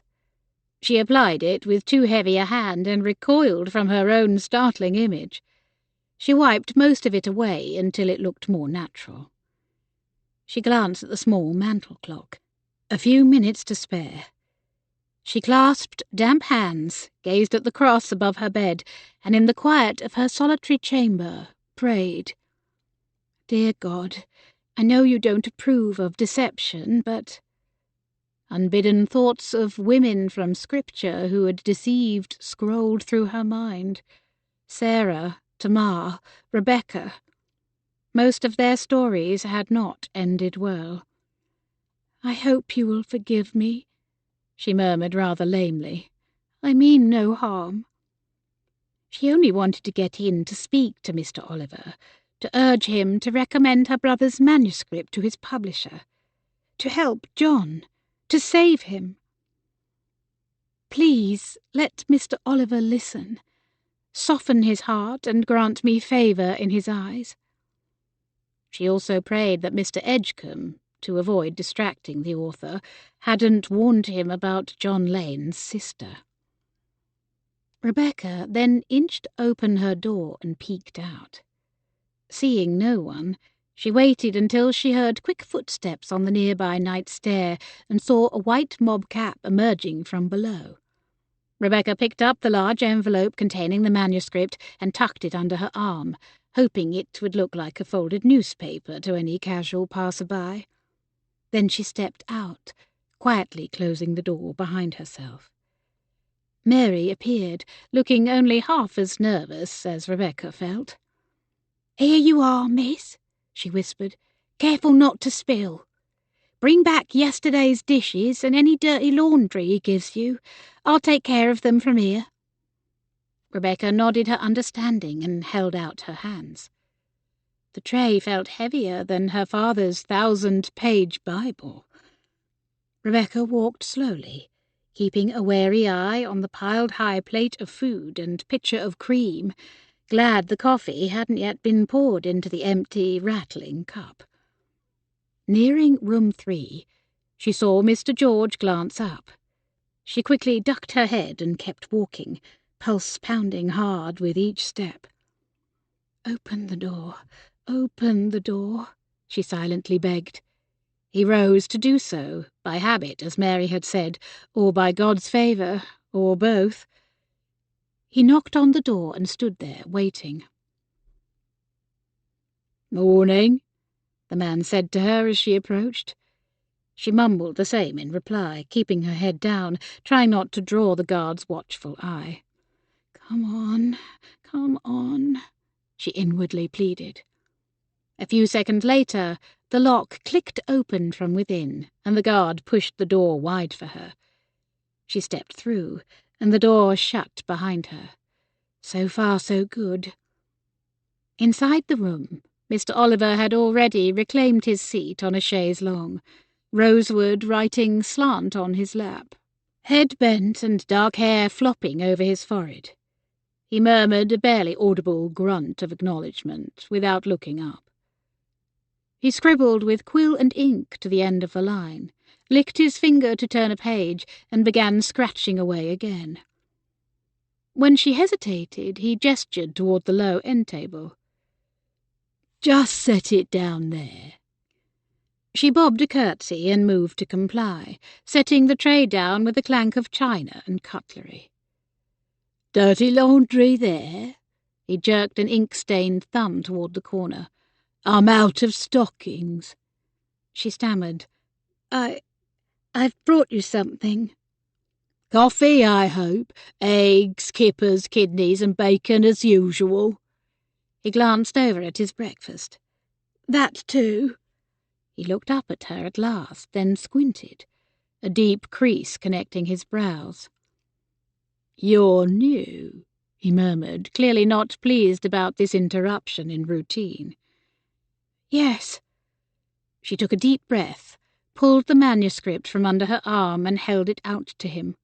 "And I entreat you most earnestly to ask your publisher to read this manuscript. He won't accept any submissions unless one of his authors recommends it." Ambrose Oliver growled and threw up his inky hands. "Now even the chambermaids are penning novels and begging me to get them published. Is there no peace for me? No place a man can avoid desperate quill drivers?" He sat back hard and ran a jaded gaze over her. "In truth, I'm surprised you can read, let alone think you've written a work of literature worthy of Edgecombe's attention, let alone mine." "I believe it is." "Bah! I don't know whether to be impressed or offended. Cheeky doesn't begin to describe you. Good thing you're pretty, or I would call for Sergeant George and send you packing. Have you sacked as well?"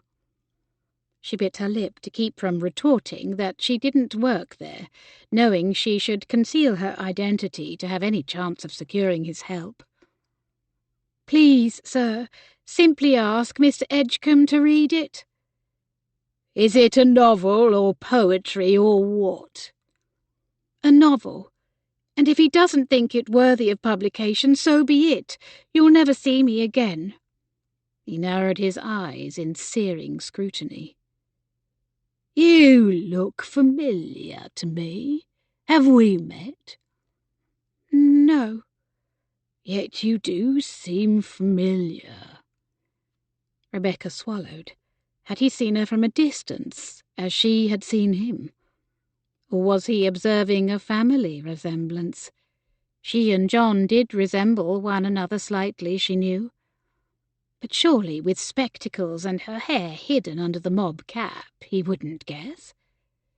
She lifted her chin. "Will you help?" "Why should I? What's in it for me?" Forgiveness and redemption, Rebecca thought. The chance to right a wrong. But she could say none of those things without revealing or at least hinting at the author's true identity. Instead, she said, "Because it might very well save a life." "Mine? Is that a threat?" She sucked in a shocked breath. "Heavens, no! That's not what I meant." He set down his quill and eyed her. "You could make it worth my while." His gaze moved from her face down her neck to her bodice, clearly trying to make out the figure beneath the shapeless frock and apron. Mr. George had been right. Mr. Oliver didn't have a sort. Any female would do. But not her. That was a line she wouldn't cross, not even for John. "What's your name?" he asked, setting aside the lap desk and rising. He stood to his full, impressive, intimidating height. Rebecca took a step back. "I'd better go." A rap of knuckles shook the door. "Mr. Oliver, everything all right in there?" Mr. George. Would the author detain her, make good on his threat to send her packing? He couldn't have her sacked, but he could definitely have her thrown out of the hotel and disgraced in Sir Frederick's eyes, as well as Lady Fitzhoward's. "Please," she whispered, forcing herself to keep her head high and hold his piercing gaze. His dark eyes gleamed with speculation. "You've certainly aroused my attention.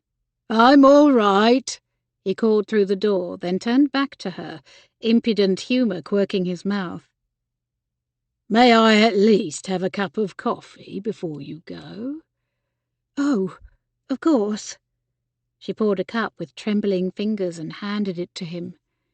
She forced herself to ask again, to push. "So, will you?" His focus lingered on her face.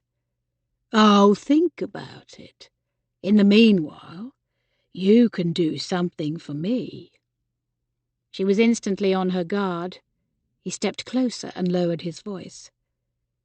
"Do you know who Selina Newport is?" Rebecca weighed the question for a trap. Finding none, she said, "I know who she is, yes."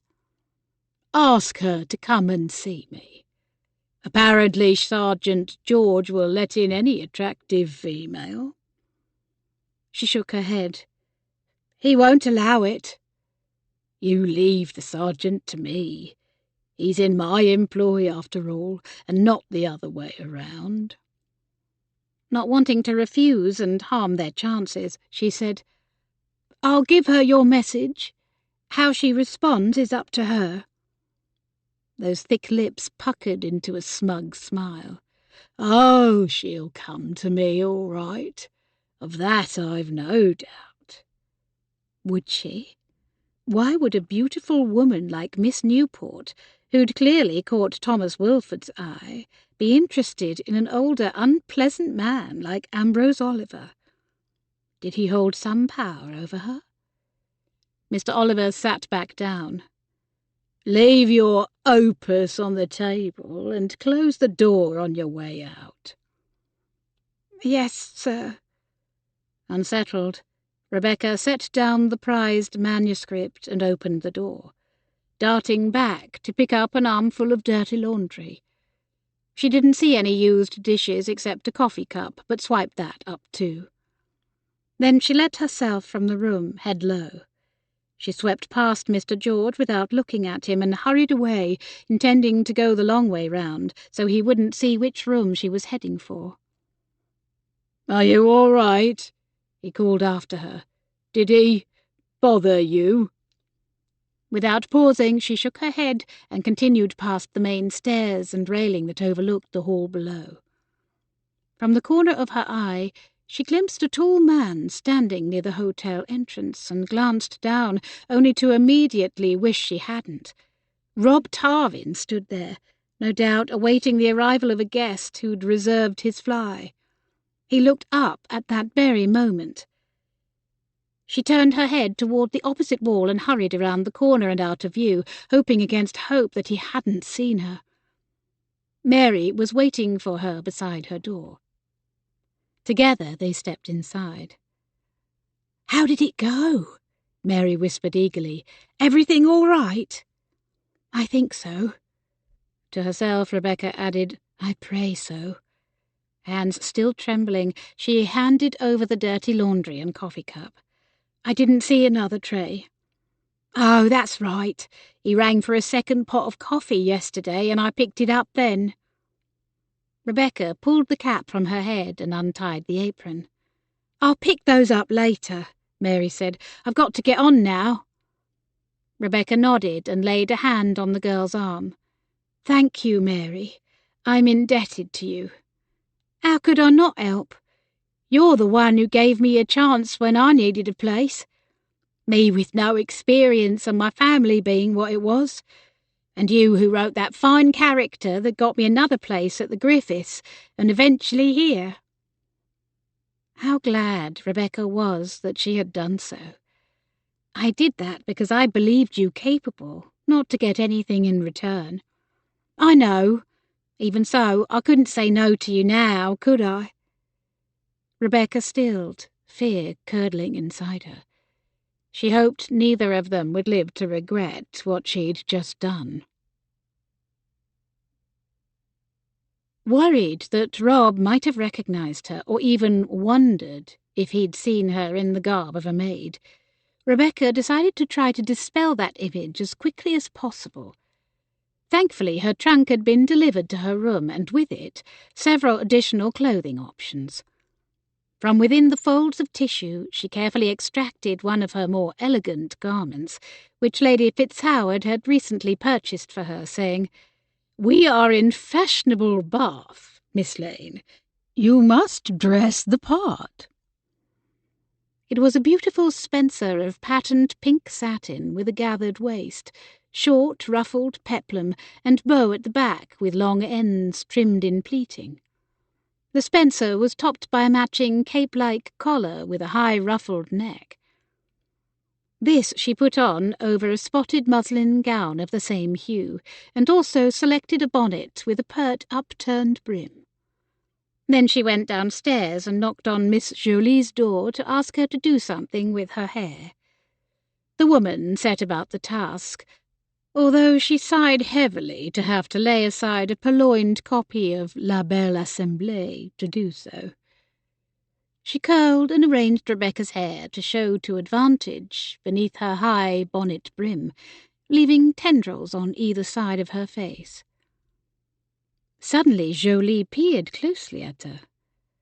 "You have something just there." She lifted a cloth and wiped at Rebecca's left eyebrow. Inspecting the smear, Jolie frowned.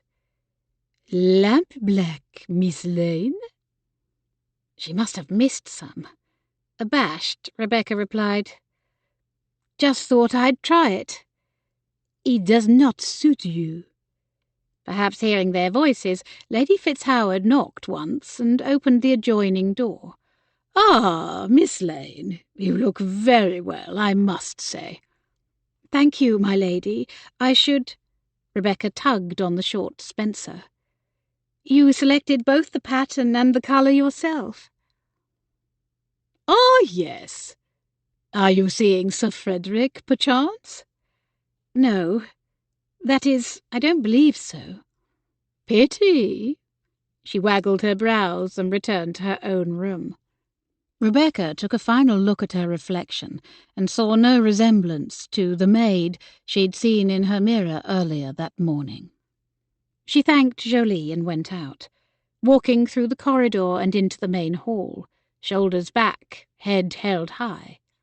Two gentlemen in conversation paused to glance her way, and their expressions shone with admiration.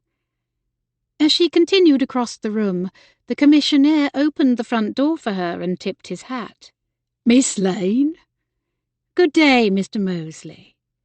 She stepped outside and made her way down the stairs, intending to stroll past the entrance to the stable yard and hopefully encounter Rob if he was back from delivering his last customer.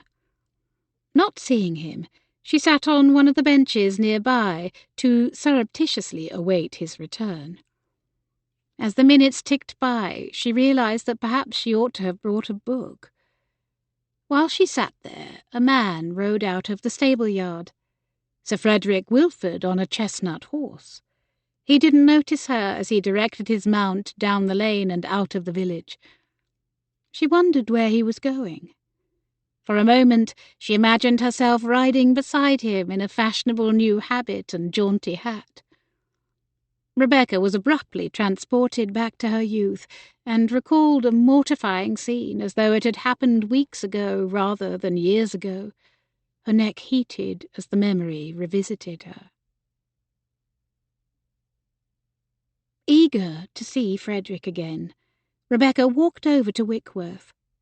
One of the stable hands told her he'd just ridden off, bound for Revel Lake. So Rebecca had asked the young man to help her saddle Ladybird. She wasn't supposed to ride on her own, but Revel Lake, she'd justified, was not at all far. Emerging through the trees a short while later, she saw Frederick on his horse, Warrior, and 2 other riders near the lake shore. She decided she would just let him notice her and then wave, sure he would invite her to join them. Drawing closer, she noticed one of the riders was a striking woman in a form-fitting blue habit that accentuated her developed figure. The other was one of the Wilfords' grooms, who rode a respectful distance behind. Frederick didn't notice Rebecca, focused instead on his lovely companion as they directed their horses to the picnic grounds. Well-dressed and graceful, the 2 were a living portrait of fashionable English country life. Frederick and the groom dismounted first. While the groom held the horse's reins, Frederick reached up and grasped the woman around her tiny waist and helped her down, his hands lingering even after her polished boots touched the ground, his expression besotted. Rebecca's stomach knotted at the sight, and jealousy slithered through her. She turned Ladybird's head, hoping to ride away before anyone saw her there. Suddenly, an all-too-familiar voice shouted, "Becky!" John. He stood at the edge of the clearing. Through the trees she saw their father waiting in the gig on the road beyond. "Papa says come here, now. You're not allowed to ride alone." Mortification flooded her. To be chastised like a little girl, and a naughty one at that, in front of these 2 elegant adults. She urged Ladybird on, kicking the horse's sides, as she almost never did, wishing she could disappear. From the corner of her eye, she saw Frederick turn in her direction, but she kept her head down and urged the horse to go faster, even as the stubborn creature stretched its neck to steal a lusty bite of grass. Rebecca vaguely heard low feminine laughter, and Frederick's voice call after her, but she rode on, face flaming. Later, Frederick had come to the vicarage, but Rebecca, too embarrassed to face him, hid in a niche in the garden wall, where a flowering elderberry shrub sheltered her from view. She heard her father talking to him on the porch. Frederick's slow words were indecipherable, but her father's voice, projecting loudly after years of sermon-making, was perfectly clear and painful to hear. "Don't take it to heart," he said. "Becky has a case of calf love, that's all. And that was before you offered her the use of that horse. No, I don't blame you. You've been very kind to her, but have done nothing improper. Just a young girl's romantic fancies." Frederick said something else that Rebecca didn't hear. "Congratulations," her father replied. "Who is the fortunate woman? Miss Seward? Ah, yes, lovely lady." The men talked for a few minutes longer, while Rebecca remained in her hidden bower and silently wept. Sitting there now, Rebecca felt like that awkward, eager adolescent all over again. She heard the approach of jingling tack and glanced over. Rob Tarvin had returned in his fly, reining in his horse there on the drive. He looked from her to the retreating rider. "Still pining after Frederick Wilford, I see." She raised her chin and said coolly, "Good day to you too, Mr. Tarvin." He narrowed his eyes. "I saw you, you know." Her heart thudded hard and her mouth went dry. "Saw me?" Rebecca rose and turned to face him. He tied off the reins, alighted and walked closer. "I could hardly believe it. You, masquerading like that." Perspiration heated, then chilled her. She wet her lips and said, "Rob, I can't explain, but I had good reasons." "Oh, sure. And I can just guess at your reasons. Sir Frederick and Thomas Wilford. That's fine company for the daughter of their former tutor." Wait, what? Confusion addled her mind. Had she misunderstood? "I saw you through the refectory window, having dinner with them the other night, all cosy-like." Relief flooded her. "Oh, yes, they invited me to join them. No doubt out of respect for my father's memory. Sir Frederick was always fond of him. But your father was fond of me, said I was the cleverest lad in the village."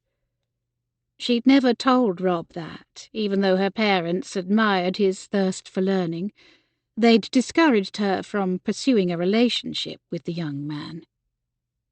When Rob had tried to court her when she was 17, she'd ignored his overtures as long as she could, purposely misinterpreting his flirtation as a continuation of their friendship. Eventually he'd grown frustrated and tried to kiss her, and she'd had to push him away and tell him she'd no romantic interest in him, that while she appreciated his friendship, there could be nothing more between them. He'd been angry and resentful, and she'd felt terrible for hurting him. At his disapproving expression now, all those uncomfortable feelings came rushing back. She tried to assuage his pride. "Yes, my father admired your intelligence, your capable mind." "Nothing's changed. I'm still that same lad."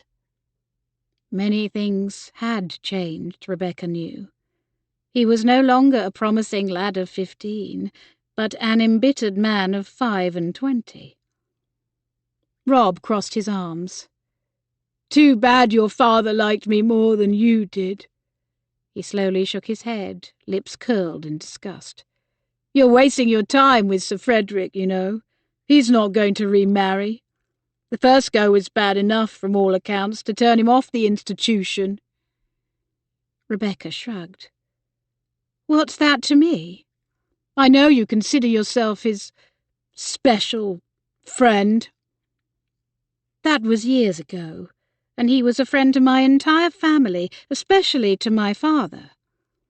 "He didn't give your father a horse." Offence flared, but she bit her tongue. She couldn't dispute it. Instead, she asked, "Why do you dislike him so much?" "Because he has everything I want, or could have, without lifting a finger. It isn't fair." "Life isn't fair," Rebecca said. "God never promised it would be." "If you say so." Rob climbed back into the fly and drove it into the stable-yard.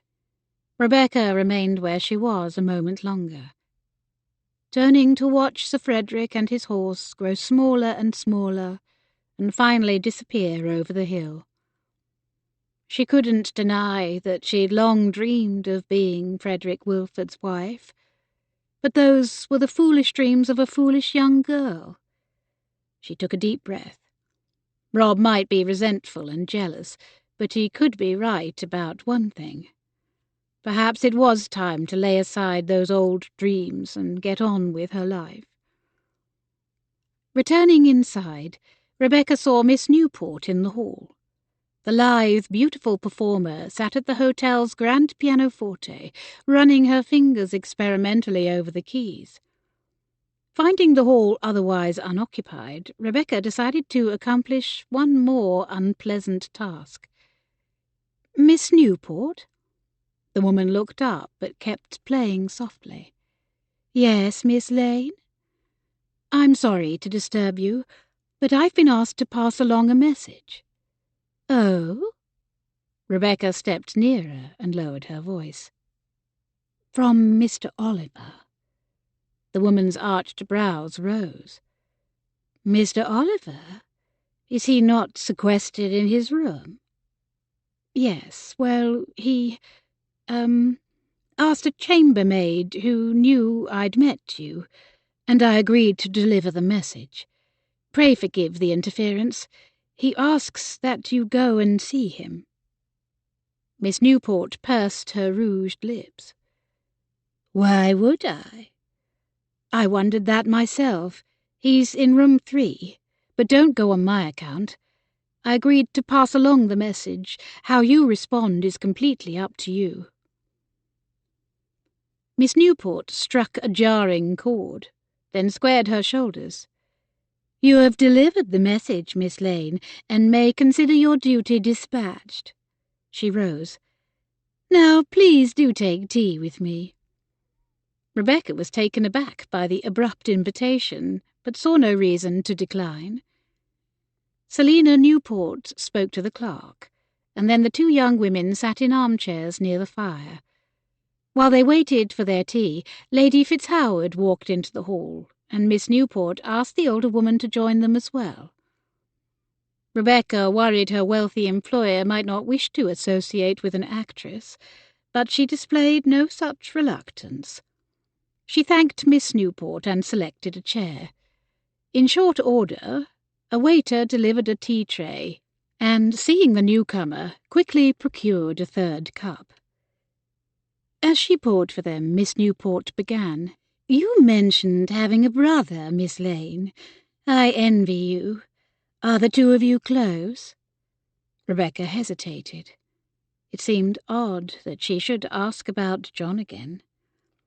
"In childhood, yes, but we—" She looked down at her teacup and murmured, "We are grown now."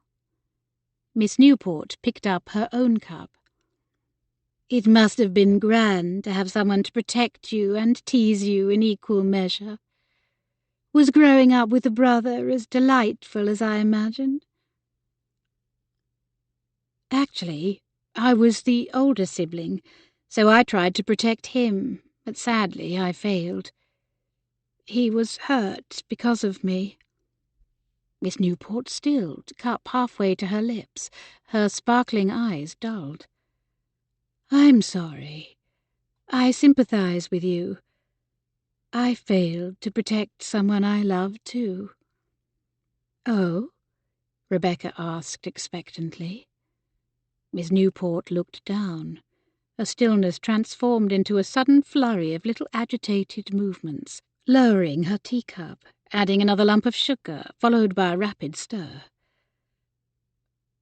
"I shouldn't have mentioned it," she said. "You will think me maudlin." "May I ask who?" "My sister, my little sister." "Oh," Rebecca breathed. "I am sorry." She impulsively reached over and squeezed the woman's hand. They sat in silence, but Miss Newport didn't expand on her reply. Instead, Selina diverted the attention to Lady Fitzhoward. "And have you any siblings, my lady?" Lady Fitzhoward sipped her tea, then answered somberly, "A sister." To lighten the conversation, Rebecca said brightly, "Sisters, the both of you. Now I envy you. It must be wonderful to have someone so close to you, sharing dresses and confidences and all your secret hopes and romantic dreams." "I wouldn't know," Lady Fitzhoward replied. "I haven't spoken to mine in years." Meanwhile, Miss Newport wiped damp eyes with a serviette. You make me quite miss my Edie. Do let's talk of something else. What a gloomy trio we are." "Then tell us something of your career," Lady Fitzhoward suggested. "Might I have seen you in something in Cheltenham?"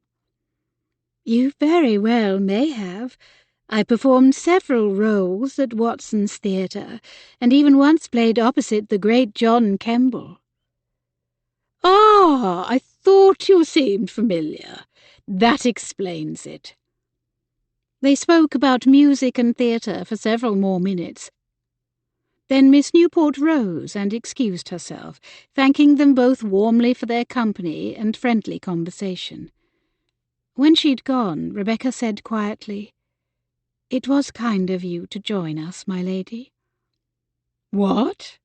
You're shocked I should show polite interest in the woman because she is an actress?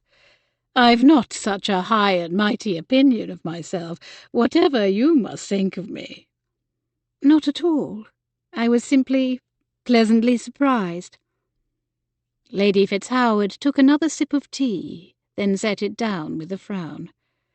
"What is this? What's wrong with a traditional strong black tea?" "I could ask for some." "Never mind. Thing is, Miss Newport reminds me of someone." "Who?" "I know you'll think I'm deluding myself, but she reminds me of myself as a much younger woman, of course." She sent Rebecca a shrewd look. "Wait and see. You two may be unhappily surprised by the changes age and loss bring. You'll not believe it, but I was once reckoned a handsome woman, and like many handsome women, I relied too heavily on my looks. Used them to get my way, sometimes to my regret. I see a bit of that in her, a hollow, costly pursuit in the end." Rebecca glanced over and saw Miss Newport speaking to Thomas Wilford on the stairway landing. "Mr. Wilford seems to admire her." "Yes, although his brother clearly doesn't approve." "Will that stop him, do you think?" Lady Fitzhoward shrugged. "Family disapproval didn't stop my Donald, thankfully." Rebecca teased. "Were you an actress too?" The older woman arched a sly brow. "Who among us is not?"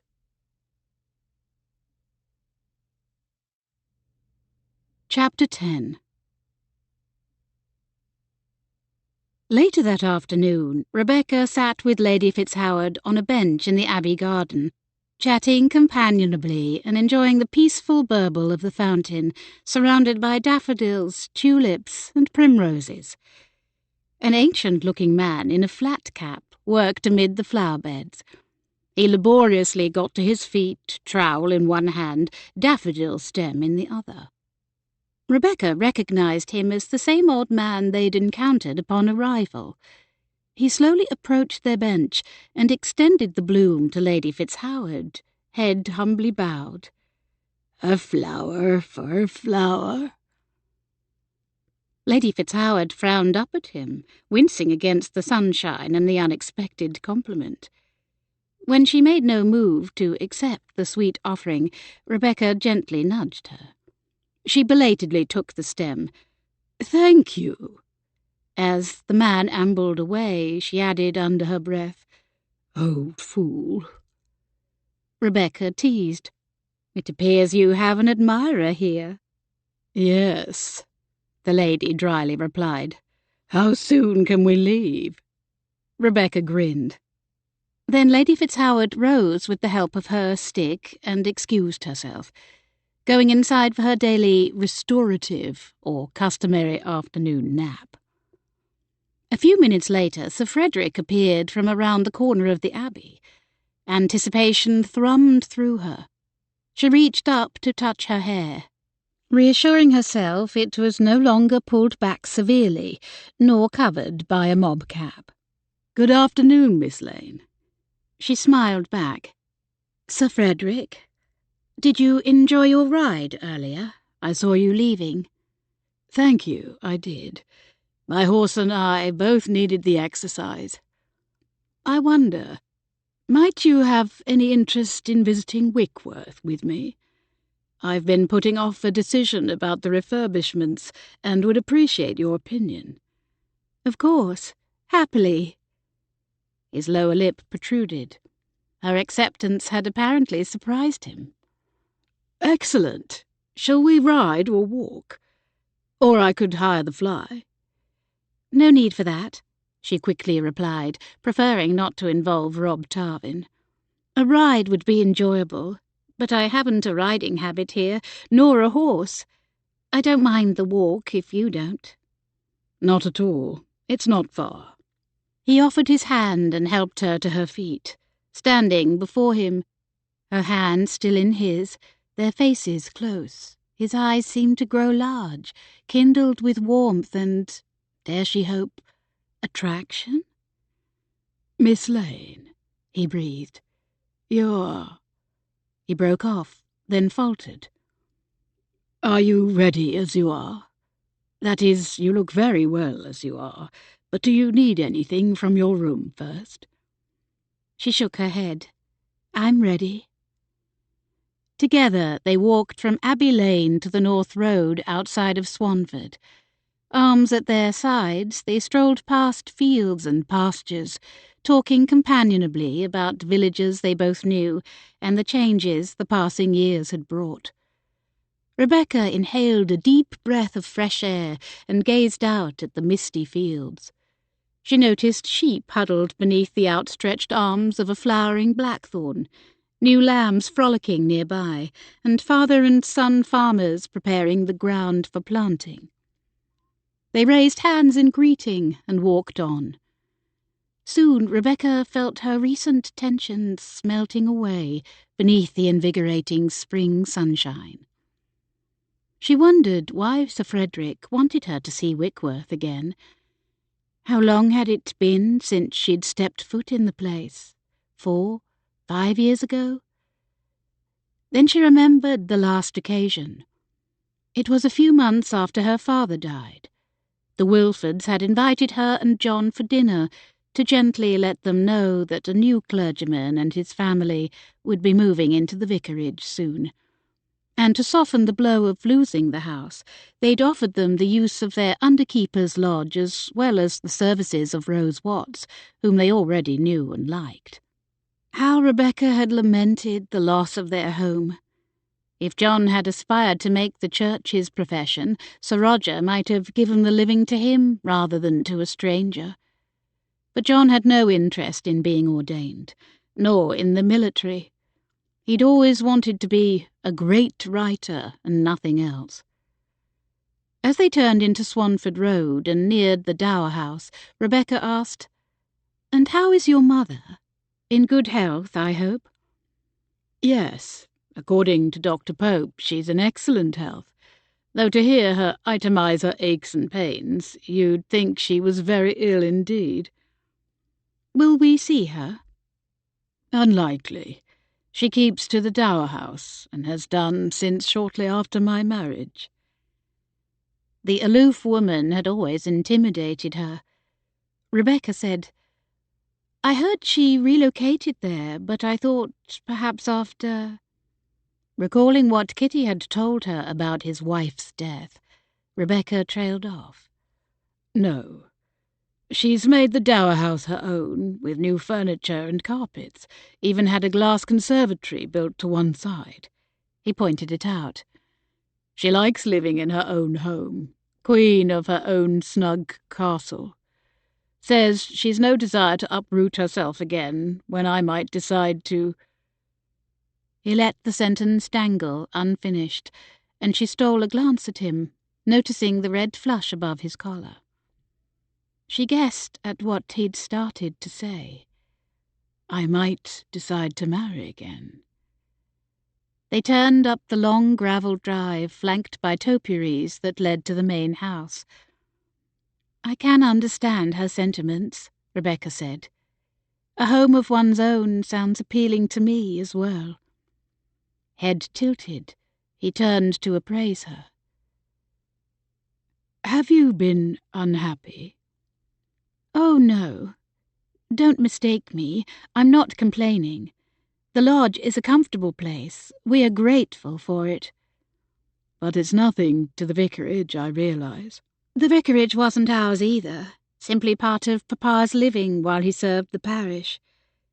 She shrugged with resignation. "It's part and parcel of a clergyman's life to depend on the generosity of others. And of a woman's, too, if she doesn't have independent means of her own." "Or marry." Heat toasted her cheeks. She opened her mouth to respond, then closed it again, every possible response that rose to her tongue too mortifying to utter. "I've never had that chance. No one has asked. At this point, that seems unlikely." Worse, he might think she was hinting that she still yearned for such an offer. Filling the awkward gap, he said, "You've barely lived in the lodge the last few years. Where did you reside?" Relieved for the change of topic, Rebecca replied, "My first situation was with a Mrs. Brocklehurst. She had a commodious home and rarely ventured from it until ill health prompted her to seek a cure in Cheltenham. That's where I first met Lady Fitzhoward.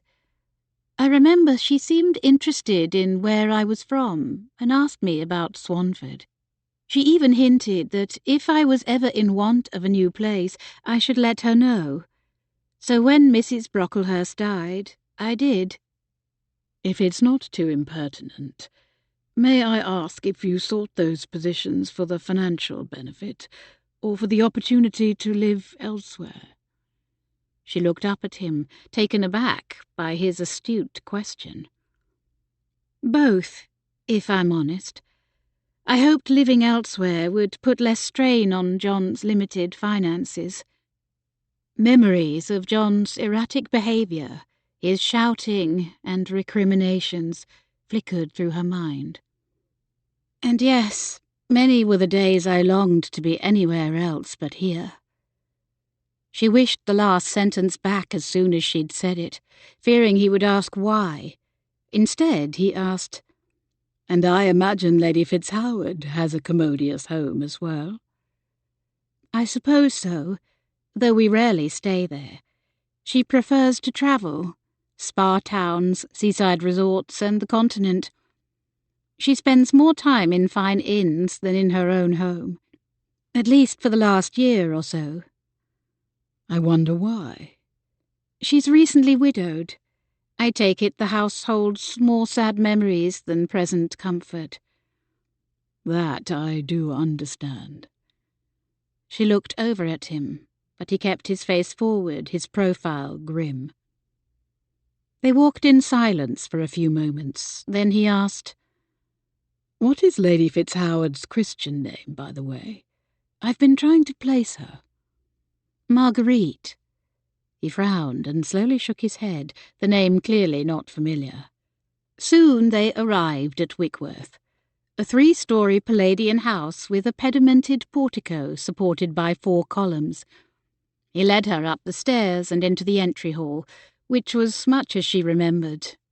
Then through the ground-floor rooms, where the furniture sat covered by white holland cloths to protect it from construction dust. She noticed a gaping hole between the library and drawing-room. Following her gaze, he explained, "Marina thought the drawing-room too small, so we were going to enlarge it by annexing the library." "Where were all the books to go?" "Into my much smaller study, but I'd resigned myself to storing some of them in the attic."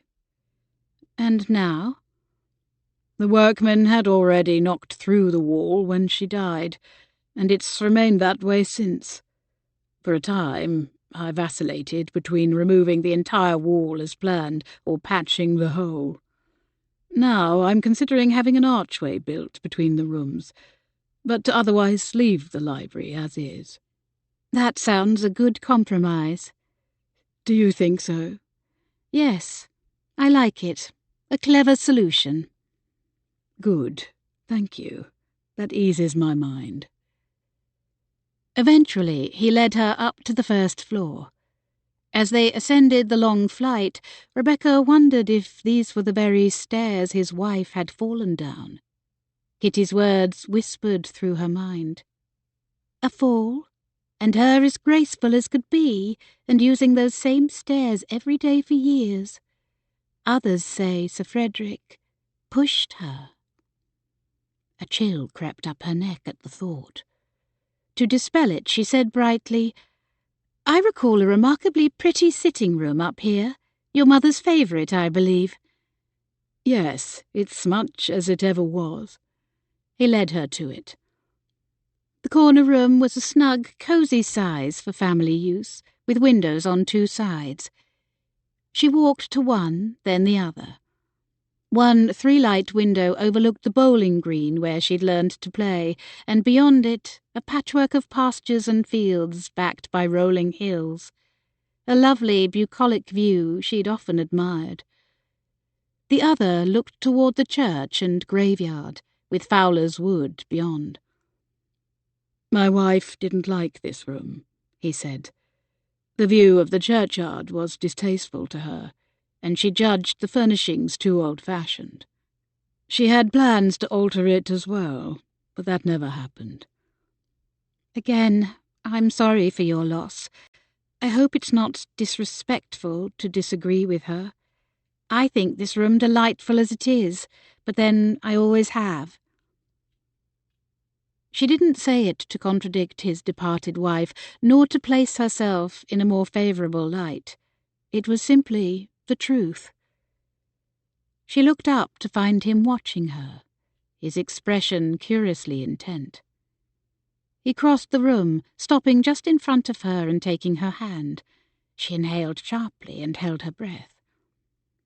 Voice low, he said haltingly, "Miss Lane, I wish...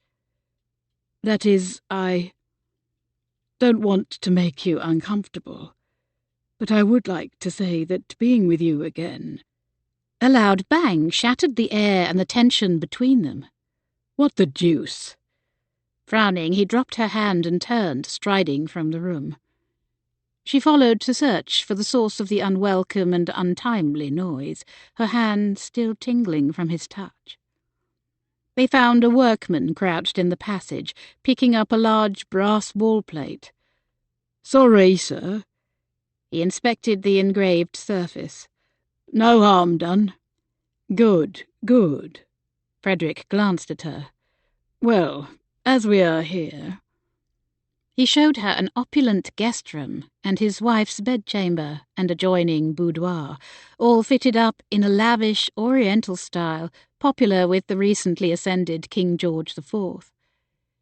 Rebecca didn't like it at all, but refrained from saying so.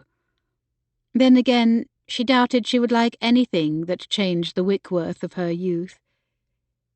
He gazed dully at his deceased wife's toiletry items on the dressing table, hairbrush and combs, scent bottles, and rouge pot. "I suppose it's time to discard these things." Rebecca thought it wisest not to reply. Before leaving the estate, Frederick took her out to the stable so she could see his old horse, Warrior, beginning to show his age in the greying of his muzzle. He wickered at her over the stall and snuffled her hand. She scratched his wiry chin and stroked his ears. "How are you, old boy?" Frederick observed, "He remembers you." She grinned and asked, "Whatever happened to Ladybird?" "When you lost interest, we sold her to a family in Kempsey." She nodded, not explaining why she'd stopped riding. "Did you and your wife ride together often? I saw you once or twice before you married, but not after." "No, she gave up riding after we wed." Rebecca looked over, saw his pained expression, and compassion filled her. She didn't ask why, afraid to pry further. Nor did she ask what he'd started to say in the sitting-room. being with you again." Was he referencing their long friendship, as he had during the lawn bowls match, or something else? Thinking back to their rides together and his many kindnesses to her as a child, Rebecca felt renewed gratitude. Yes, Frederick had later disappointed her, but now she decided to be thankful he cared at all, to appreciate his friendship, even if that was all it ever was. As they left the stable together, she smiled over at him. "This has been lovely. Thank you for inviting me." "My pleasure." Holding her gaze, he returned her smile. Her heart gave an odd little somersault. That sparkle in his eyes, that dimple, that flash of white teeth made her breath hitch. He added, "I've missed our times together." "Has he?" Rebecca blinked in surprise and admitted, "So have I." Upon their return to the Abbey, Rebecca thanked Sir Frederick again and went up to her room. She wanted to reflect in private upon the moments they'd shared, and eventually to dress for dinner. But she'd no more than taken off her bonnet when a knock sounded at her door. She opened it expecting Mary, but instead a surprise stood there, and not a happy one. "John, what are you doing here?" Her brother looked rather wild, hair hanging over his collar in need of a wash and a cut. He hadn't shaved recently either. At least he was fully dressed, although his cravat was stained and untidy. "Did you see him?" he blurted. "Ambrose Oliver?" "Yes." "Did you give it to him?" "Yes, Did he realise who you were?" "I don't believe so. I went in as a chambermaid. Mr. Edgecombe knows I'm staying here and may have said something, but if Mr. Oliver guessed, he hid it well." "Then I'll wager he hadn't a clue. Never one to hide his feelings. Man's face is an open book." "I hope you're right." John's eyes gleamed with satisfaction. "You've done it, Becky. Well done. Now all we have to do is wait." "Do you mean for him to give it to Edgecombe?" He scoffed. "Pfft. We'll see. I'm not holding my breath." Then why did John seem so pleased? She asked, "How did you know which room I was in? Did you ask at the desk?" "No, I found Mary. She told me." "Oh, well, I'd planned to stay one more night, but since you're here, perhaps we could walk back to the lodge together, or hire Rob Tarvin's fly." John paced across the room, looked out the window and paced back again. "No, let's stay the night." "Why stay?" she challenged. "I've done what you asked." He raked fingers through his hair, causing the fringe to stand up like a coxcomb. "Who knows? Perhaps Sol Oliver will surprise me and ask his publisher to read the manuscript. If we see Edgecombe with it, I could reveal the author's true identity." He looked around the small room. "In the meantime, I can sleep in the chair here, so we won't have to pay for another room." He didn't ask if she would mind, she noticed. But he was right, they were spending too much money as it was. He snored terribly, so she doubted she would get much sleep. Even at the lodge, she'd heard him through the wall. At least it would be for only one night. She told herself she ought to be glad John was out of the lodge, out of his bed. Perhaps it was the beginning of better times. However, his fiery, almost feverish gaze vaporized her hope like a drop of water on a hot stove. She took a steadying breath. "I've been taking my meals with Lady Fitzhoward in the dining room. Will you accompany me?" She quailed at the thought of Lady Fitzhoward's reaction to John's dishevelled appearance. "No, go on as usual, and report back any developments. I'd better stay out of Oliver's sight." "Then I shall have something sent up for you." "No, thank you. I'm not hungry." "Very well." Someone knocked, and they both jumped. Rebecca opened the door to Mary. "Just making sure your brother found you all right." "He did, thank you." "Shall I help you change for dinner while I'm here?" Mary sent John a telling glance. "I'll step out," he said, pausing in the doorway to look right and left before exiting. Was he so afraid to be seen by Mr. Oliver? Mary lingered in the passage, and she and John stood for a few moments, heads near in whispered conversation. Rose had suspected their attachment years ago, and that had been one reason, along with financial constraints, to dismiss the girl. Mary came in and helped her dress. Rebecca had neglected to ask Jolie, so she was grateful for the assistance. She said nothing to Mary about John for the time being, and Mary avoided the topic as well. The secrets between them were piling up, and that, Rebecca realized, made them both vulnerable. Thanks to the returned trunk, she decided to wear something she'd not worn since arriving at the Abbey, a dinner gown of ivory net over green satin. Mary curled and pinned her hair high atop her head and added a headband of green ribbon. The girl might not have been as skilled as Jolie, but she was a deal more pleasant. When Rebecca was ready, she thanked Mary and made her way downstairs. In the hall she saw Kitty Fenchurch fashionably turned out in an evening dress of white gauze trimmed with ruffles. Her parents stood a short way off, talking with Mr. Mayhew. "Kitty, I didn't expect to see you again so soon, but I'm glad of it." The young woman replied, "We're having dinner here. My parents, in hopes of seeing Mr. Oliver, and I," she lowered her voice, "in hopes of seeing Rob Tarvin." "Oh?" Kitty nodded. "We saw him briefly in the stable yard when we arrived, but he was on his way somewhere and sadly had little time to talk." "Ah." She noticed Kitty's attention had been captured by something behind her and turned to follow her gaze. Thomas was coming down the stairs with Miss Newport. Kitty said quietly, "Mr. Wilford is handsome, one must admit. A shame he has to marry for money. Of course, that doesn't stop him from flirting with pretty females."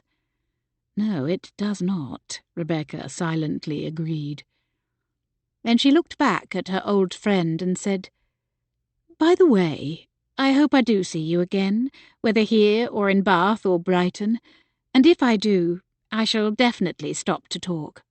Kitty grinned. "I shall hold you to it." After greeting Mr. and Mrs. Fenchurch, Rebecca went to join Lady Fitzhoward, who stood at the desk of the maitre d'hotel. The older woman gave Rebecca's appearance a pursed-lip look of approval. The dining room was soon crowded with hotel guests, including Mr. King, the mother-daughter pair, and the middle-aged couple, along with several visitors like the Fenchurch family. Sir Frederick and Thomas Wilford nodded from their usual table, and Miss Newport fluttered a girlish finger wave. At 7:15, Rebecca looked over, but Mr. Oliver did not appear.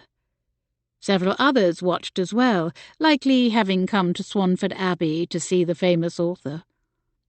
There was no sign of Mr. George, or was it Sergeant George, either.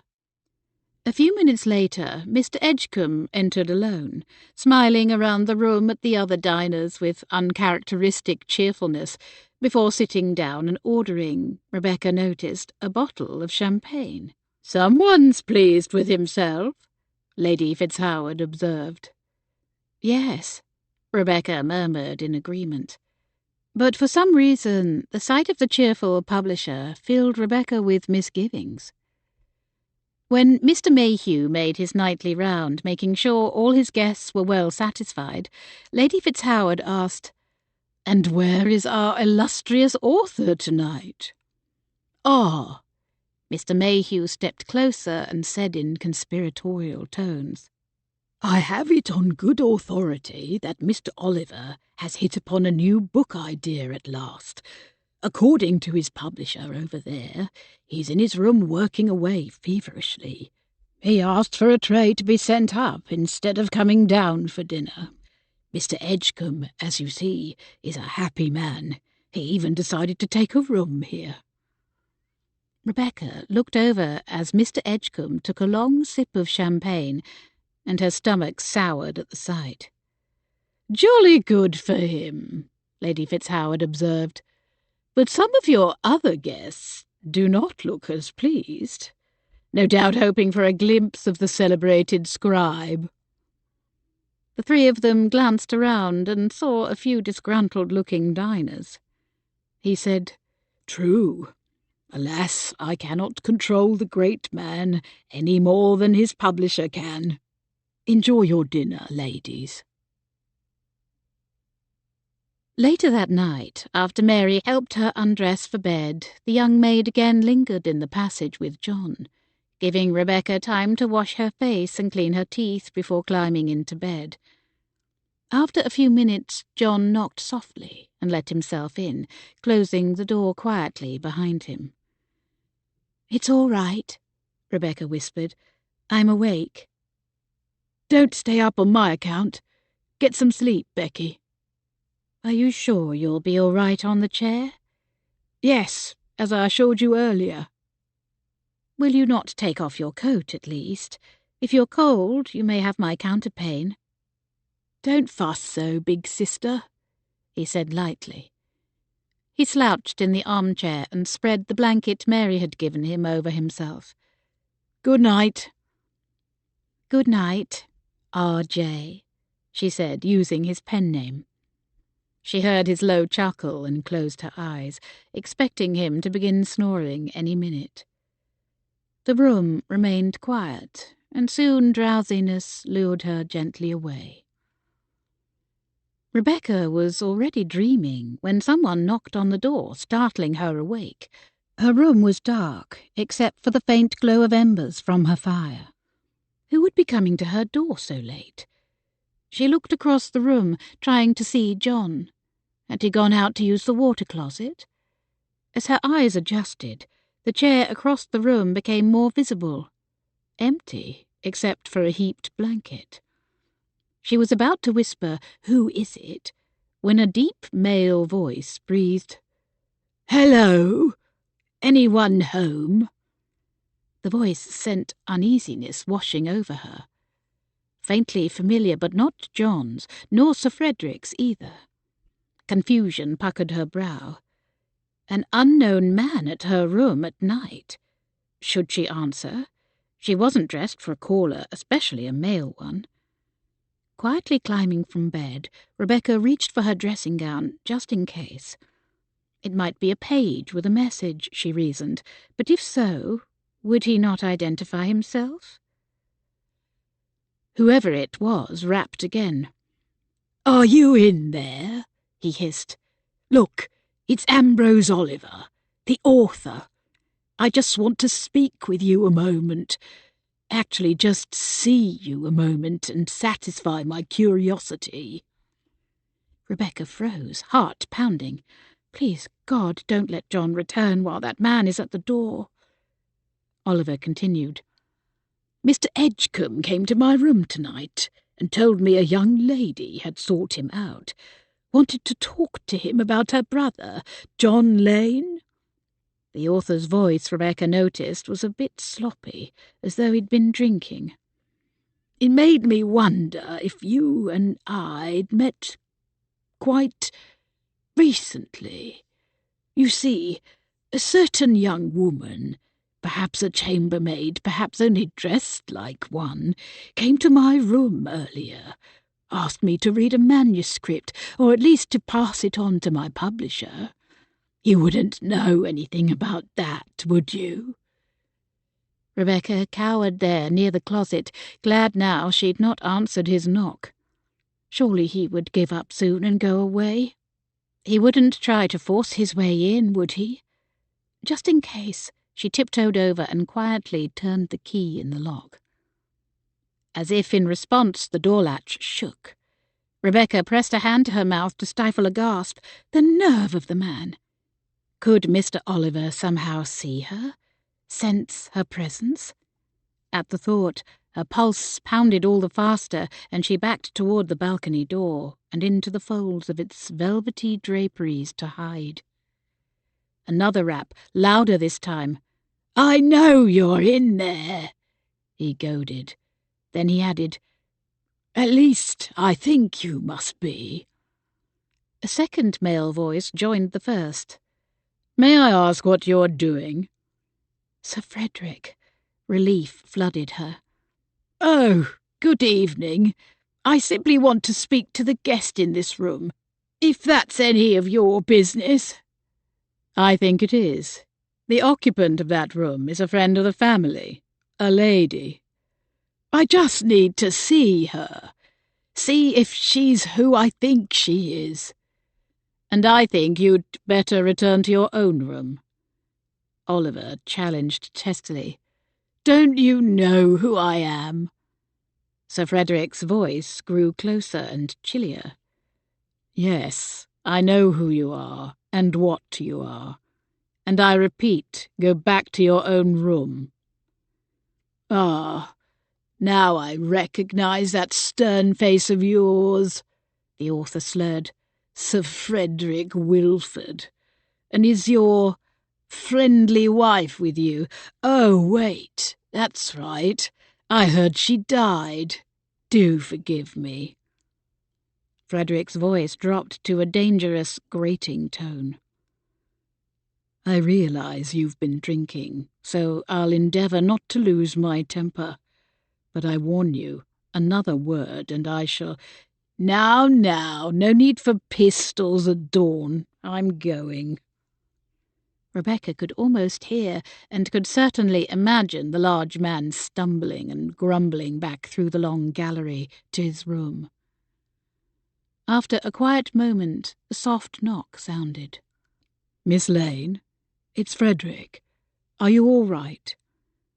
Rebecca stepped to the door, laying her palm on the cool wood as though to touch him through it. His room was at the opposite end of the corridor, but she was thankful that he'd been the one to hear and respond. She turned the lock and opened the door, surprised to find him standing there, hastily dressed in only trousers and shirt-sleeves, open at the neck. At the sight, her mouth went dry, and the fear of moments before transformed into an emotion of a far different kind. Frederick had been lying awake in bed, unable to sleep, when he'd heard a voice in the corridor. How glad he was now that he'd come out to see what the matter was. He stood there, aware of his partial state of dress, but at the moment not caring. He wouldn't rest until he assured himself Miss Lane was well. Relief washed over him as Rebecca appeared in the doorway. Light from a nearby wall sconce illuminated her pale face, and her eyes shone large and luminous. "Are you all right?" he asked again, not sure if she'd heard his question. "I am now, thanks to you," she softly replied, pulling her dressing gown more closely around her slender frame. In the warm apricot glow of the candle, she looked sweet and beautiful and vulnerable, and he wanted very much to protect her. She glanced down shyly, and something tugged in his chest, drawing him closer. The urge to touch her overpowered his self-control. A strand of hair fell across her face, and he slowly reached out and tucked it behind her ear. Then he cradled the side of her face with one hand and gently lifted until her eyes met his. "Did he frighten you?" he asked. "Yes," she whispered. "You're safe." His thumb caressed her chin, what he wouldn't give to lean down and kiss her. At the notion, his heart banged against his ribs. As if reading his thoughts, she breathed, "Frederick?" His name, said in that husky whisper, quickened his desire to take her into his arms.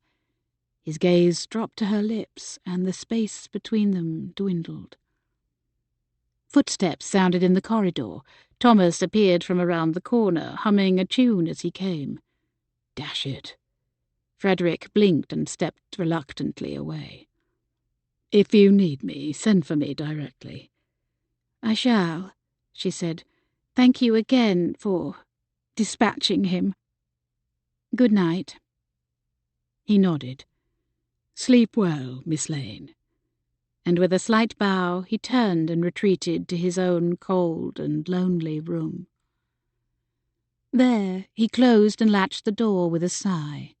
Sleep would be difficult to achieve, he guessed, if his racing heart had anything to say about it.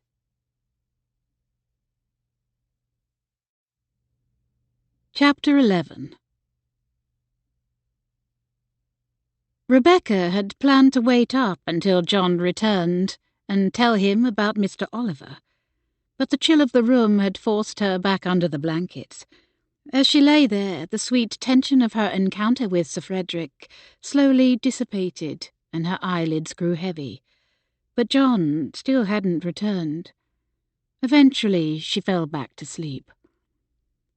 At some point in the night, Rebecca awoke to the sound of snoring.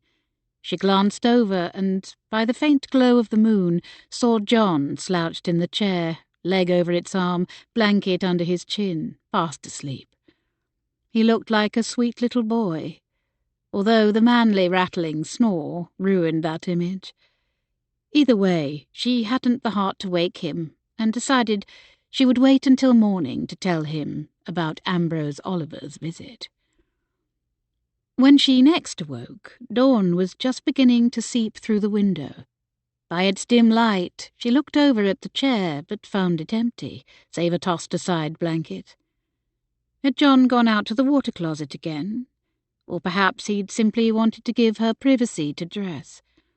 At the thought, she rose and washed her face in cold water from the pitcher, wishing Mary or one of the other maids would deliver warm water.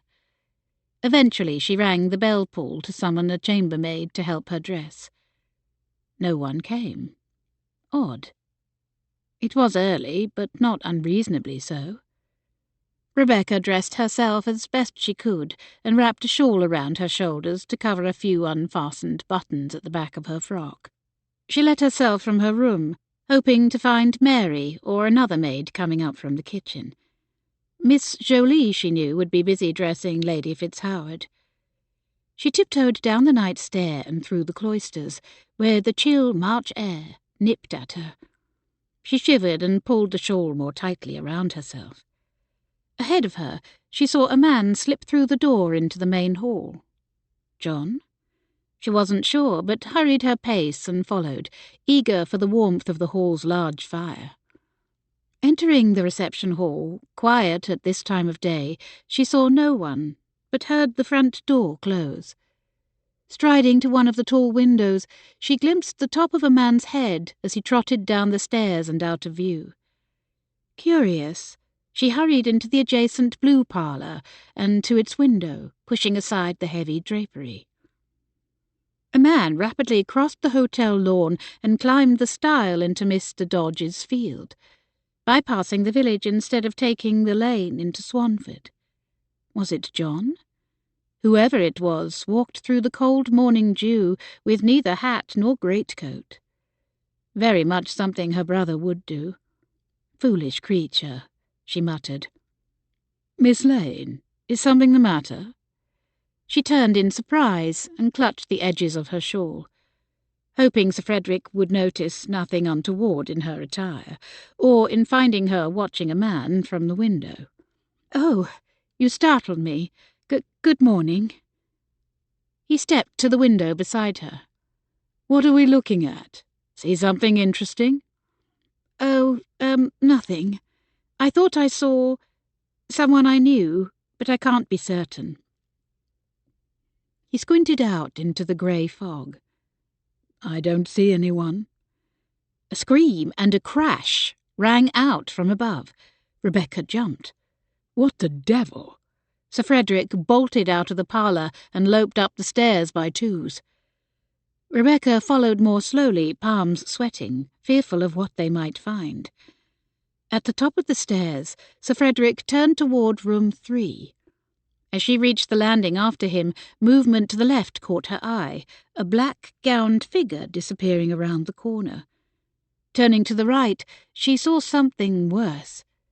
In the corridor outside room 3, 2 bodies lay on the floor. Clutching her heart, Rebecca gasped. Sir Frederick put out his hand. "Stay back."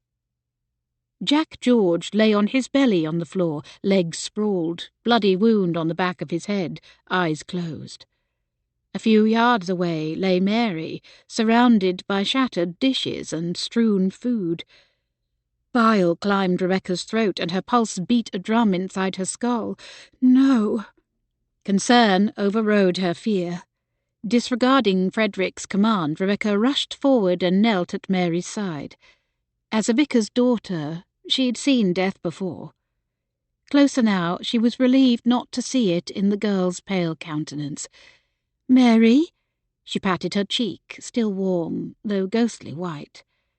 "Mary?" Sir Frederick knelt at Mr. George's side, felt the side of his neck and reported, "He's alive." "Mary too, thank God." Mr. George groaned and his eyelids fluttered. Frederick asked him, "What happened here?" The injured man tried to push himself up. "Lie still, you are injured." Ignoring him, the man struggled into a sitting position with another groan. "Don't know." He reached a hand to the back of his head and brought back fingers stained with blood. "Someone must have struck me." He peered at the prostrate maid through narrowed eyes, wincing against the pain. "She all right?" Mary's eyelids fluttered open, much as Mr. George's had done. "Mary, it's me, Miss Lane. I believe you fainted, poor dear. Lie still a while."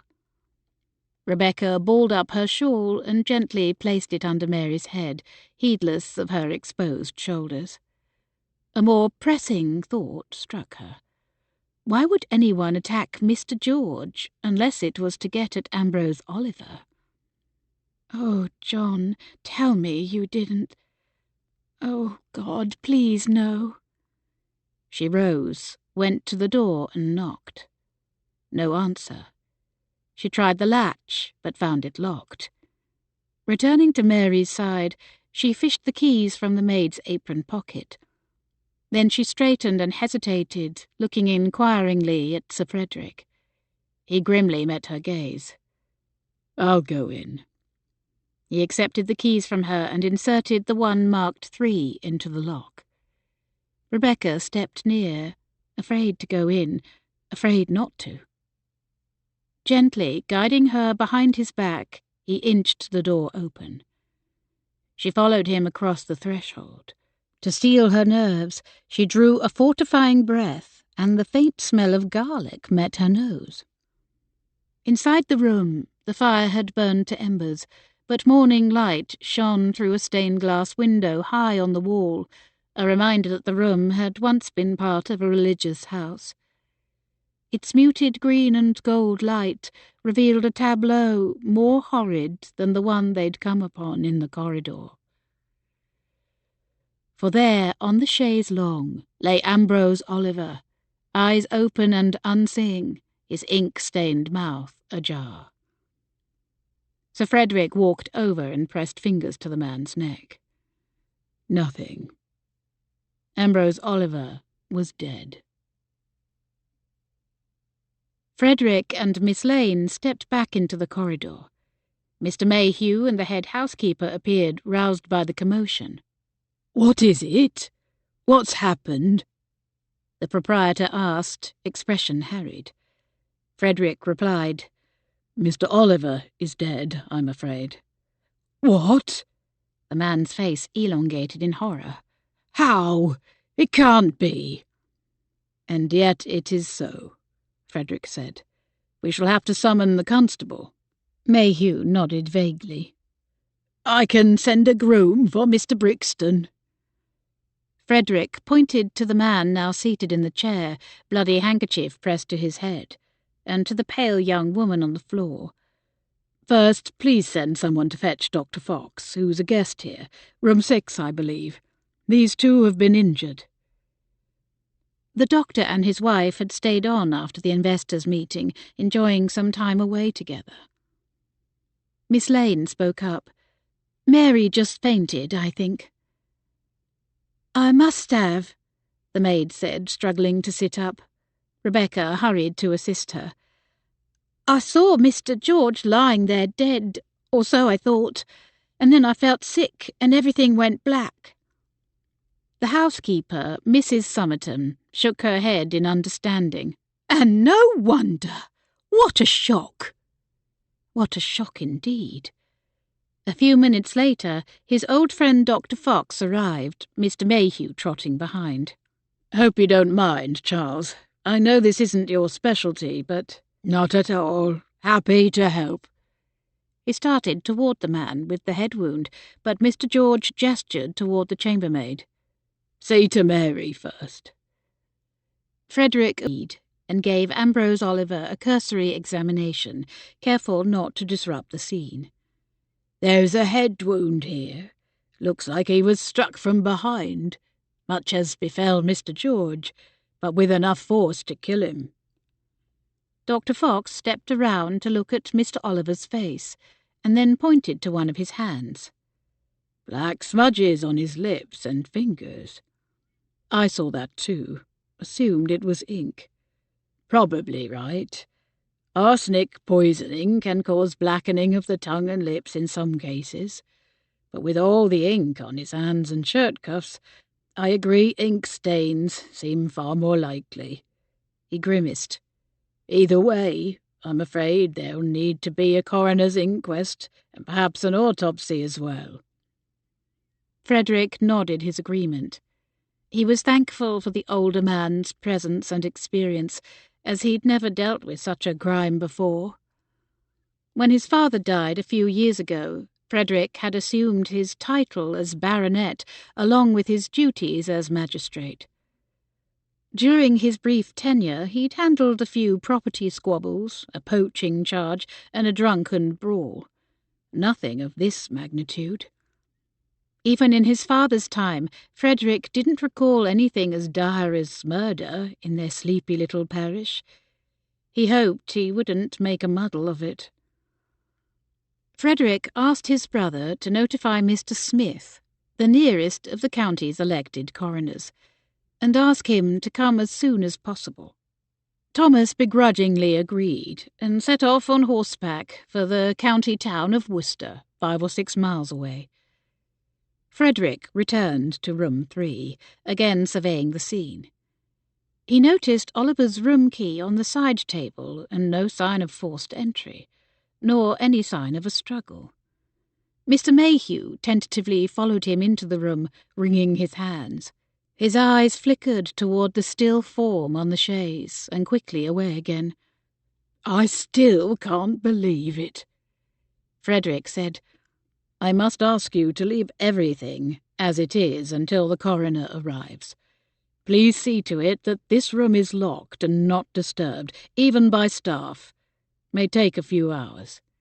Mr. Mayhew nodded. "I understand." He turned away, then sent a regretful look back. "That chaise dated to Queen Anne's reign." He sighed heavily as he departed. A wait of a few hours would be of no consequence to Ambrose Oliver. He wasn't going anywhere, and was beyond help. On the heels of Thomas's departure, the local constable, Noah Brixton, arrived. Mr. Mayhew led him upstairs. The baker and father of 2 stood outside Oliver's room in Sunday best, hat in hands, hair slicked back. The young man had even less experience as constable than Frederick had as magistrate. Mr. Brixton stepped close, lowered his voice, and asked, "What do you suggest, sir?" "Perhaps we should search the hotel and grounds first, and then the local area? If this was done by an intruder, he might still be nearby, or a villager might have seen someone leaving the abbey in a hurry." "Good idea. With Mr. Mayhew's help, several staff members were mustered to search the hotel for anyone lurking about who shouldn't be there. Meanwhile, Frederick, a groom, and Rob Tarvin each took a horse and followed the roads leading away from the Abbey and out of the village to see if they could spy anyone fleeing the scene. Neither search turned up anything, or anyone suspicious.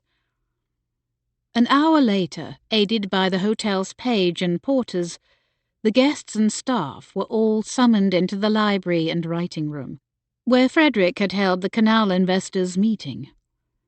Rebecca Lane and a shaken but plucky Mary Hinton entered first. Miss Lane gave Frederick a small smile of encouragement. The trust and approval radiating from her eyes boosted his confidence. Next, Mr. George arrived, looking stoic but weary, a bandage around his head. Other guests entered. Lady Fitzhoward, Miss Newport, Dr. and Mrs. Fox, and several others Frederick didn't know by name. They settled into seats and whispered among themselves. Mr. Mayhew came in and sat in one of the chairs. His staff gathered behind him but remained standing, backs against the walls. Finally, Mr. Edgecombe appeared. Now, all the people who seemed most likely to have a vested interest in Mr. Oliver's fate, or to know something about it, were present. Frederick addressed Mr. Mayhew first. "Is everyone here?" The proprietor surveyed the room. "I believe so." "No one else has arrived or departed the hotel today?" Mayhew turned to his commissionaire. Mr. Moseley replied, "We received our customary deliveries, but otherwise, no, not as far as I'm aware." Frederick looked at Miss Lane, thinking of the person she thought she'd seen from the window that morning, but she said nothing. He decided not to single her out in front of all these people, and instead began with introductions. "If we've not met, I'm Sir Frederick Wilford, local magistrate, and this is our constable, Mr. Brixton." Mr. Edgecombe spoke up. "I heard the others talking. Is it true? Is Ambrose Oliver dead?" Frederick nodded. "I'm afraid so." "Dash it!" Mr. Edgecombe's voice shook, the tightened cords in his neck protruding. He removed his spectacles, pressed thumb and fingers to the bridge of his nose, and groaned. Frederick was taken aback by the vehemence of the man's reaction. "I am sorry for your loss." "Condolences won't help. He was the firm's highest-selling author. Thunder and turf! How did he die?"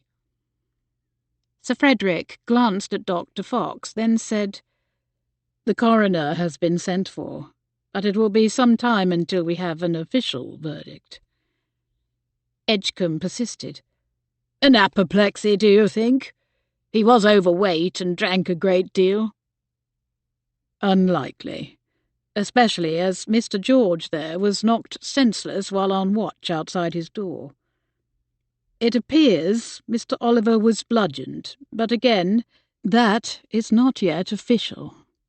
Murmurs and tense whispers rose, and Frederick made a downward gesture with his hands. "Please remain calm. As I said, the coroner has been summoned. In the meantime, did any of you see or hear anything that might help us apprehend whoever did this?" Around him, people shifted and exchanged uneasy looks. He urged, "Please speak up so we can take action directly." Again he paused, but still no one spoke.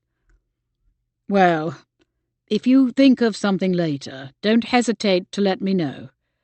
Otherwise, I must ask everyone to remain in the hotel until further notice. Some of you may be asked to testify at the coroner's inquest." Grumbles arose at this, and one man said he was sailing for Naples in 3 days' time and couldn't delay. Frederick promised to do all he could to speed the process. Then Frederick allowed Mr. Mayhew and his staff to return to work, Keeping them all idle would have been a significant inconvenience, as the hotel served both staying guests in the dining room as well as villagers, and wealthy travellers passing through in private chaises. Frederick next excused the guests. They slowly rose and filed out of the room, looking uncertain and concerned. At the door, Miss Newport turned back. "Are the rest of us in any danger here?" "I think that unlikely," Frederick replied, "especially now that Mr. Brixton is here." The constable forced a smile and nodded reassuringly, no doubt wishing he were back in his bakery and had never agreed to serve a term as village official. Frederick didn't blame him. After they were dismissed, Lady Fitzhoward invited Rebecca to join her for one of their frequent games of cribbage. Rebecca agreed vaguely, preoccupied with disturbing thoughts. Perhaps she decided it would be wise to try to shift her mind to something else. The older woman sat at the small table in her suite, setting out cards and cribbage board, while Rebecca slowly paced back and forth, clutching trembling fingers. Ambrose Oliver discovered dead, the very morning after John came to the hotel and then sneaked out again. His manuscript, the one she had delivered herself, in the author's room. What questions that might raise. She was glad now John had used a pen name. Her employer frowned up at her. "Do sit down, Miss Lane. Watching you is giving me a neck-ache." Rebecca paused. "Sorry." Yet she remained standing, going to look out the window, only to turn back again. Lady Fitzhoward studied her through narrowed eyes. "What has ruffled your petticoats?" "Oh, well, you can imagine." "Are you so upset over Mr. Oliver's death?" "Of course." Lady Fitzhoward positioned the pegs on the board. "I thought you weren't acquainted with him, nor even read his books." "Even so. Are you not upset?" "Not in the least. But I haven't a guilty conscience. Have you?" "What?" Rebecca stared at her in alarm. Had the woman somehow divined her thoughts? Lady Fitzhoward shrugged and began to shuffle the cards. "I know I had nothing to do with the man's death." "Nor did I." "Certainly not. Just putting things into perspective for you. Now, do sit down and let's play." The older woman smirked. "In your distracted state, I might finally win." While awaiting the coroner's arrival, Frederick stood in the hall, talking quietly to Mr. Mayhew. He recognised Ludlow Smith as soon as he entered, a thin, balding man, short on patience and in stature. "Mr. Smith, thank you for coming." "Sir Frederick," he acknowledged with a slight nod of deference. Mr. Smith then turned to the proprietor and said brusquely, "Take me directly to the body, if you please." "Right this way," Mr. Mayhew obliged, pulling keys from his pocket and leading the way. Following them, Frederick said, "Dr. Fox happens to be staying here. Would you like him to go in with you? Lend his professional expertise?" "Fox?" Mr. Smith said sourly. "The mad doctor?" Frederick bristled. "He may run such an asylum now, but he's a fully qualified physician." "Maybe later. First I'll go in alone." Arrogant fool, Frederick thought. While he and Mayhew waited out in the passage, Frederick asked the proprietor, "Who has keys to the guest rooms?" "The maids, Mrs. Somerton, and myself. I also keep spares locked in my desk, which I lend as needed to a repairman, but no one has borrowed any for some time." "Can you look to make sure no keys are missing?" "Certainly. And, of course, each guest is given a key upon arrival.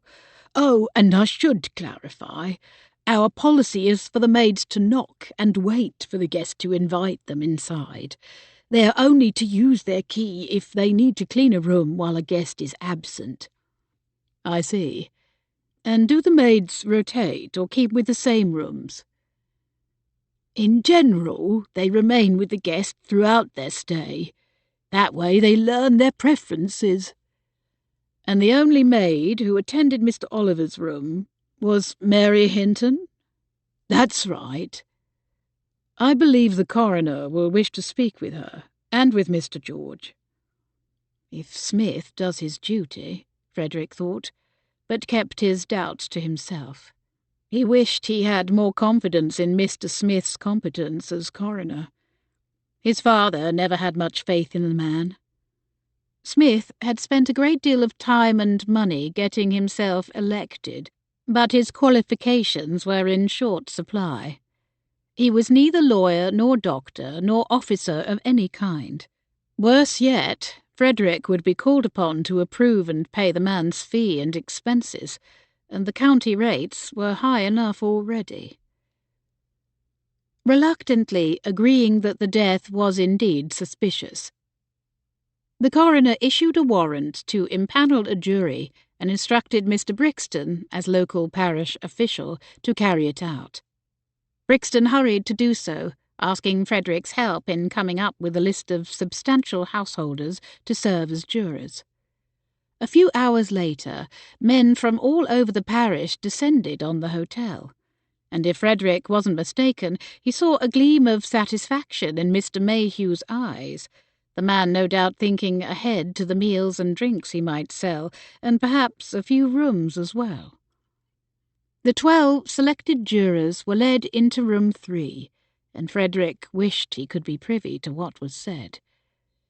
Before he closed the door, Mr. Smith asked if there was anyone present in the hotel who could positively identify the victim as Ambrose Oliver.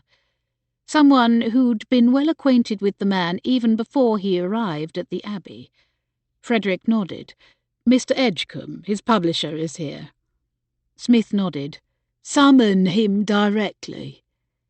Frederick felt stung by the man's officious manner, but had to admit it was a wise precaution for a man of Oliver's celebrity. Mr. Mayhew said, "He asked for a room last night. We've put him in number 5. Just give me a moment." The hotel proprietor hurried away down the passage. Less than a minute later, Mr. Edgecombe appeared and stepped into Mr. Oliver's room. The door was left open, Smith perhaps assuming it would be a brief visit. "State your name, if you please," the coroner began. "Thaddeus Edgecombe. Your relationship to the deceased?" "I was his publisher." "And can you testify to this man's identity?" "Sadly, yes. That is Ambrose Oliver, the author." "How long have you known the victim?" "My brother was better acquainted with him, but I've known him these last 2 years at least." "Very well, thank you, Mr. Edgecombe. If you'll wait outside, we shall likely have more questions for you shortly." Smith closed the door behind him. A few minutes later, the jury and Mr. Smith filed out again. Awfully brief, Frederick thought. The men proceeded down to the coffee room to begin their deliberations. That Frederick could witness because coroners' inquests, often held in public houses or inns, were open to the public. He hoped Ludlow Smith would prove him wrong and perform his duty well.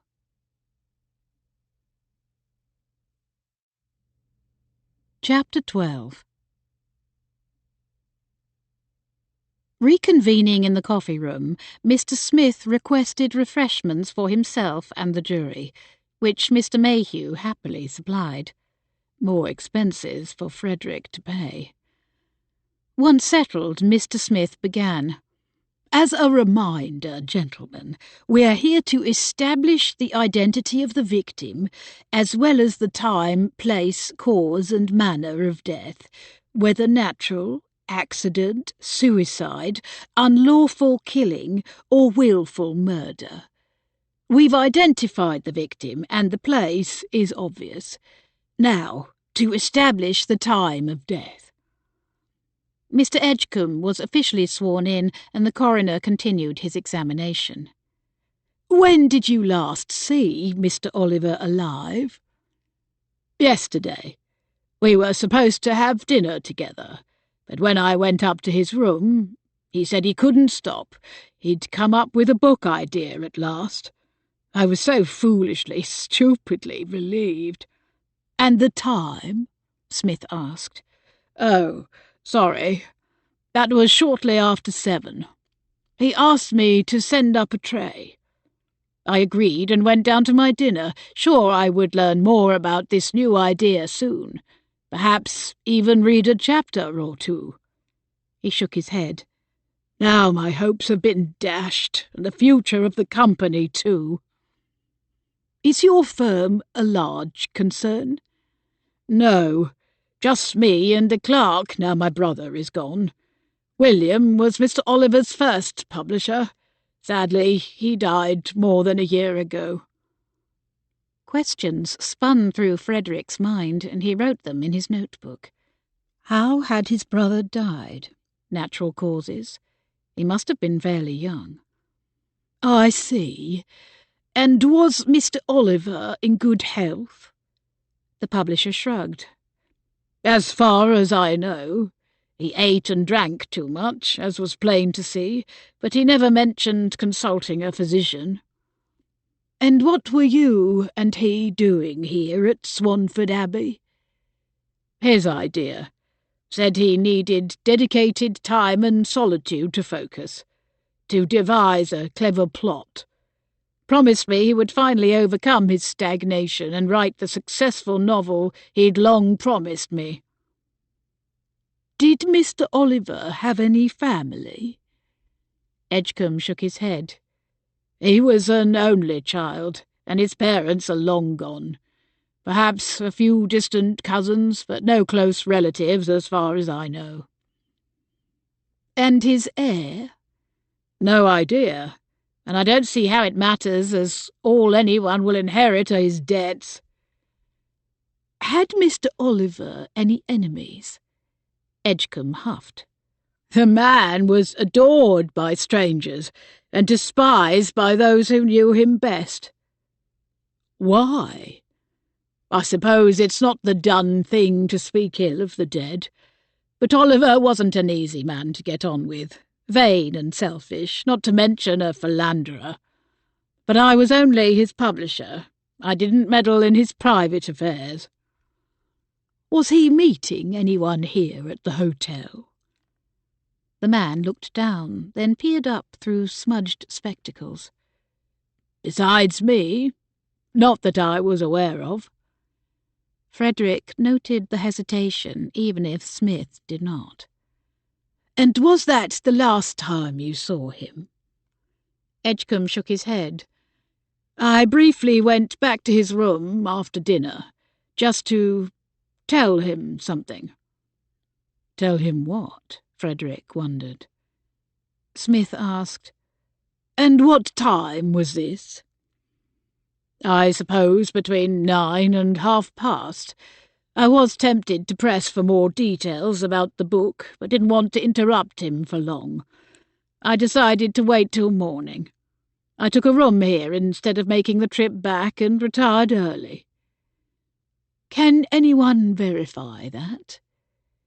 "Well, I imagine one of the staff saw me go upstairs, and Mr. George would have seen me had I returned again to room 3.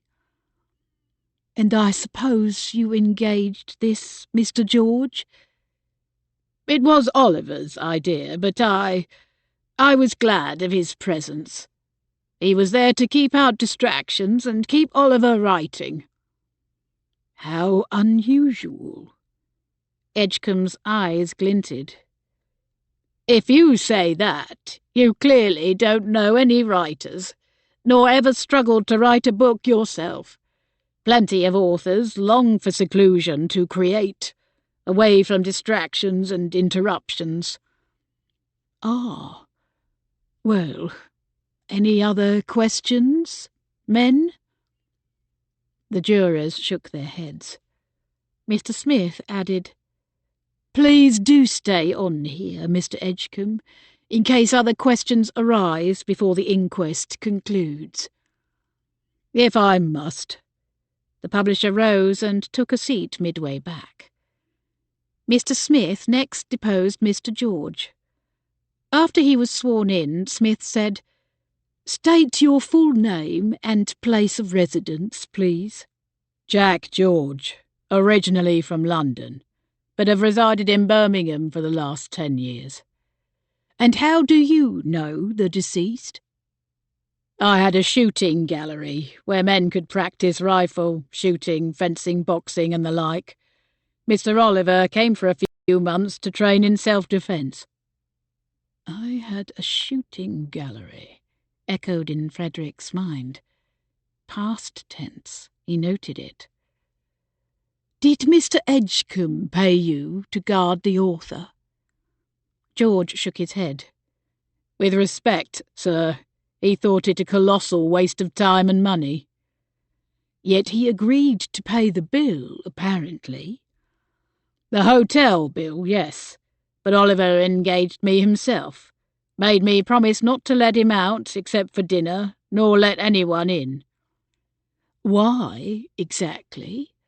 I can understand keeping others out for privacy's sake, but why did you need to keep him in?" George grimaced.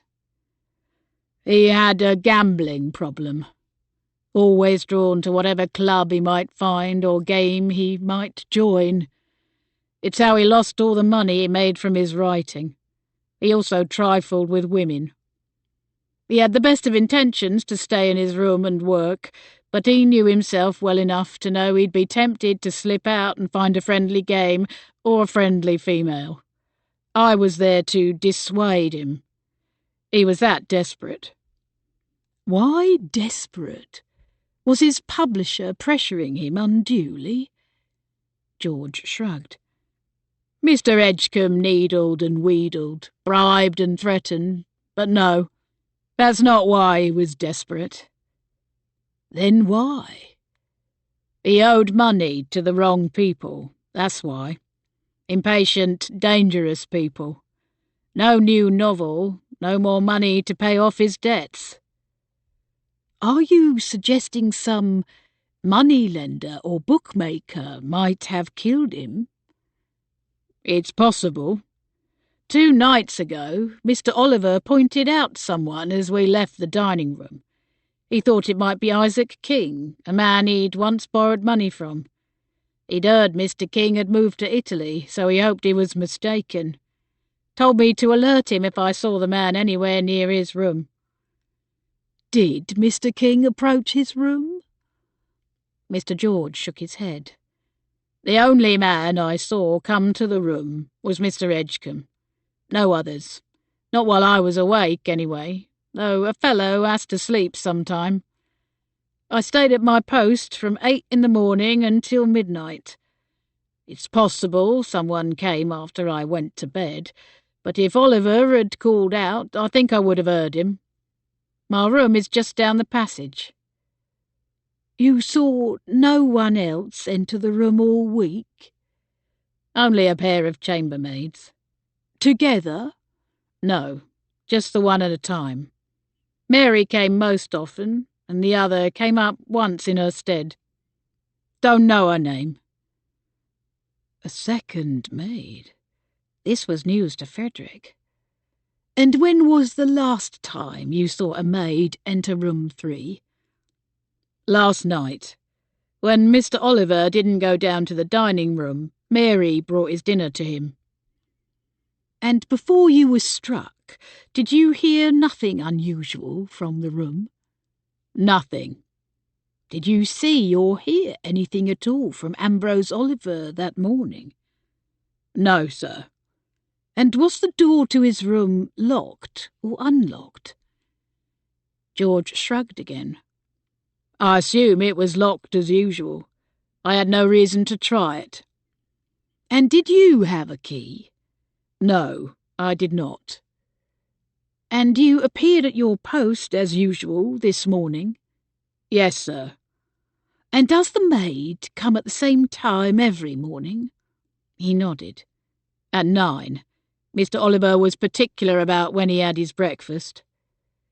So Mr. Oliver was alive at 9 last night and was dead by 9 this morning. Smith made a note, then looked again at the witness.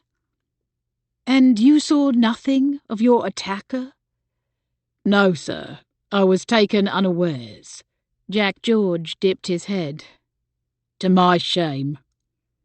Very well, Mr. George. Thank you. You may go for now, but please remain in the hotel until the inquest concludes. May take another day or 2. And who's to pay for my room? He asked. I've had no wages from Mr. Oliver. Smith looked above the other heads and coolly met Frederick's gaze.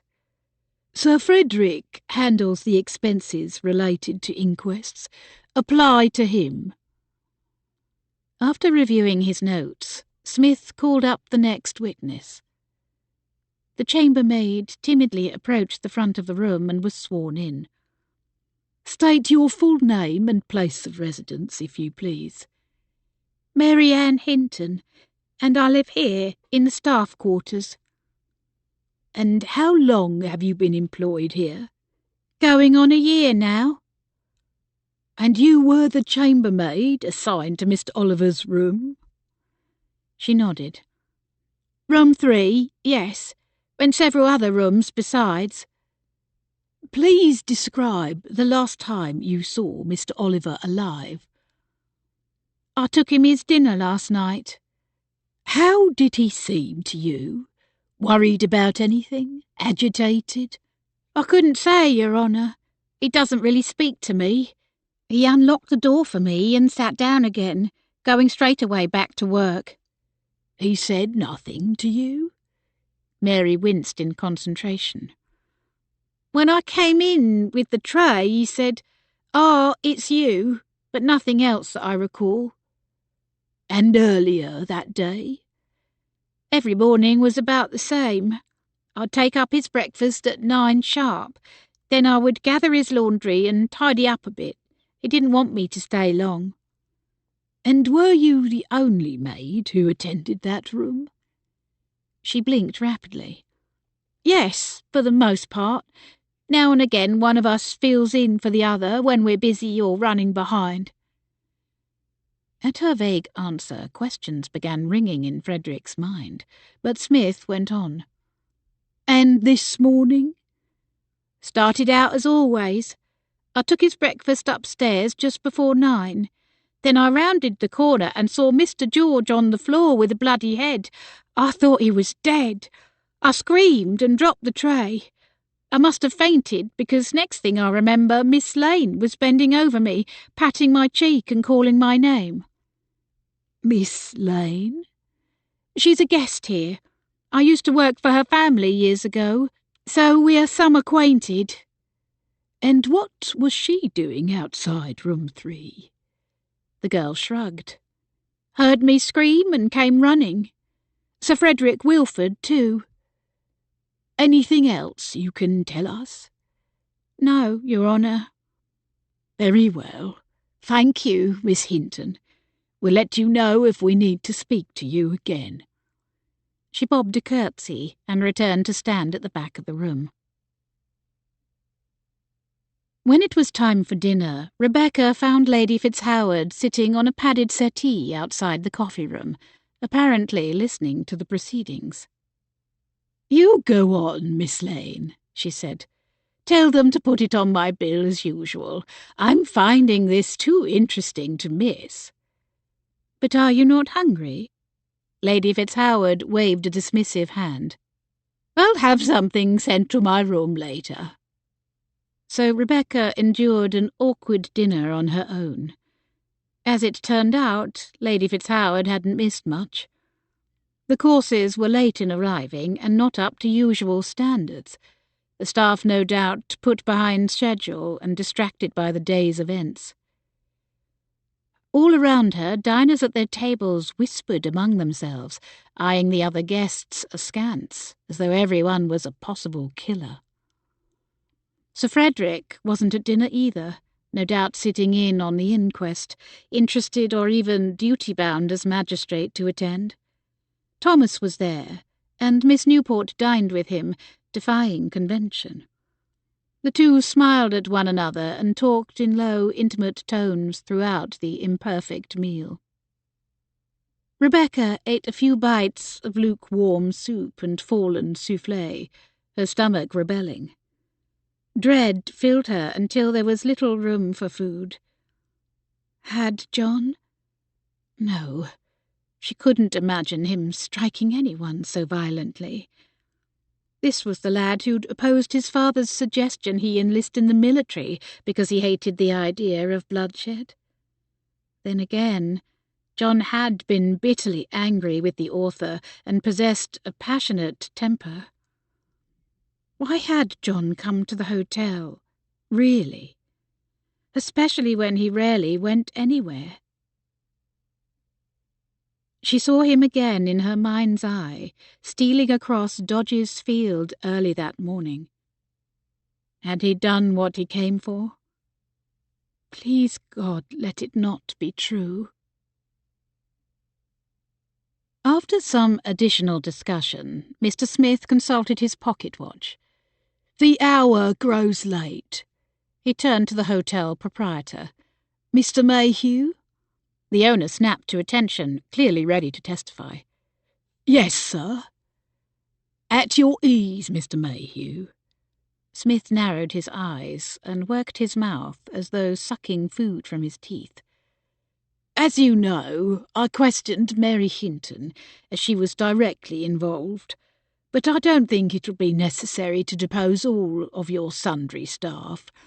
However, I charge you with questioning them yourself, and if any of them has something useful to report, inform me tomorrow, and we'll hear from him or her then. Yes, sir, Mayhew repeated with far less enthusiasm. He added, And might I summon the undertaker? I don't see why not. I believe we're finished in there, unless any of the jurors wish to see the room or the body once again. Around the room heads shook. You are free to do as you like with the room. We will plan to reconvene here at 11 a.m. tomorrow. That should give you sufficient time to question your staff. Smith turned a page in his leather-bound diary, then looked up. One more thing, Mr. Mayhew, before you go. Most of the jurors are local men, but I trust you can find a room for me and any other outliers who have travelled some distance to be here. Of course. Mr. Smith gave a thin smile. Sir Frederick will see to the charges. Although the inquest hadn't yet officially adjourned, Frederick closed his notebook and followed Mr. Mayhew from the coffee-room, surprised to see Lady Fitzhoward lingering nearby, apparently listening to the inquest from the corridor. He nodded to acknowledge her and hurried on, catching up with the proprietor outside his nearby office door. He said, I'm surprised Mr. Smith asked you to question the staff yourself. The man sighed. As if I haven't enough to do with monthly invoices and orders due. I could question them for you, if you like, Frederick offered.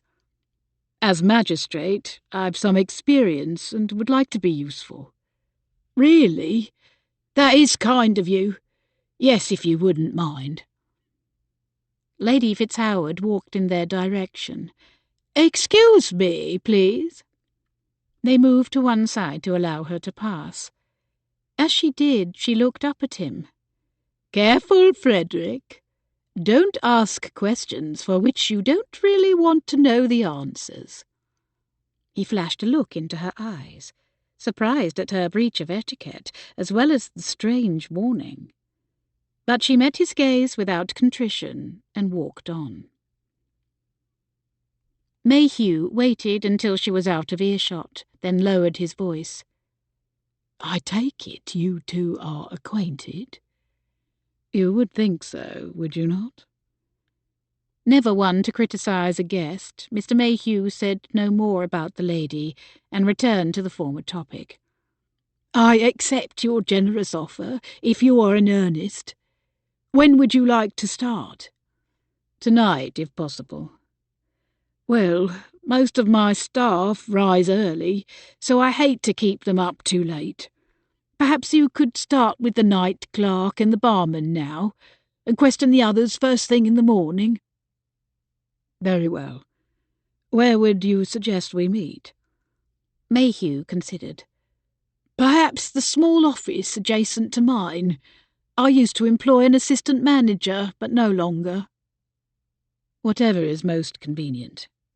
In that case, if you could question the night clerk and the barman at their posts, that would be most helpful.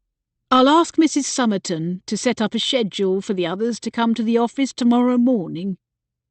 Excellent. Thank you, Mr. Mayhew. Thank you. The proprietor expelled a heavy sigh. If it's not one thing, it's another.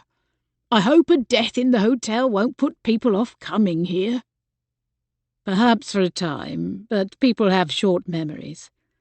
I pray we can last that long. Frederick tilted his head to survey the man.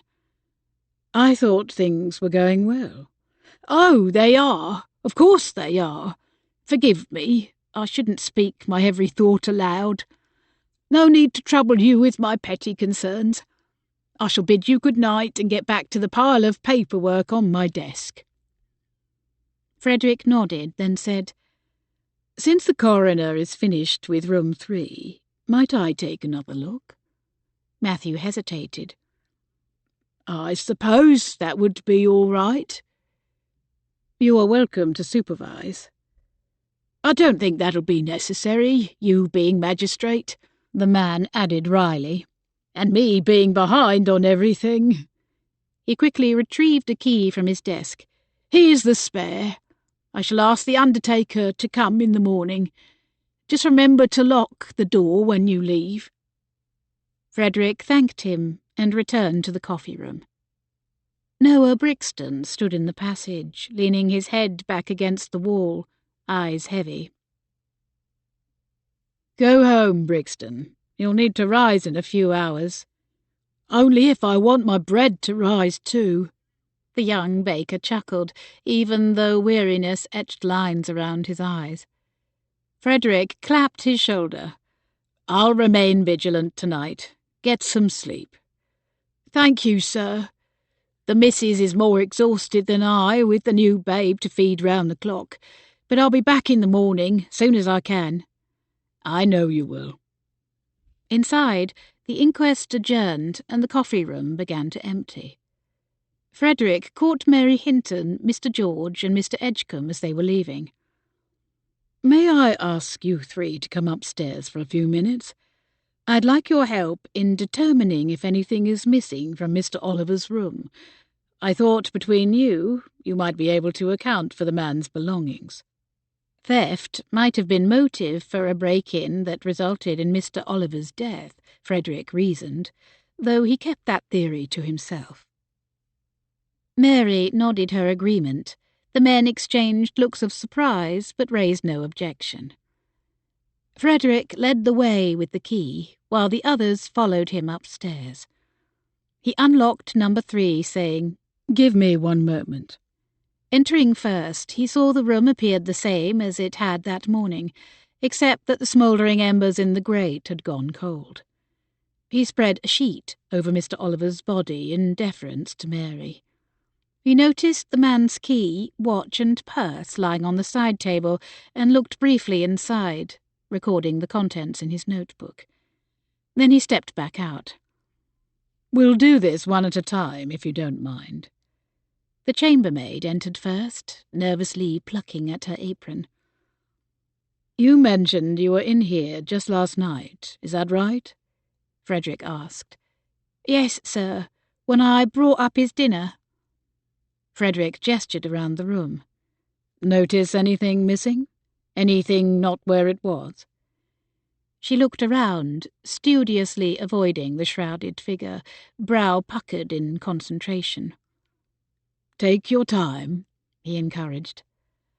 "Hard to tell, sir. I seem to remember more paper, stacks of the stuff, though I might be mistaken." She pivoted around once more. "Nothing else seems different." "And was it customary for him to leave his key there on the table, and his watch and purse in plain view?" "I don't know about his key, but the other two, yes, sir." "Thank you." Frederick paused, then said, "I'm also wondering about something Mr. George said during the inquest about a second maid. Did someone else attend this room yesterday?" "Yesterday?" Mary frowned up at the ceiling as though thinking back. Or was she avoiding his gaze? "I don't think so. Not that I recall." "Are you sure?" She shrugged. "Honestly, all the mornings run together.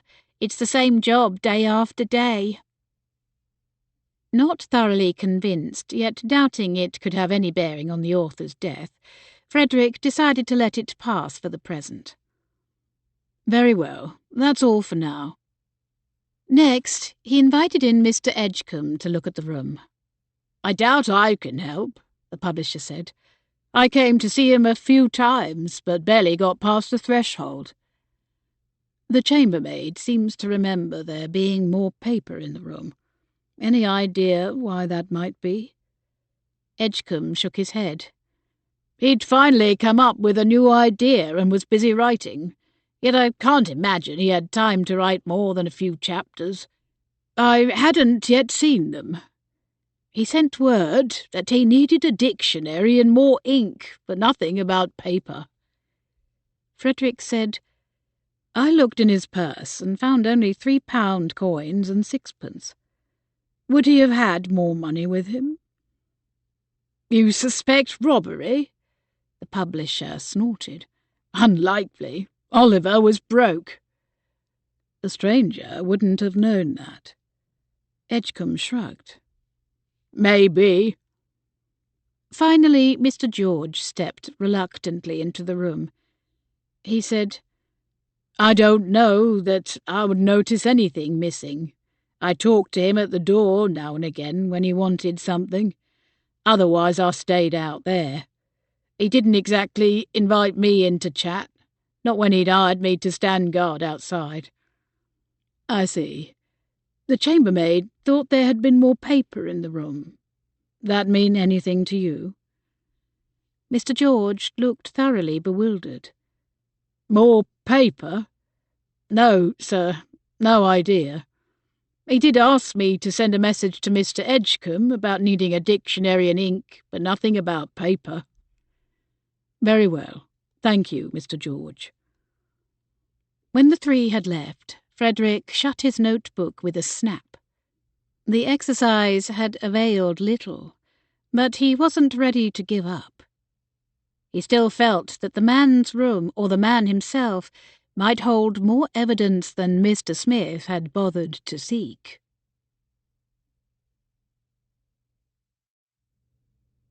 Chapter 13. Notebook still in hand, Frederick walked down the corridor and knocked on Dr. Fox's door. Fox and his wife were playing a game of chess, but the physician said he would join him in a few minutes. As Frederick walked back to room 3, Miss Lane came up the main stairs. "Good evening, Sir Frederick. We missed you at dinner." "I attended the inquest." "So I guessed." She glanced from him to the door he was hovering near. "What are you up to, if I may ask?" "I was just about to go in again and see if the coroner missed anything. Dr. Fox will be joining me shortly. Mr. Mayhew lent me a key." She asked, "May I look too?" He was taken aback by her request. There was still a body in the room after all, although at least now it was covered. "If you would like." "I would." Why was she so interested in the man's death? They entered, and he closed the door part way, glad Dr. Fox would soon be there for propriety's sake, as well as for his medical opinion. As they waited, Frederick thought again of the author approaching Miss Lane's room the previous night. Was he simply pursuing an attractive woman, or had he sought her out for some other reason? He asked, "When Mr. Oliver came to your door, was he, forgive me, seeking an assignation, or—" "Oh, I don't know. I hope not." She shuddered, a flush rising to her cheeks. He added, "When I confronted him, he said something like, 'I want to speak to the guest inside to see if she is who I think she is.' Seemed odd to me. When he knocked, did he call your name, even know your name?" She looked away in recollection. "Come to think of it, he never called me by name." "Ah." Frederick concluded that Oliver had probably seen a young woman enter her room at some point and simply thought he'd try his luck. She turned back to him. "Thank you again for sending him away." He nodded, and the two of them began searching the author's room. The desk held many quills in various stages of sharpening, ink pots, some half empty, and a few thick, leather-bound notebooks. He picked up the top one, flipping through several pages filled with scrawled lines. Might this be the beginning of the great book idea Oliver had promised his publisher? It seemed unlikely. He moved to the chaise longue, unnerved anew to realize a dead man lay beneath that makeshift shroud. Unbidden, a memory revisited him. Marina's body lying broken and still, her head at an unnatural angle. Him staring in horror, then feeling for any signs of life and finding none. He'd whipped off the holland cloth from a nearby settee and laid it over her, one shoeless foot sticking out, the missing kid slipper halfway down the stairs. With effort, he blinked away the horrid image. On the octagonal writing table beside the chaise stood another quill propped in ink and two wadded pieces of paper. Might a clue lie within? He unfolded the first wrinkled page and discovered not discarded words, as he'd supposed, but a sketch. An amateurish drawing of a woman with dark eyebrows, wearing a mob cap and apron. Why draw the chambermaid? At least the drawing wasn't at all suggestive. Unflattering, actually. The man's drawing skill was even worse than his writing. On the back were scrawled the initials R.J., followed by a list of names. Rachel, Rosalind, Ruth, Rose, Rebecca. Had the author been trying to remember someone's name, or to name a character? On the second discarded paper, Frederick found more words. Title ideas, he guessed.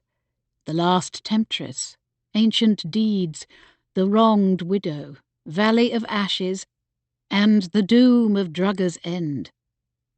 He tucked the pages into his own notebook. Then he looked over and saw Miss Lane digging through the desk and dressing table. He asked, "Are you looking for something in particular?" She glanced at him, then around the room, a line between her brows.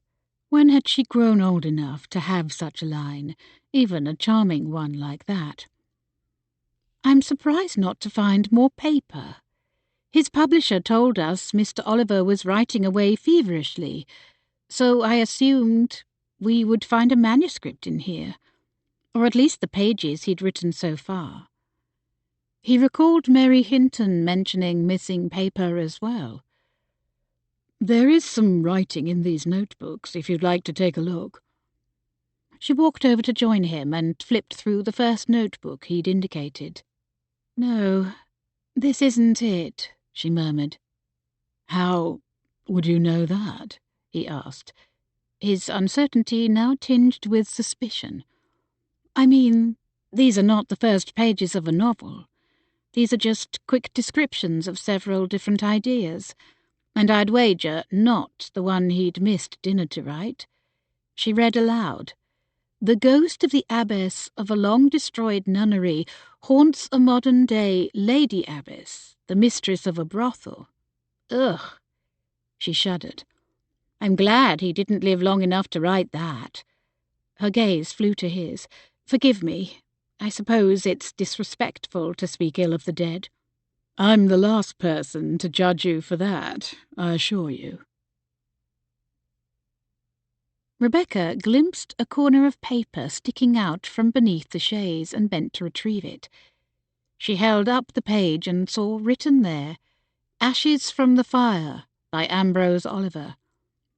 She read the lines that followed and her heart hitched. In one of those beautiful valleys in which the Thames flows through lush green meadows and chalk hills, stood an isolated villa in the bosom of an old wood, the home of a respectable but reclusive widow. Rebecca shook her head, not quite able to believe it.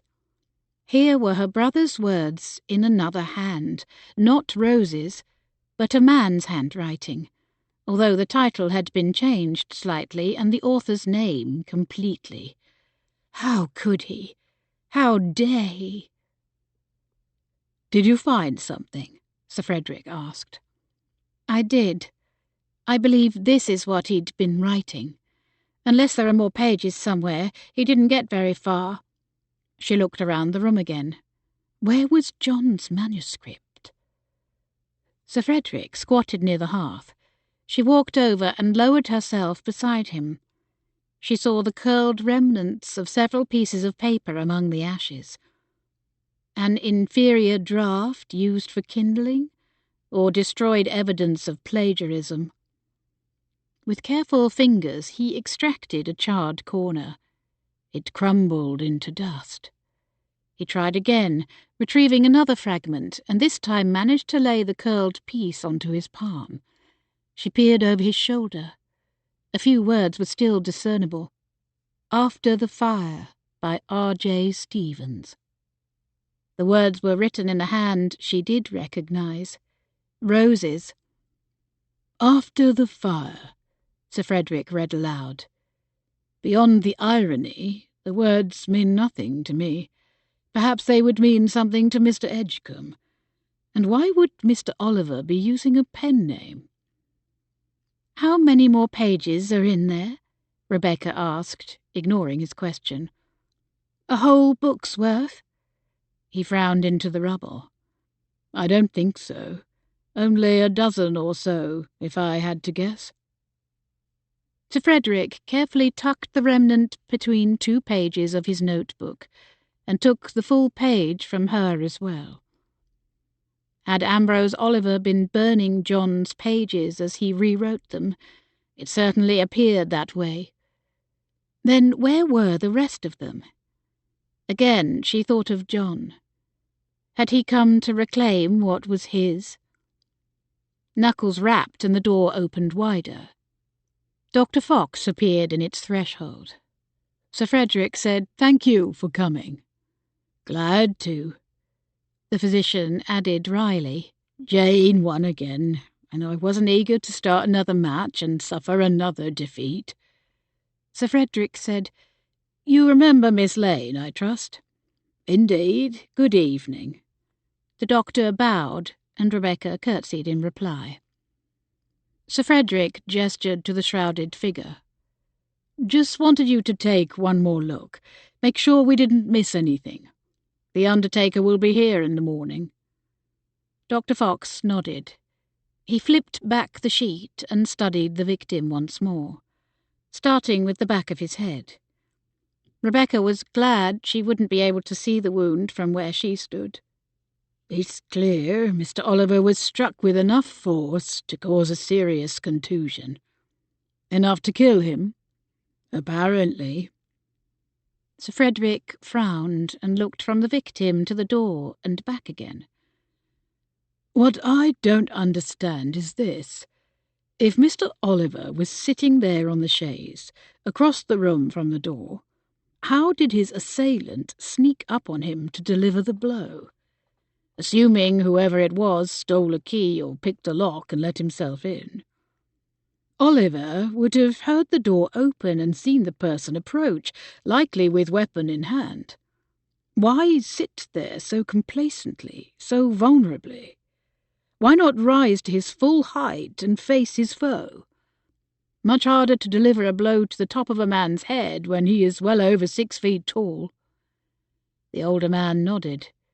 Good point. Perhaps he'd fallen asleep and was a heavy sleeper. Or maybe he'd been drugged, or even poisoned. Rebecca's pulse began to accelerate. The doctor stared at him. I say, what a thought. Why not? Well, if true, who could have done it? The maid who brought his meals? Rebecca gasped. Mary would never. She amended. Not knowingly, that is. Sir Frederick said, Or the chef himself or anyone in the kitchen could have done it, and Mary unknowingly delivered drugged coffee or poisoned soup. He gestured to a tray holding a bowl, a cup, and a plate scraped clean. There's what remains of the meal sent up last night. Dr. Fox winced in thought. If you are right, the culprit gave the drug time to work, then returned, struck the guard, and went inside to finish off the author. Rebecca asked, Why would the chef wish him any harm? Perhaps he complained about the food. Dr. Fox snorted. Seems unlikely. I agree, though people have killed for lesser reasons. Rebecca regarded the coffee cup and soup bowl, both mostly empty apart from murky dregs. Might Ambrose Oliver have been drugged? Probably only one of the hotel staff would have opportunity to adulterate food or drink sent up to the man, she reasoned, trying to reassure herself. But why would any of them do so? Apparently having a similar thought, Sir Frederick lifted and sniffed both cup and bowl, then offered them to Dr. Fox. I don't smell anything. But are not some poisons odorless? I believe so. Is there any evidence he's been drugged or poisoned? Rebecca asked, hoping her anxiety didn't show. Nothing obvious, not without an autopsy. Dr. Fox pointed to Mr. Oliver's face and hands and explained for her benefit.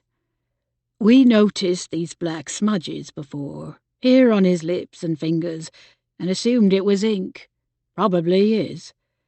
Arsenic poisoning can cause blackening of the tongue and lips, but with all the ink on his hands and shirt cuffs, I still think ink stains seem far more likely. Sir Frederick nodded. Any idea how long he'd been dead? I'm no expert in post-mortems, I'm afraid. I would estimate at least an hour or two before I first examined him this morning. Sir Frederick said, Logically speaking, he would have been killed soon after Mr. George was attacked. Someone struck George this morning between 8 and 9. How long would you guess he remained senseless before Mary saw him and shouted the alarm? Would he have remained senseless a full hour? He has a nasty head wound, true enough, so it's quite possible. So that probably means whoever did this struck Mr. George shortly after 8, and with him out of the way, somehow forced his way in and delivered the fatal blow to Mr. Oliver.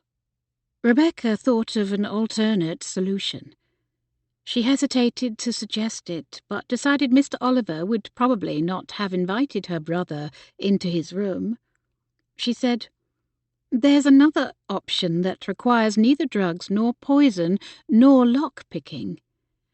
Mr. Oliver might have known whoever it was and willingly let him or her in and sat back down. Then this person could have taken him by surprise. And the weapon? Frederick asked. She thought, then said, "Perhaps concealed in a sleeve or under a cloak, or it might have been something already here in the room." "Good point." They looked around for likely objects. The water jug, perhaps. No, the earthenware would have shattered. The fire iron. Frederick picked up the iron and wiped the end with his handkerchief. No trace of blood. Dr. Fox asked, "Was the door unlocked this morning when you got there?" Frederick shook his head. "It was locked. We used the maid's key to open it." "To lock the room from the outside would require a key. Is Mr. Oliver's room key missing?" "No, it's right there on the table," Frederick replied. He added, "The chambermaids have keys, as do Mr. Mayhew and Mrs. Somerton. Perhaps one of theirs has gone missing. I asked Mayhew to look into that, and haven't yet heard back." Frederick stepped to one window, then the next. "Latched. No one went out this way." Dr. Fox picked up the cup and bowl. "There are a few tests for arsenic, although some dispute their validity. I could ask a colleague to examine the contents for us." "Excellent," Sir Frederick replied. "Please do." A current of urgency rippled through Rebecca. She was tempted to run off to the lodge to confront John right then, but worried she'd be seen sneaking away and look suspicious. She was also reluctant to face her growing suspicions about who may have killed Ambrose Oliver. Perhaps someone with a close relationship to the chambermaid who had a key to the man's room. After a few more minutes of discussion, the three departed. The doctor bid them good night and walked away. Rebecca, however, lingered in the passage. As Sir Frederick fished out the spare key to lock the door, she stepped closer and nervously licked dry lips. "I know you asked us to remain in the hotel, but would it be all right if I made a brief visit to the lodge in the morning? I imagine word has spread quickly around the village, and I don't want Rose or John to worry. I only want to assure them I'm all right. I wouldn't be gone long." He considered, then nodded. "Very well, but come back directly. It's unlikely the coroner will summon you, although he might take it into his head to do so, since you and I discovered the body." "I'll be quick," she said, and turned to go. He called after her. "I've been wondering. Early this morning you said you thought you saw someone you knew outside the Abbey." For a moment she stilled, heart pounding. Then she feigned an indifferent shrug. "In hindsight, I think it must have simply been Mr. Dodge. His field abuts the Abbey grounds. It was foggy, you'll remember." "True." But Sir Frederick did not look convinced. After Dr. Fox and Miss Lane had returned to their rooms, Frederick walked downstairs to the hall. There he approached the desk and addressed the night clerk, explaining his reason for coming. The young man nodded. "Mrs. Somerton mentioned you'd be stopping by." The clerk gave his name and length of employment, and then Frederick asked, "Did you notice anything out of the ordinary late last night, or in the small hours this morning? Anyone asking for Mr. Oliver's room number, or loitering about?" "No, sir." "Do you stay on duty all night?" "In a manner of speaking. I sit here at the desk until midnight, then I leave a sign near the bell and go into the back room to sleep. There's a cot there. Very kind of Mr. Mayhew to provide it. And the truth is, I rarely get summoned between midnight and 7. It's an easy job, really." "But couldn't someone steal a key or get into the cash box while you sleep?" "They could do, which is why I lock them in that drawer there before I leave the desk unattended." Frederick nodded. "So if someone were to enter or leave the hotel in the small hours, you wouldn't see them?" Anyone could come and go as they pleased and commit a crime, leaving no one any the wiser. The young man's Adam's apple rose and fell. Not exactly. I lock the front door there at midnight, and the barman locks the back door when he closes up for the night at 1 or 2. And they remain locked until 7. I unlock them before I go off duty. I see. Well, thank you. If you think of anything else, do let me know. Next, Frederick went below stairs to the gentlemen's bar and billiards room. Dr. Fox and Thomas were there before him, preparing for a game, and an older gentleman sat alone near the door, cigar in hand and cognac glass at his elbow. Frederick introduced himself to the barman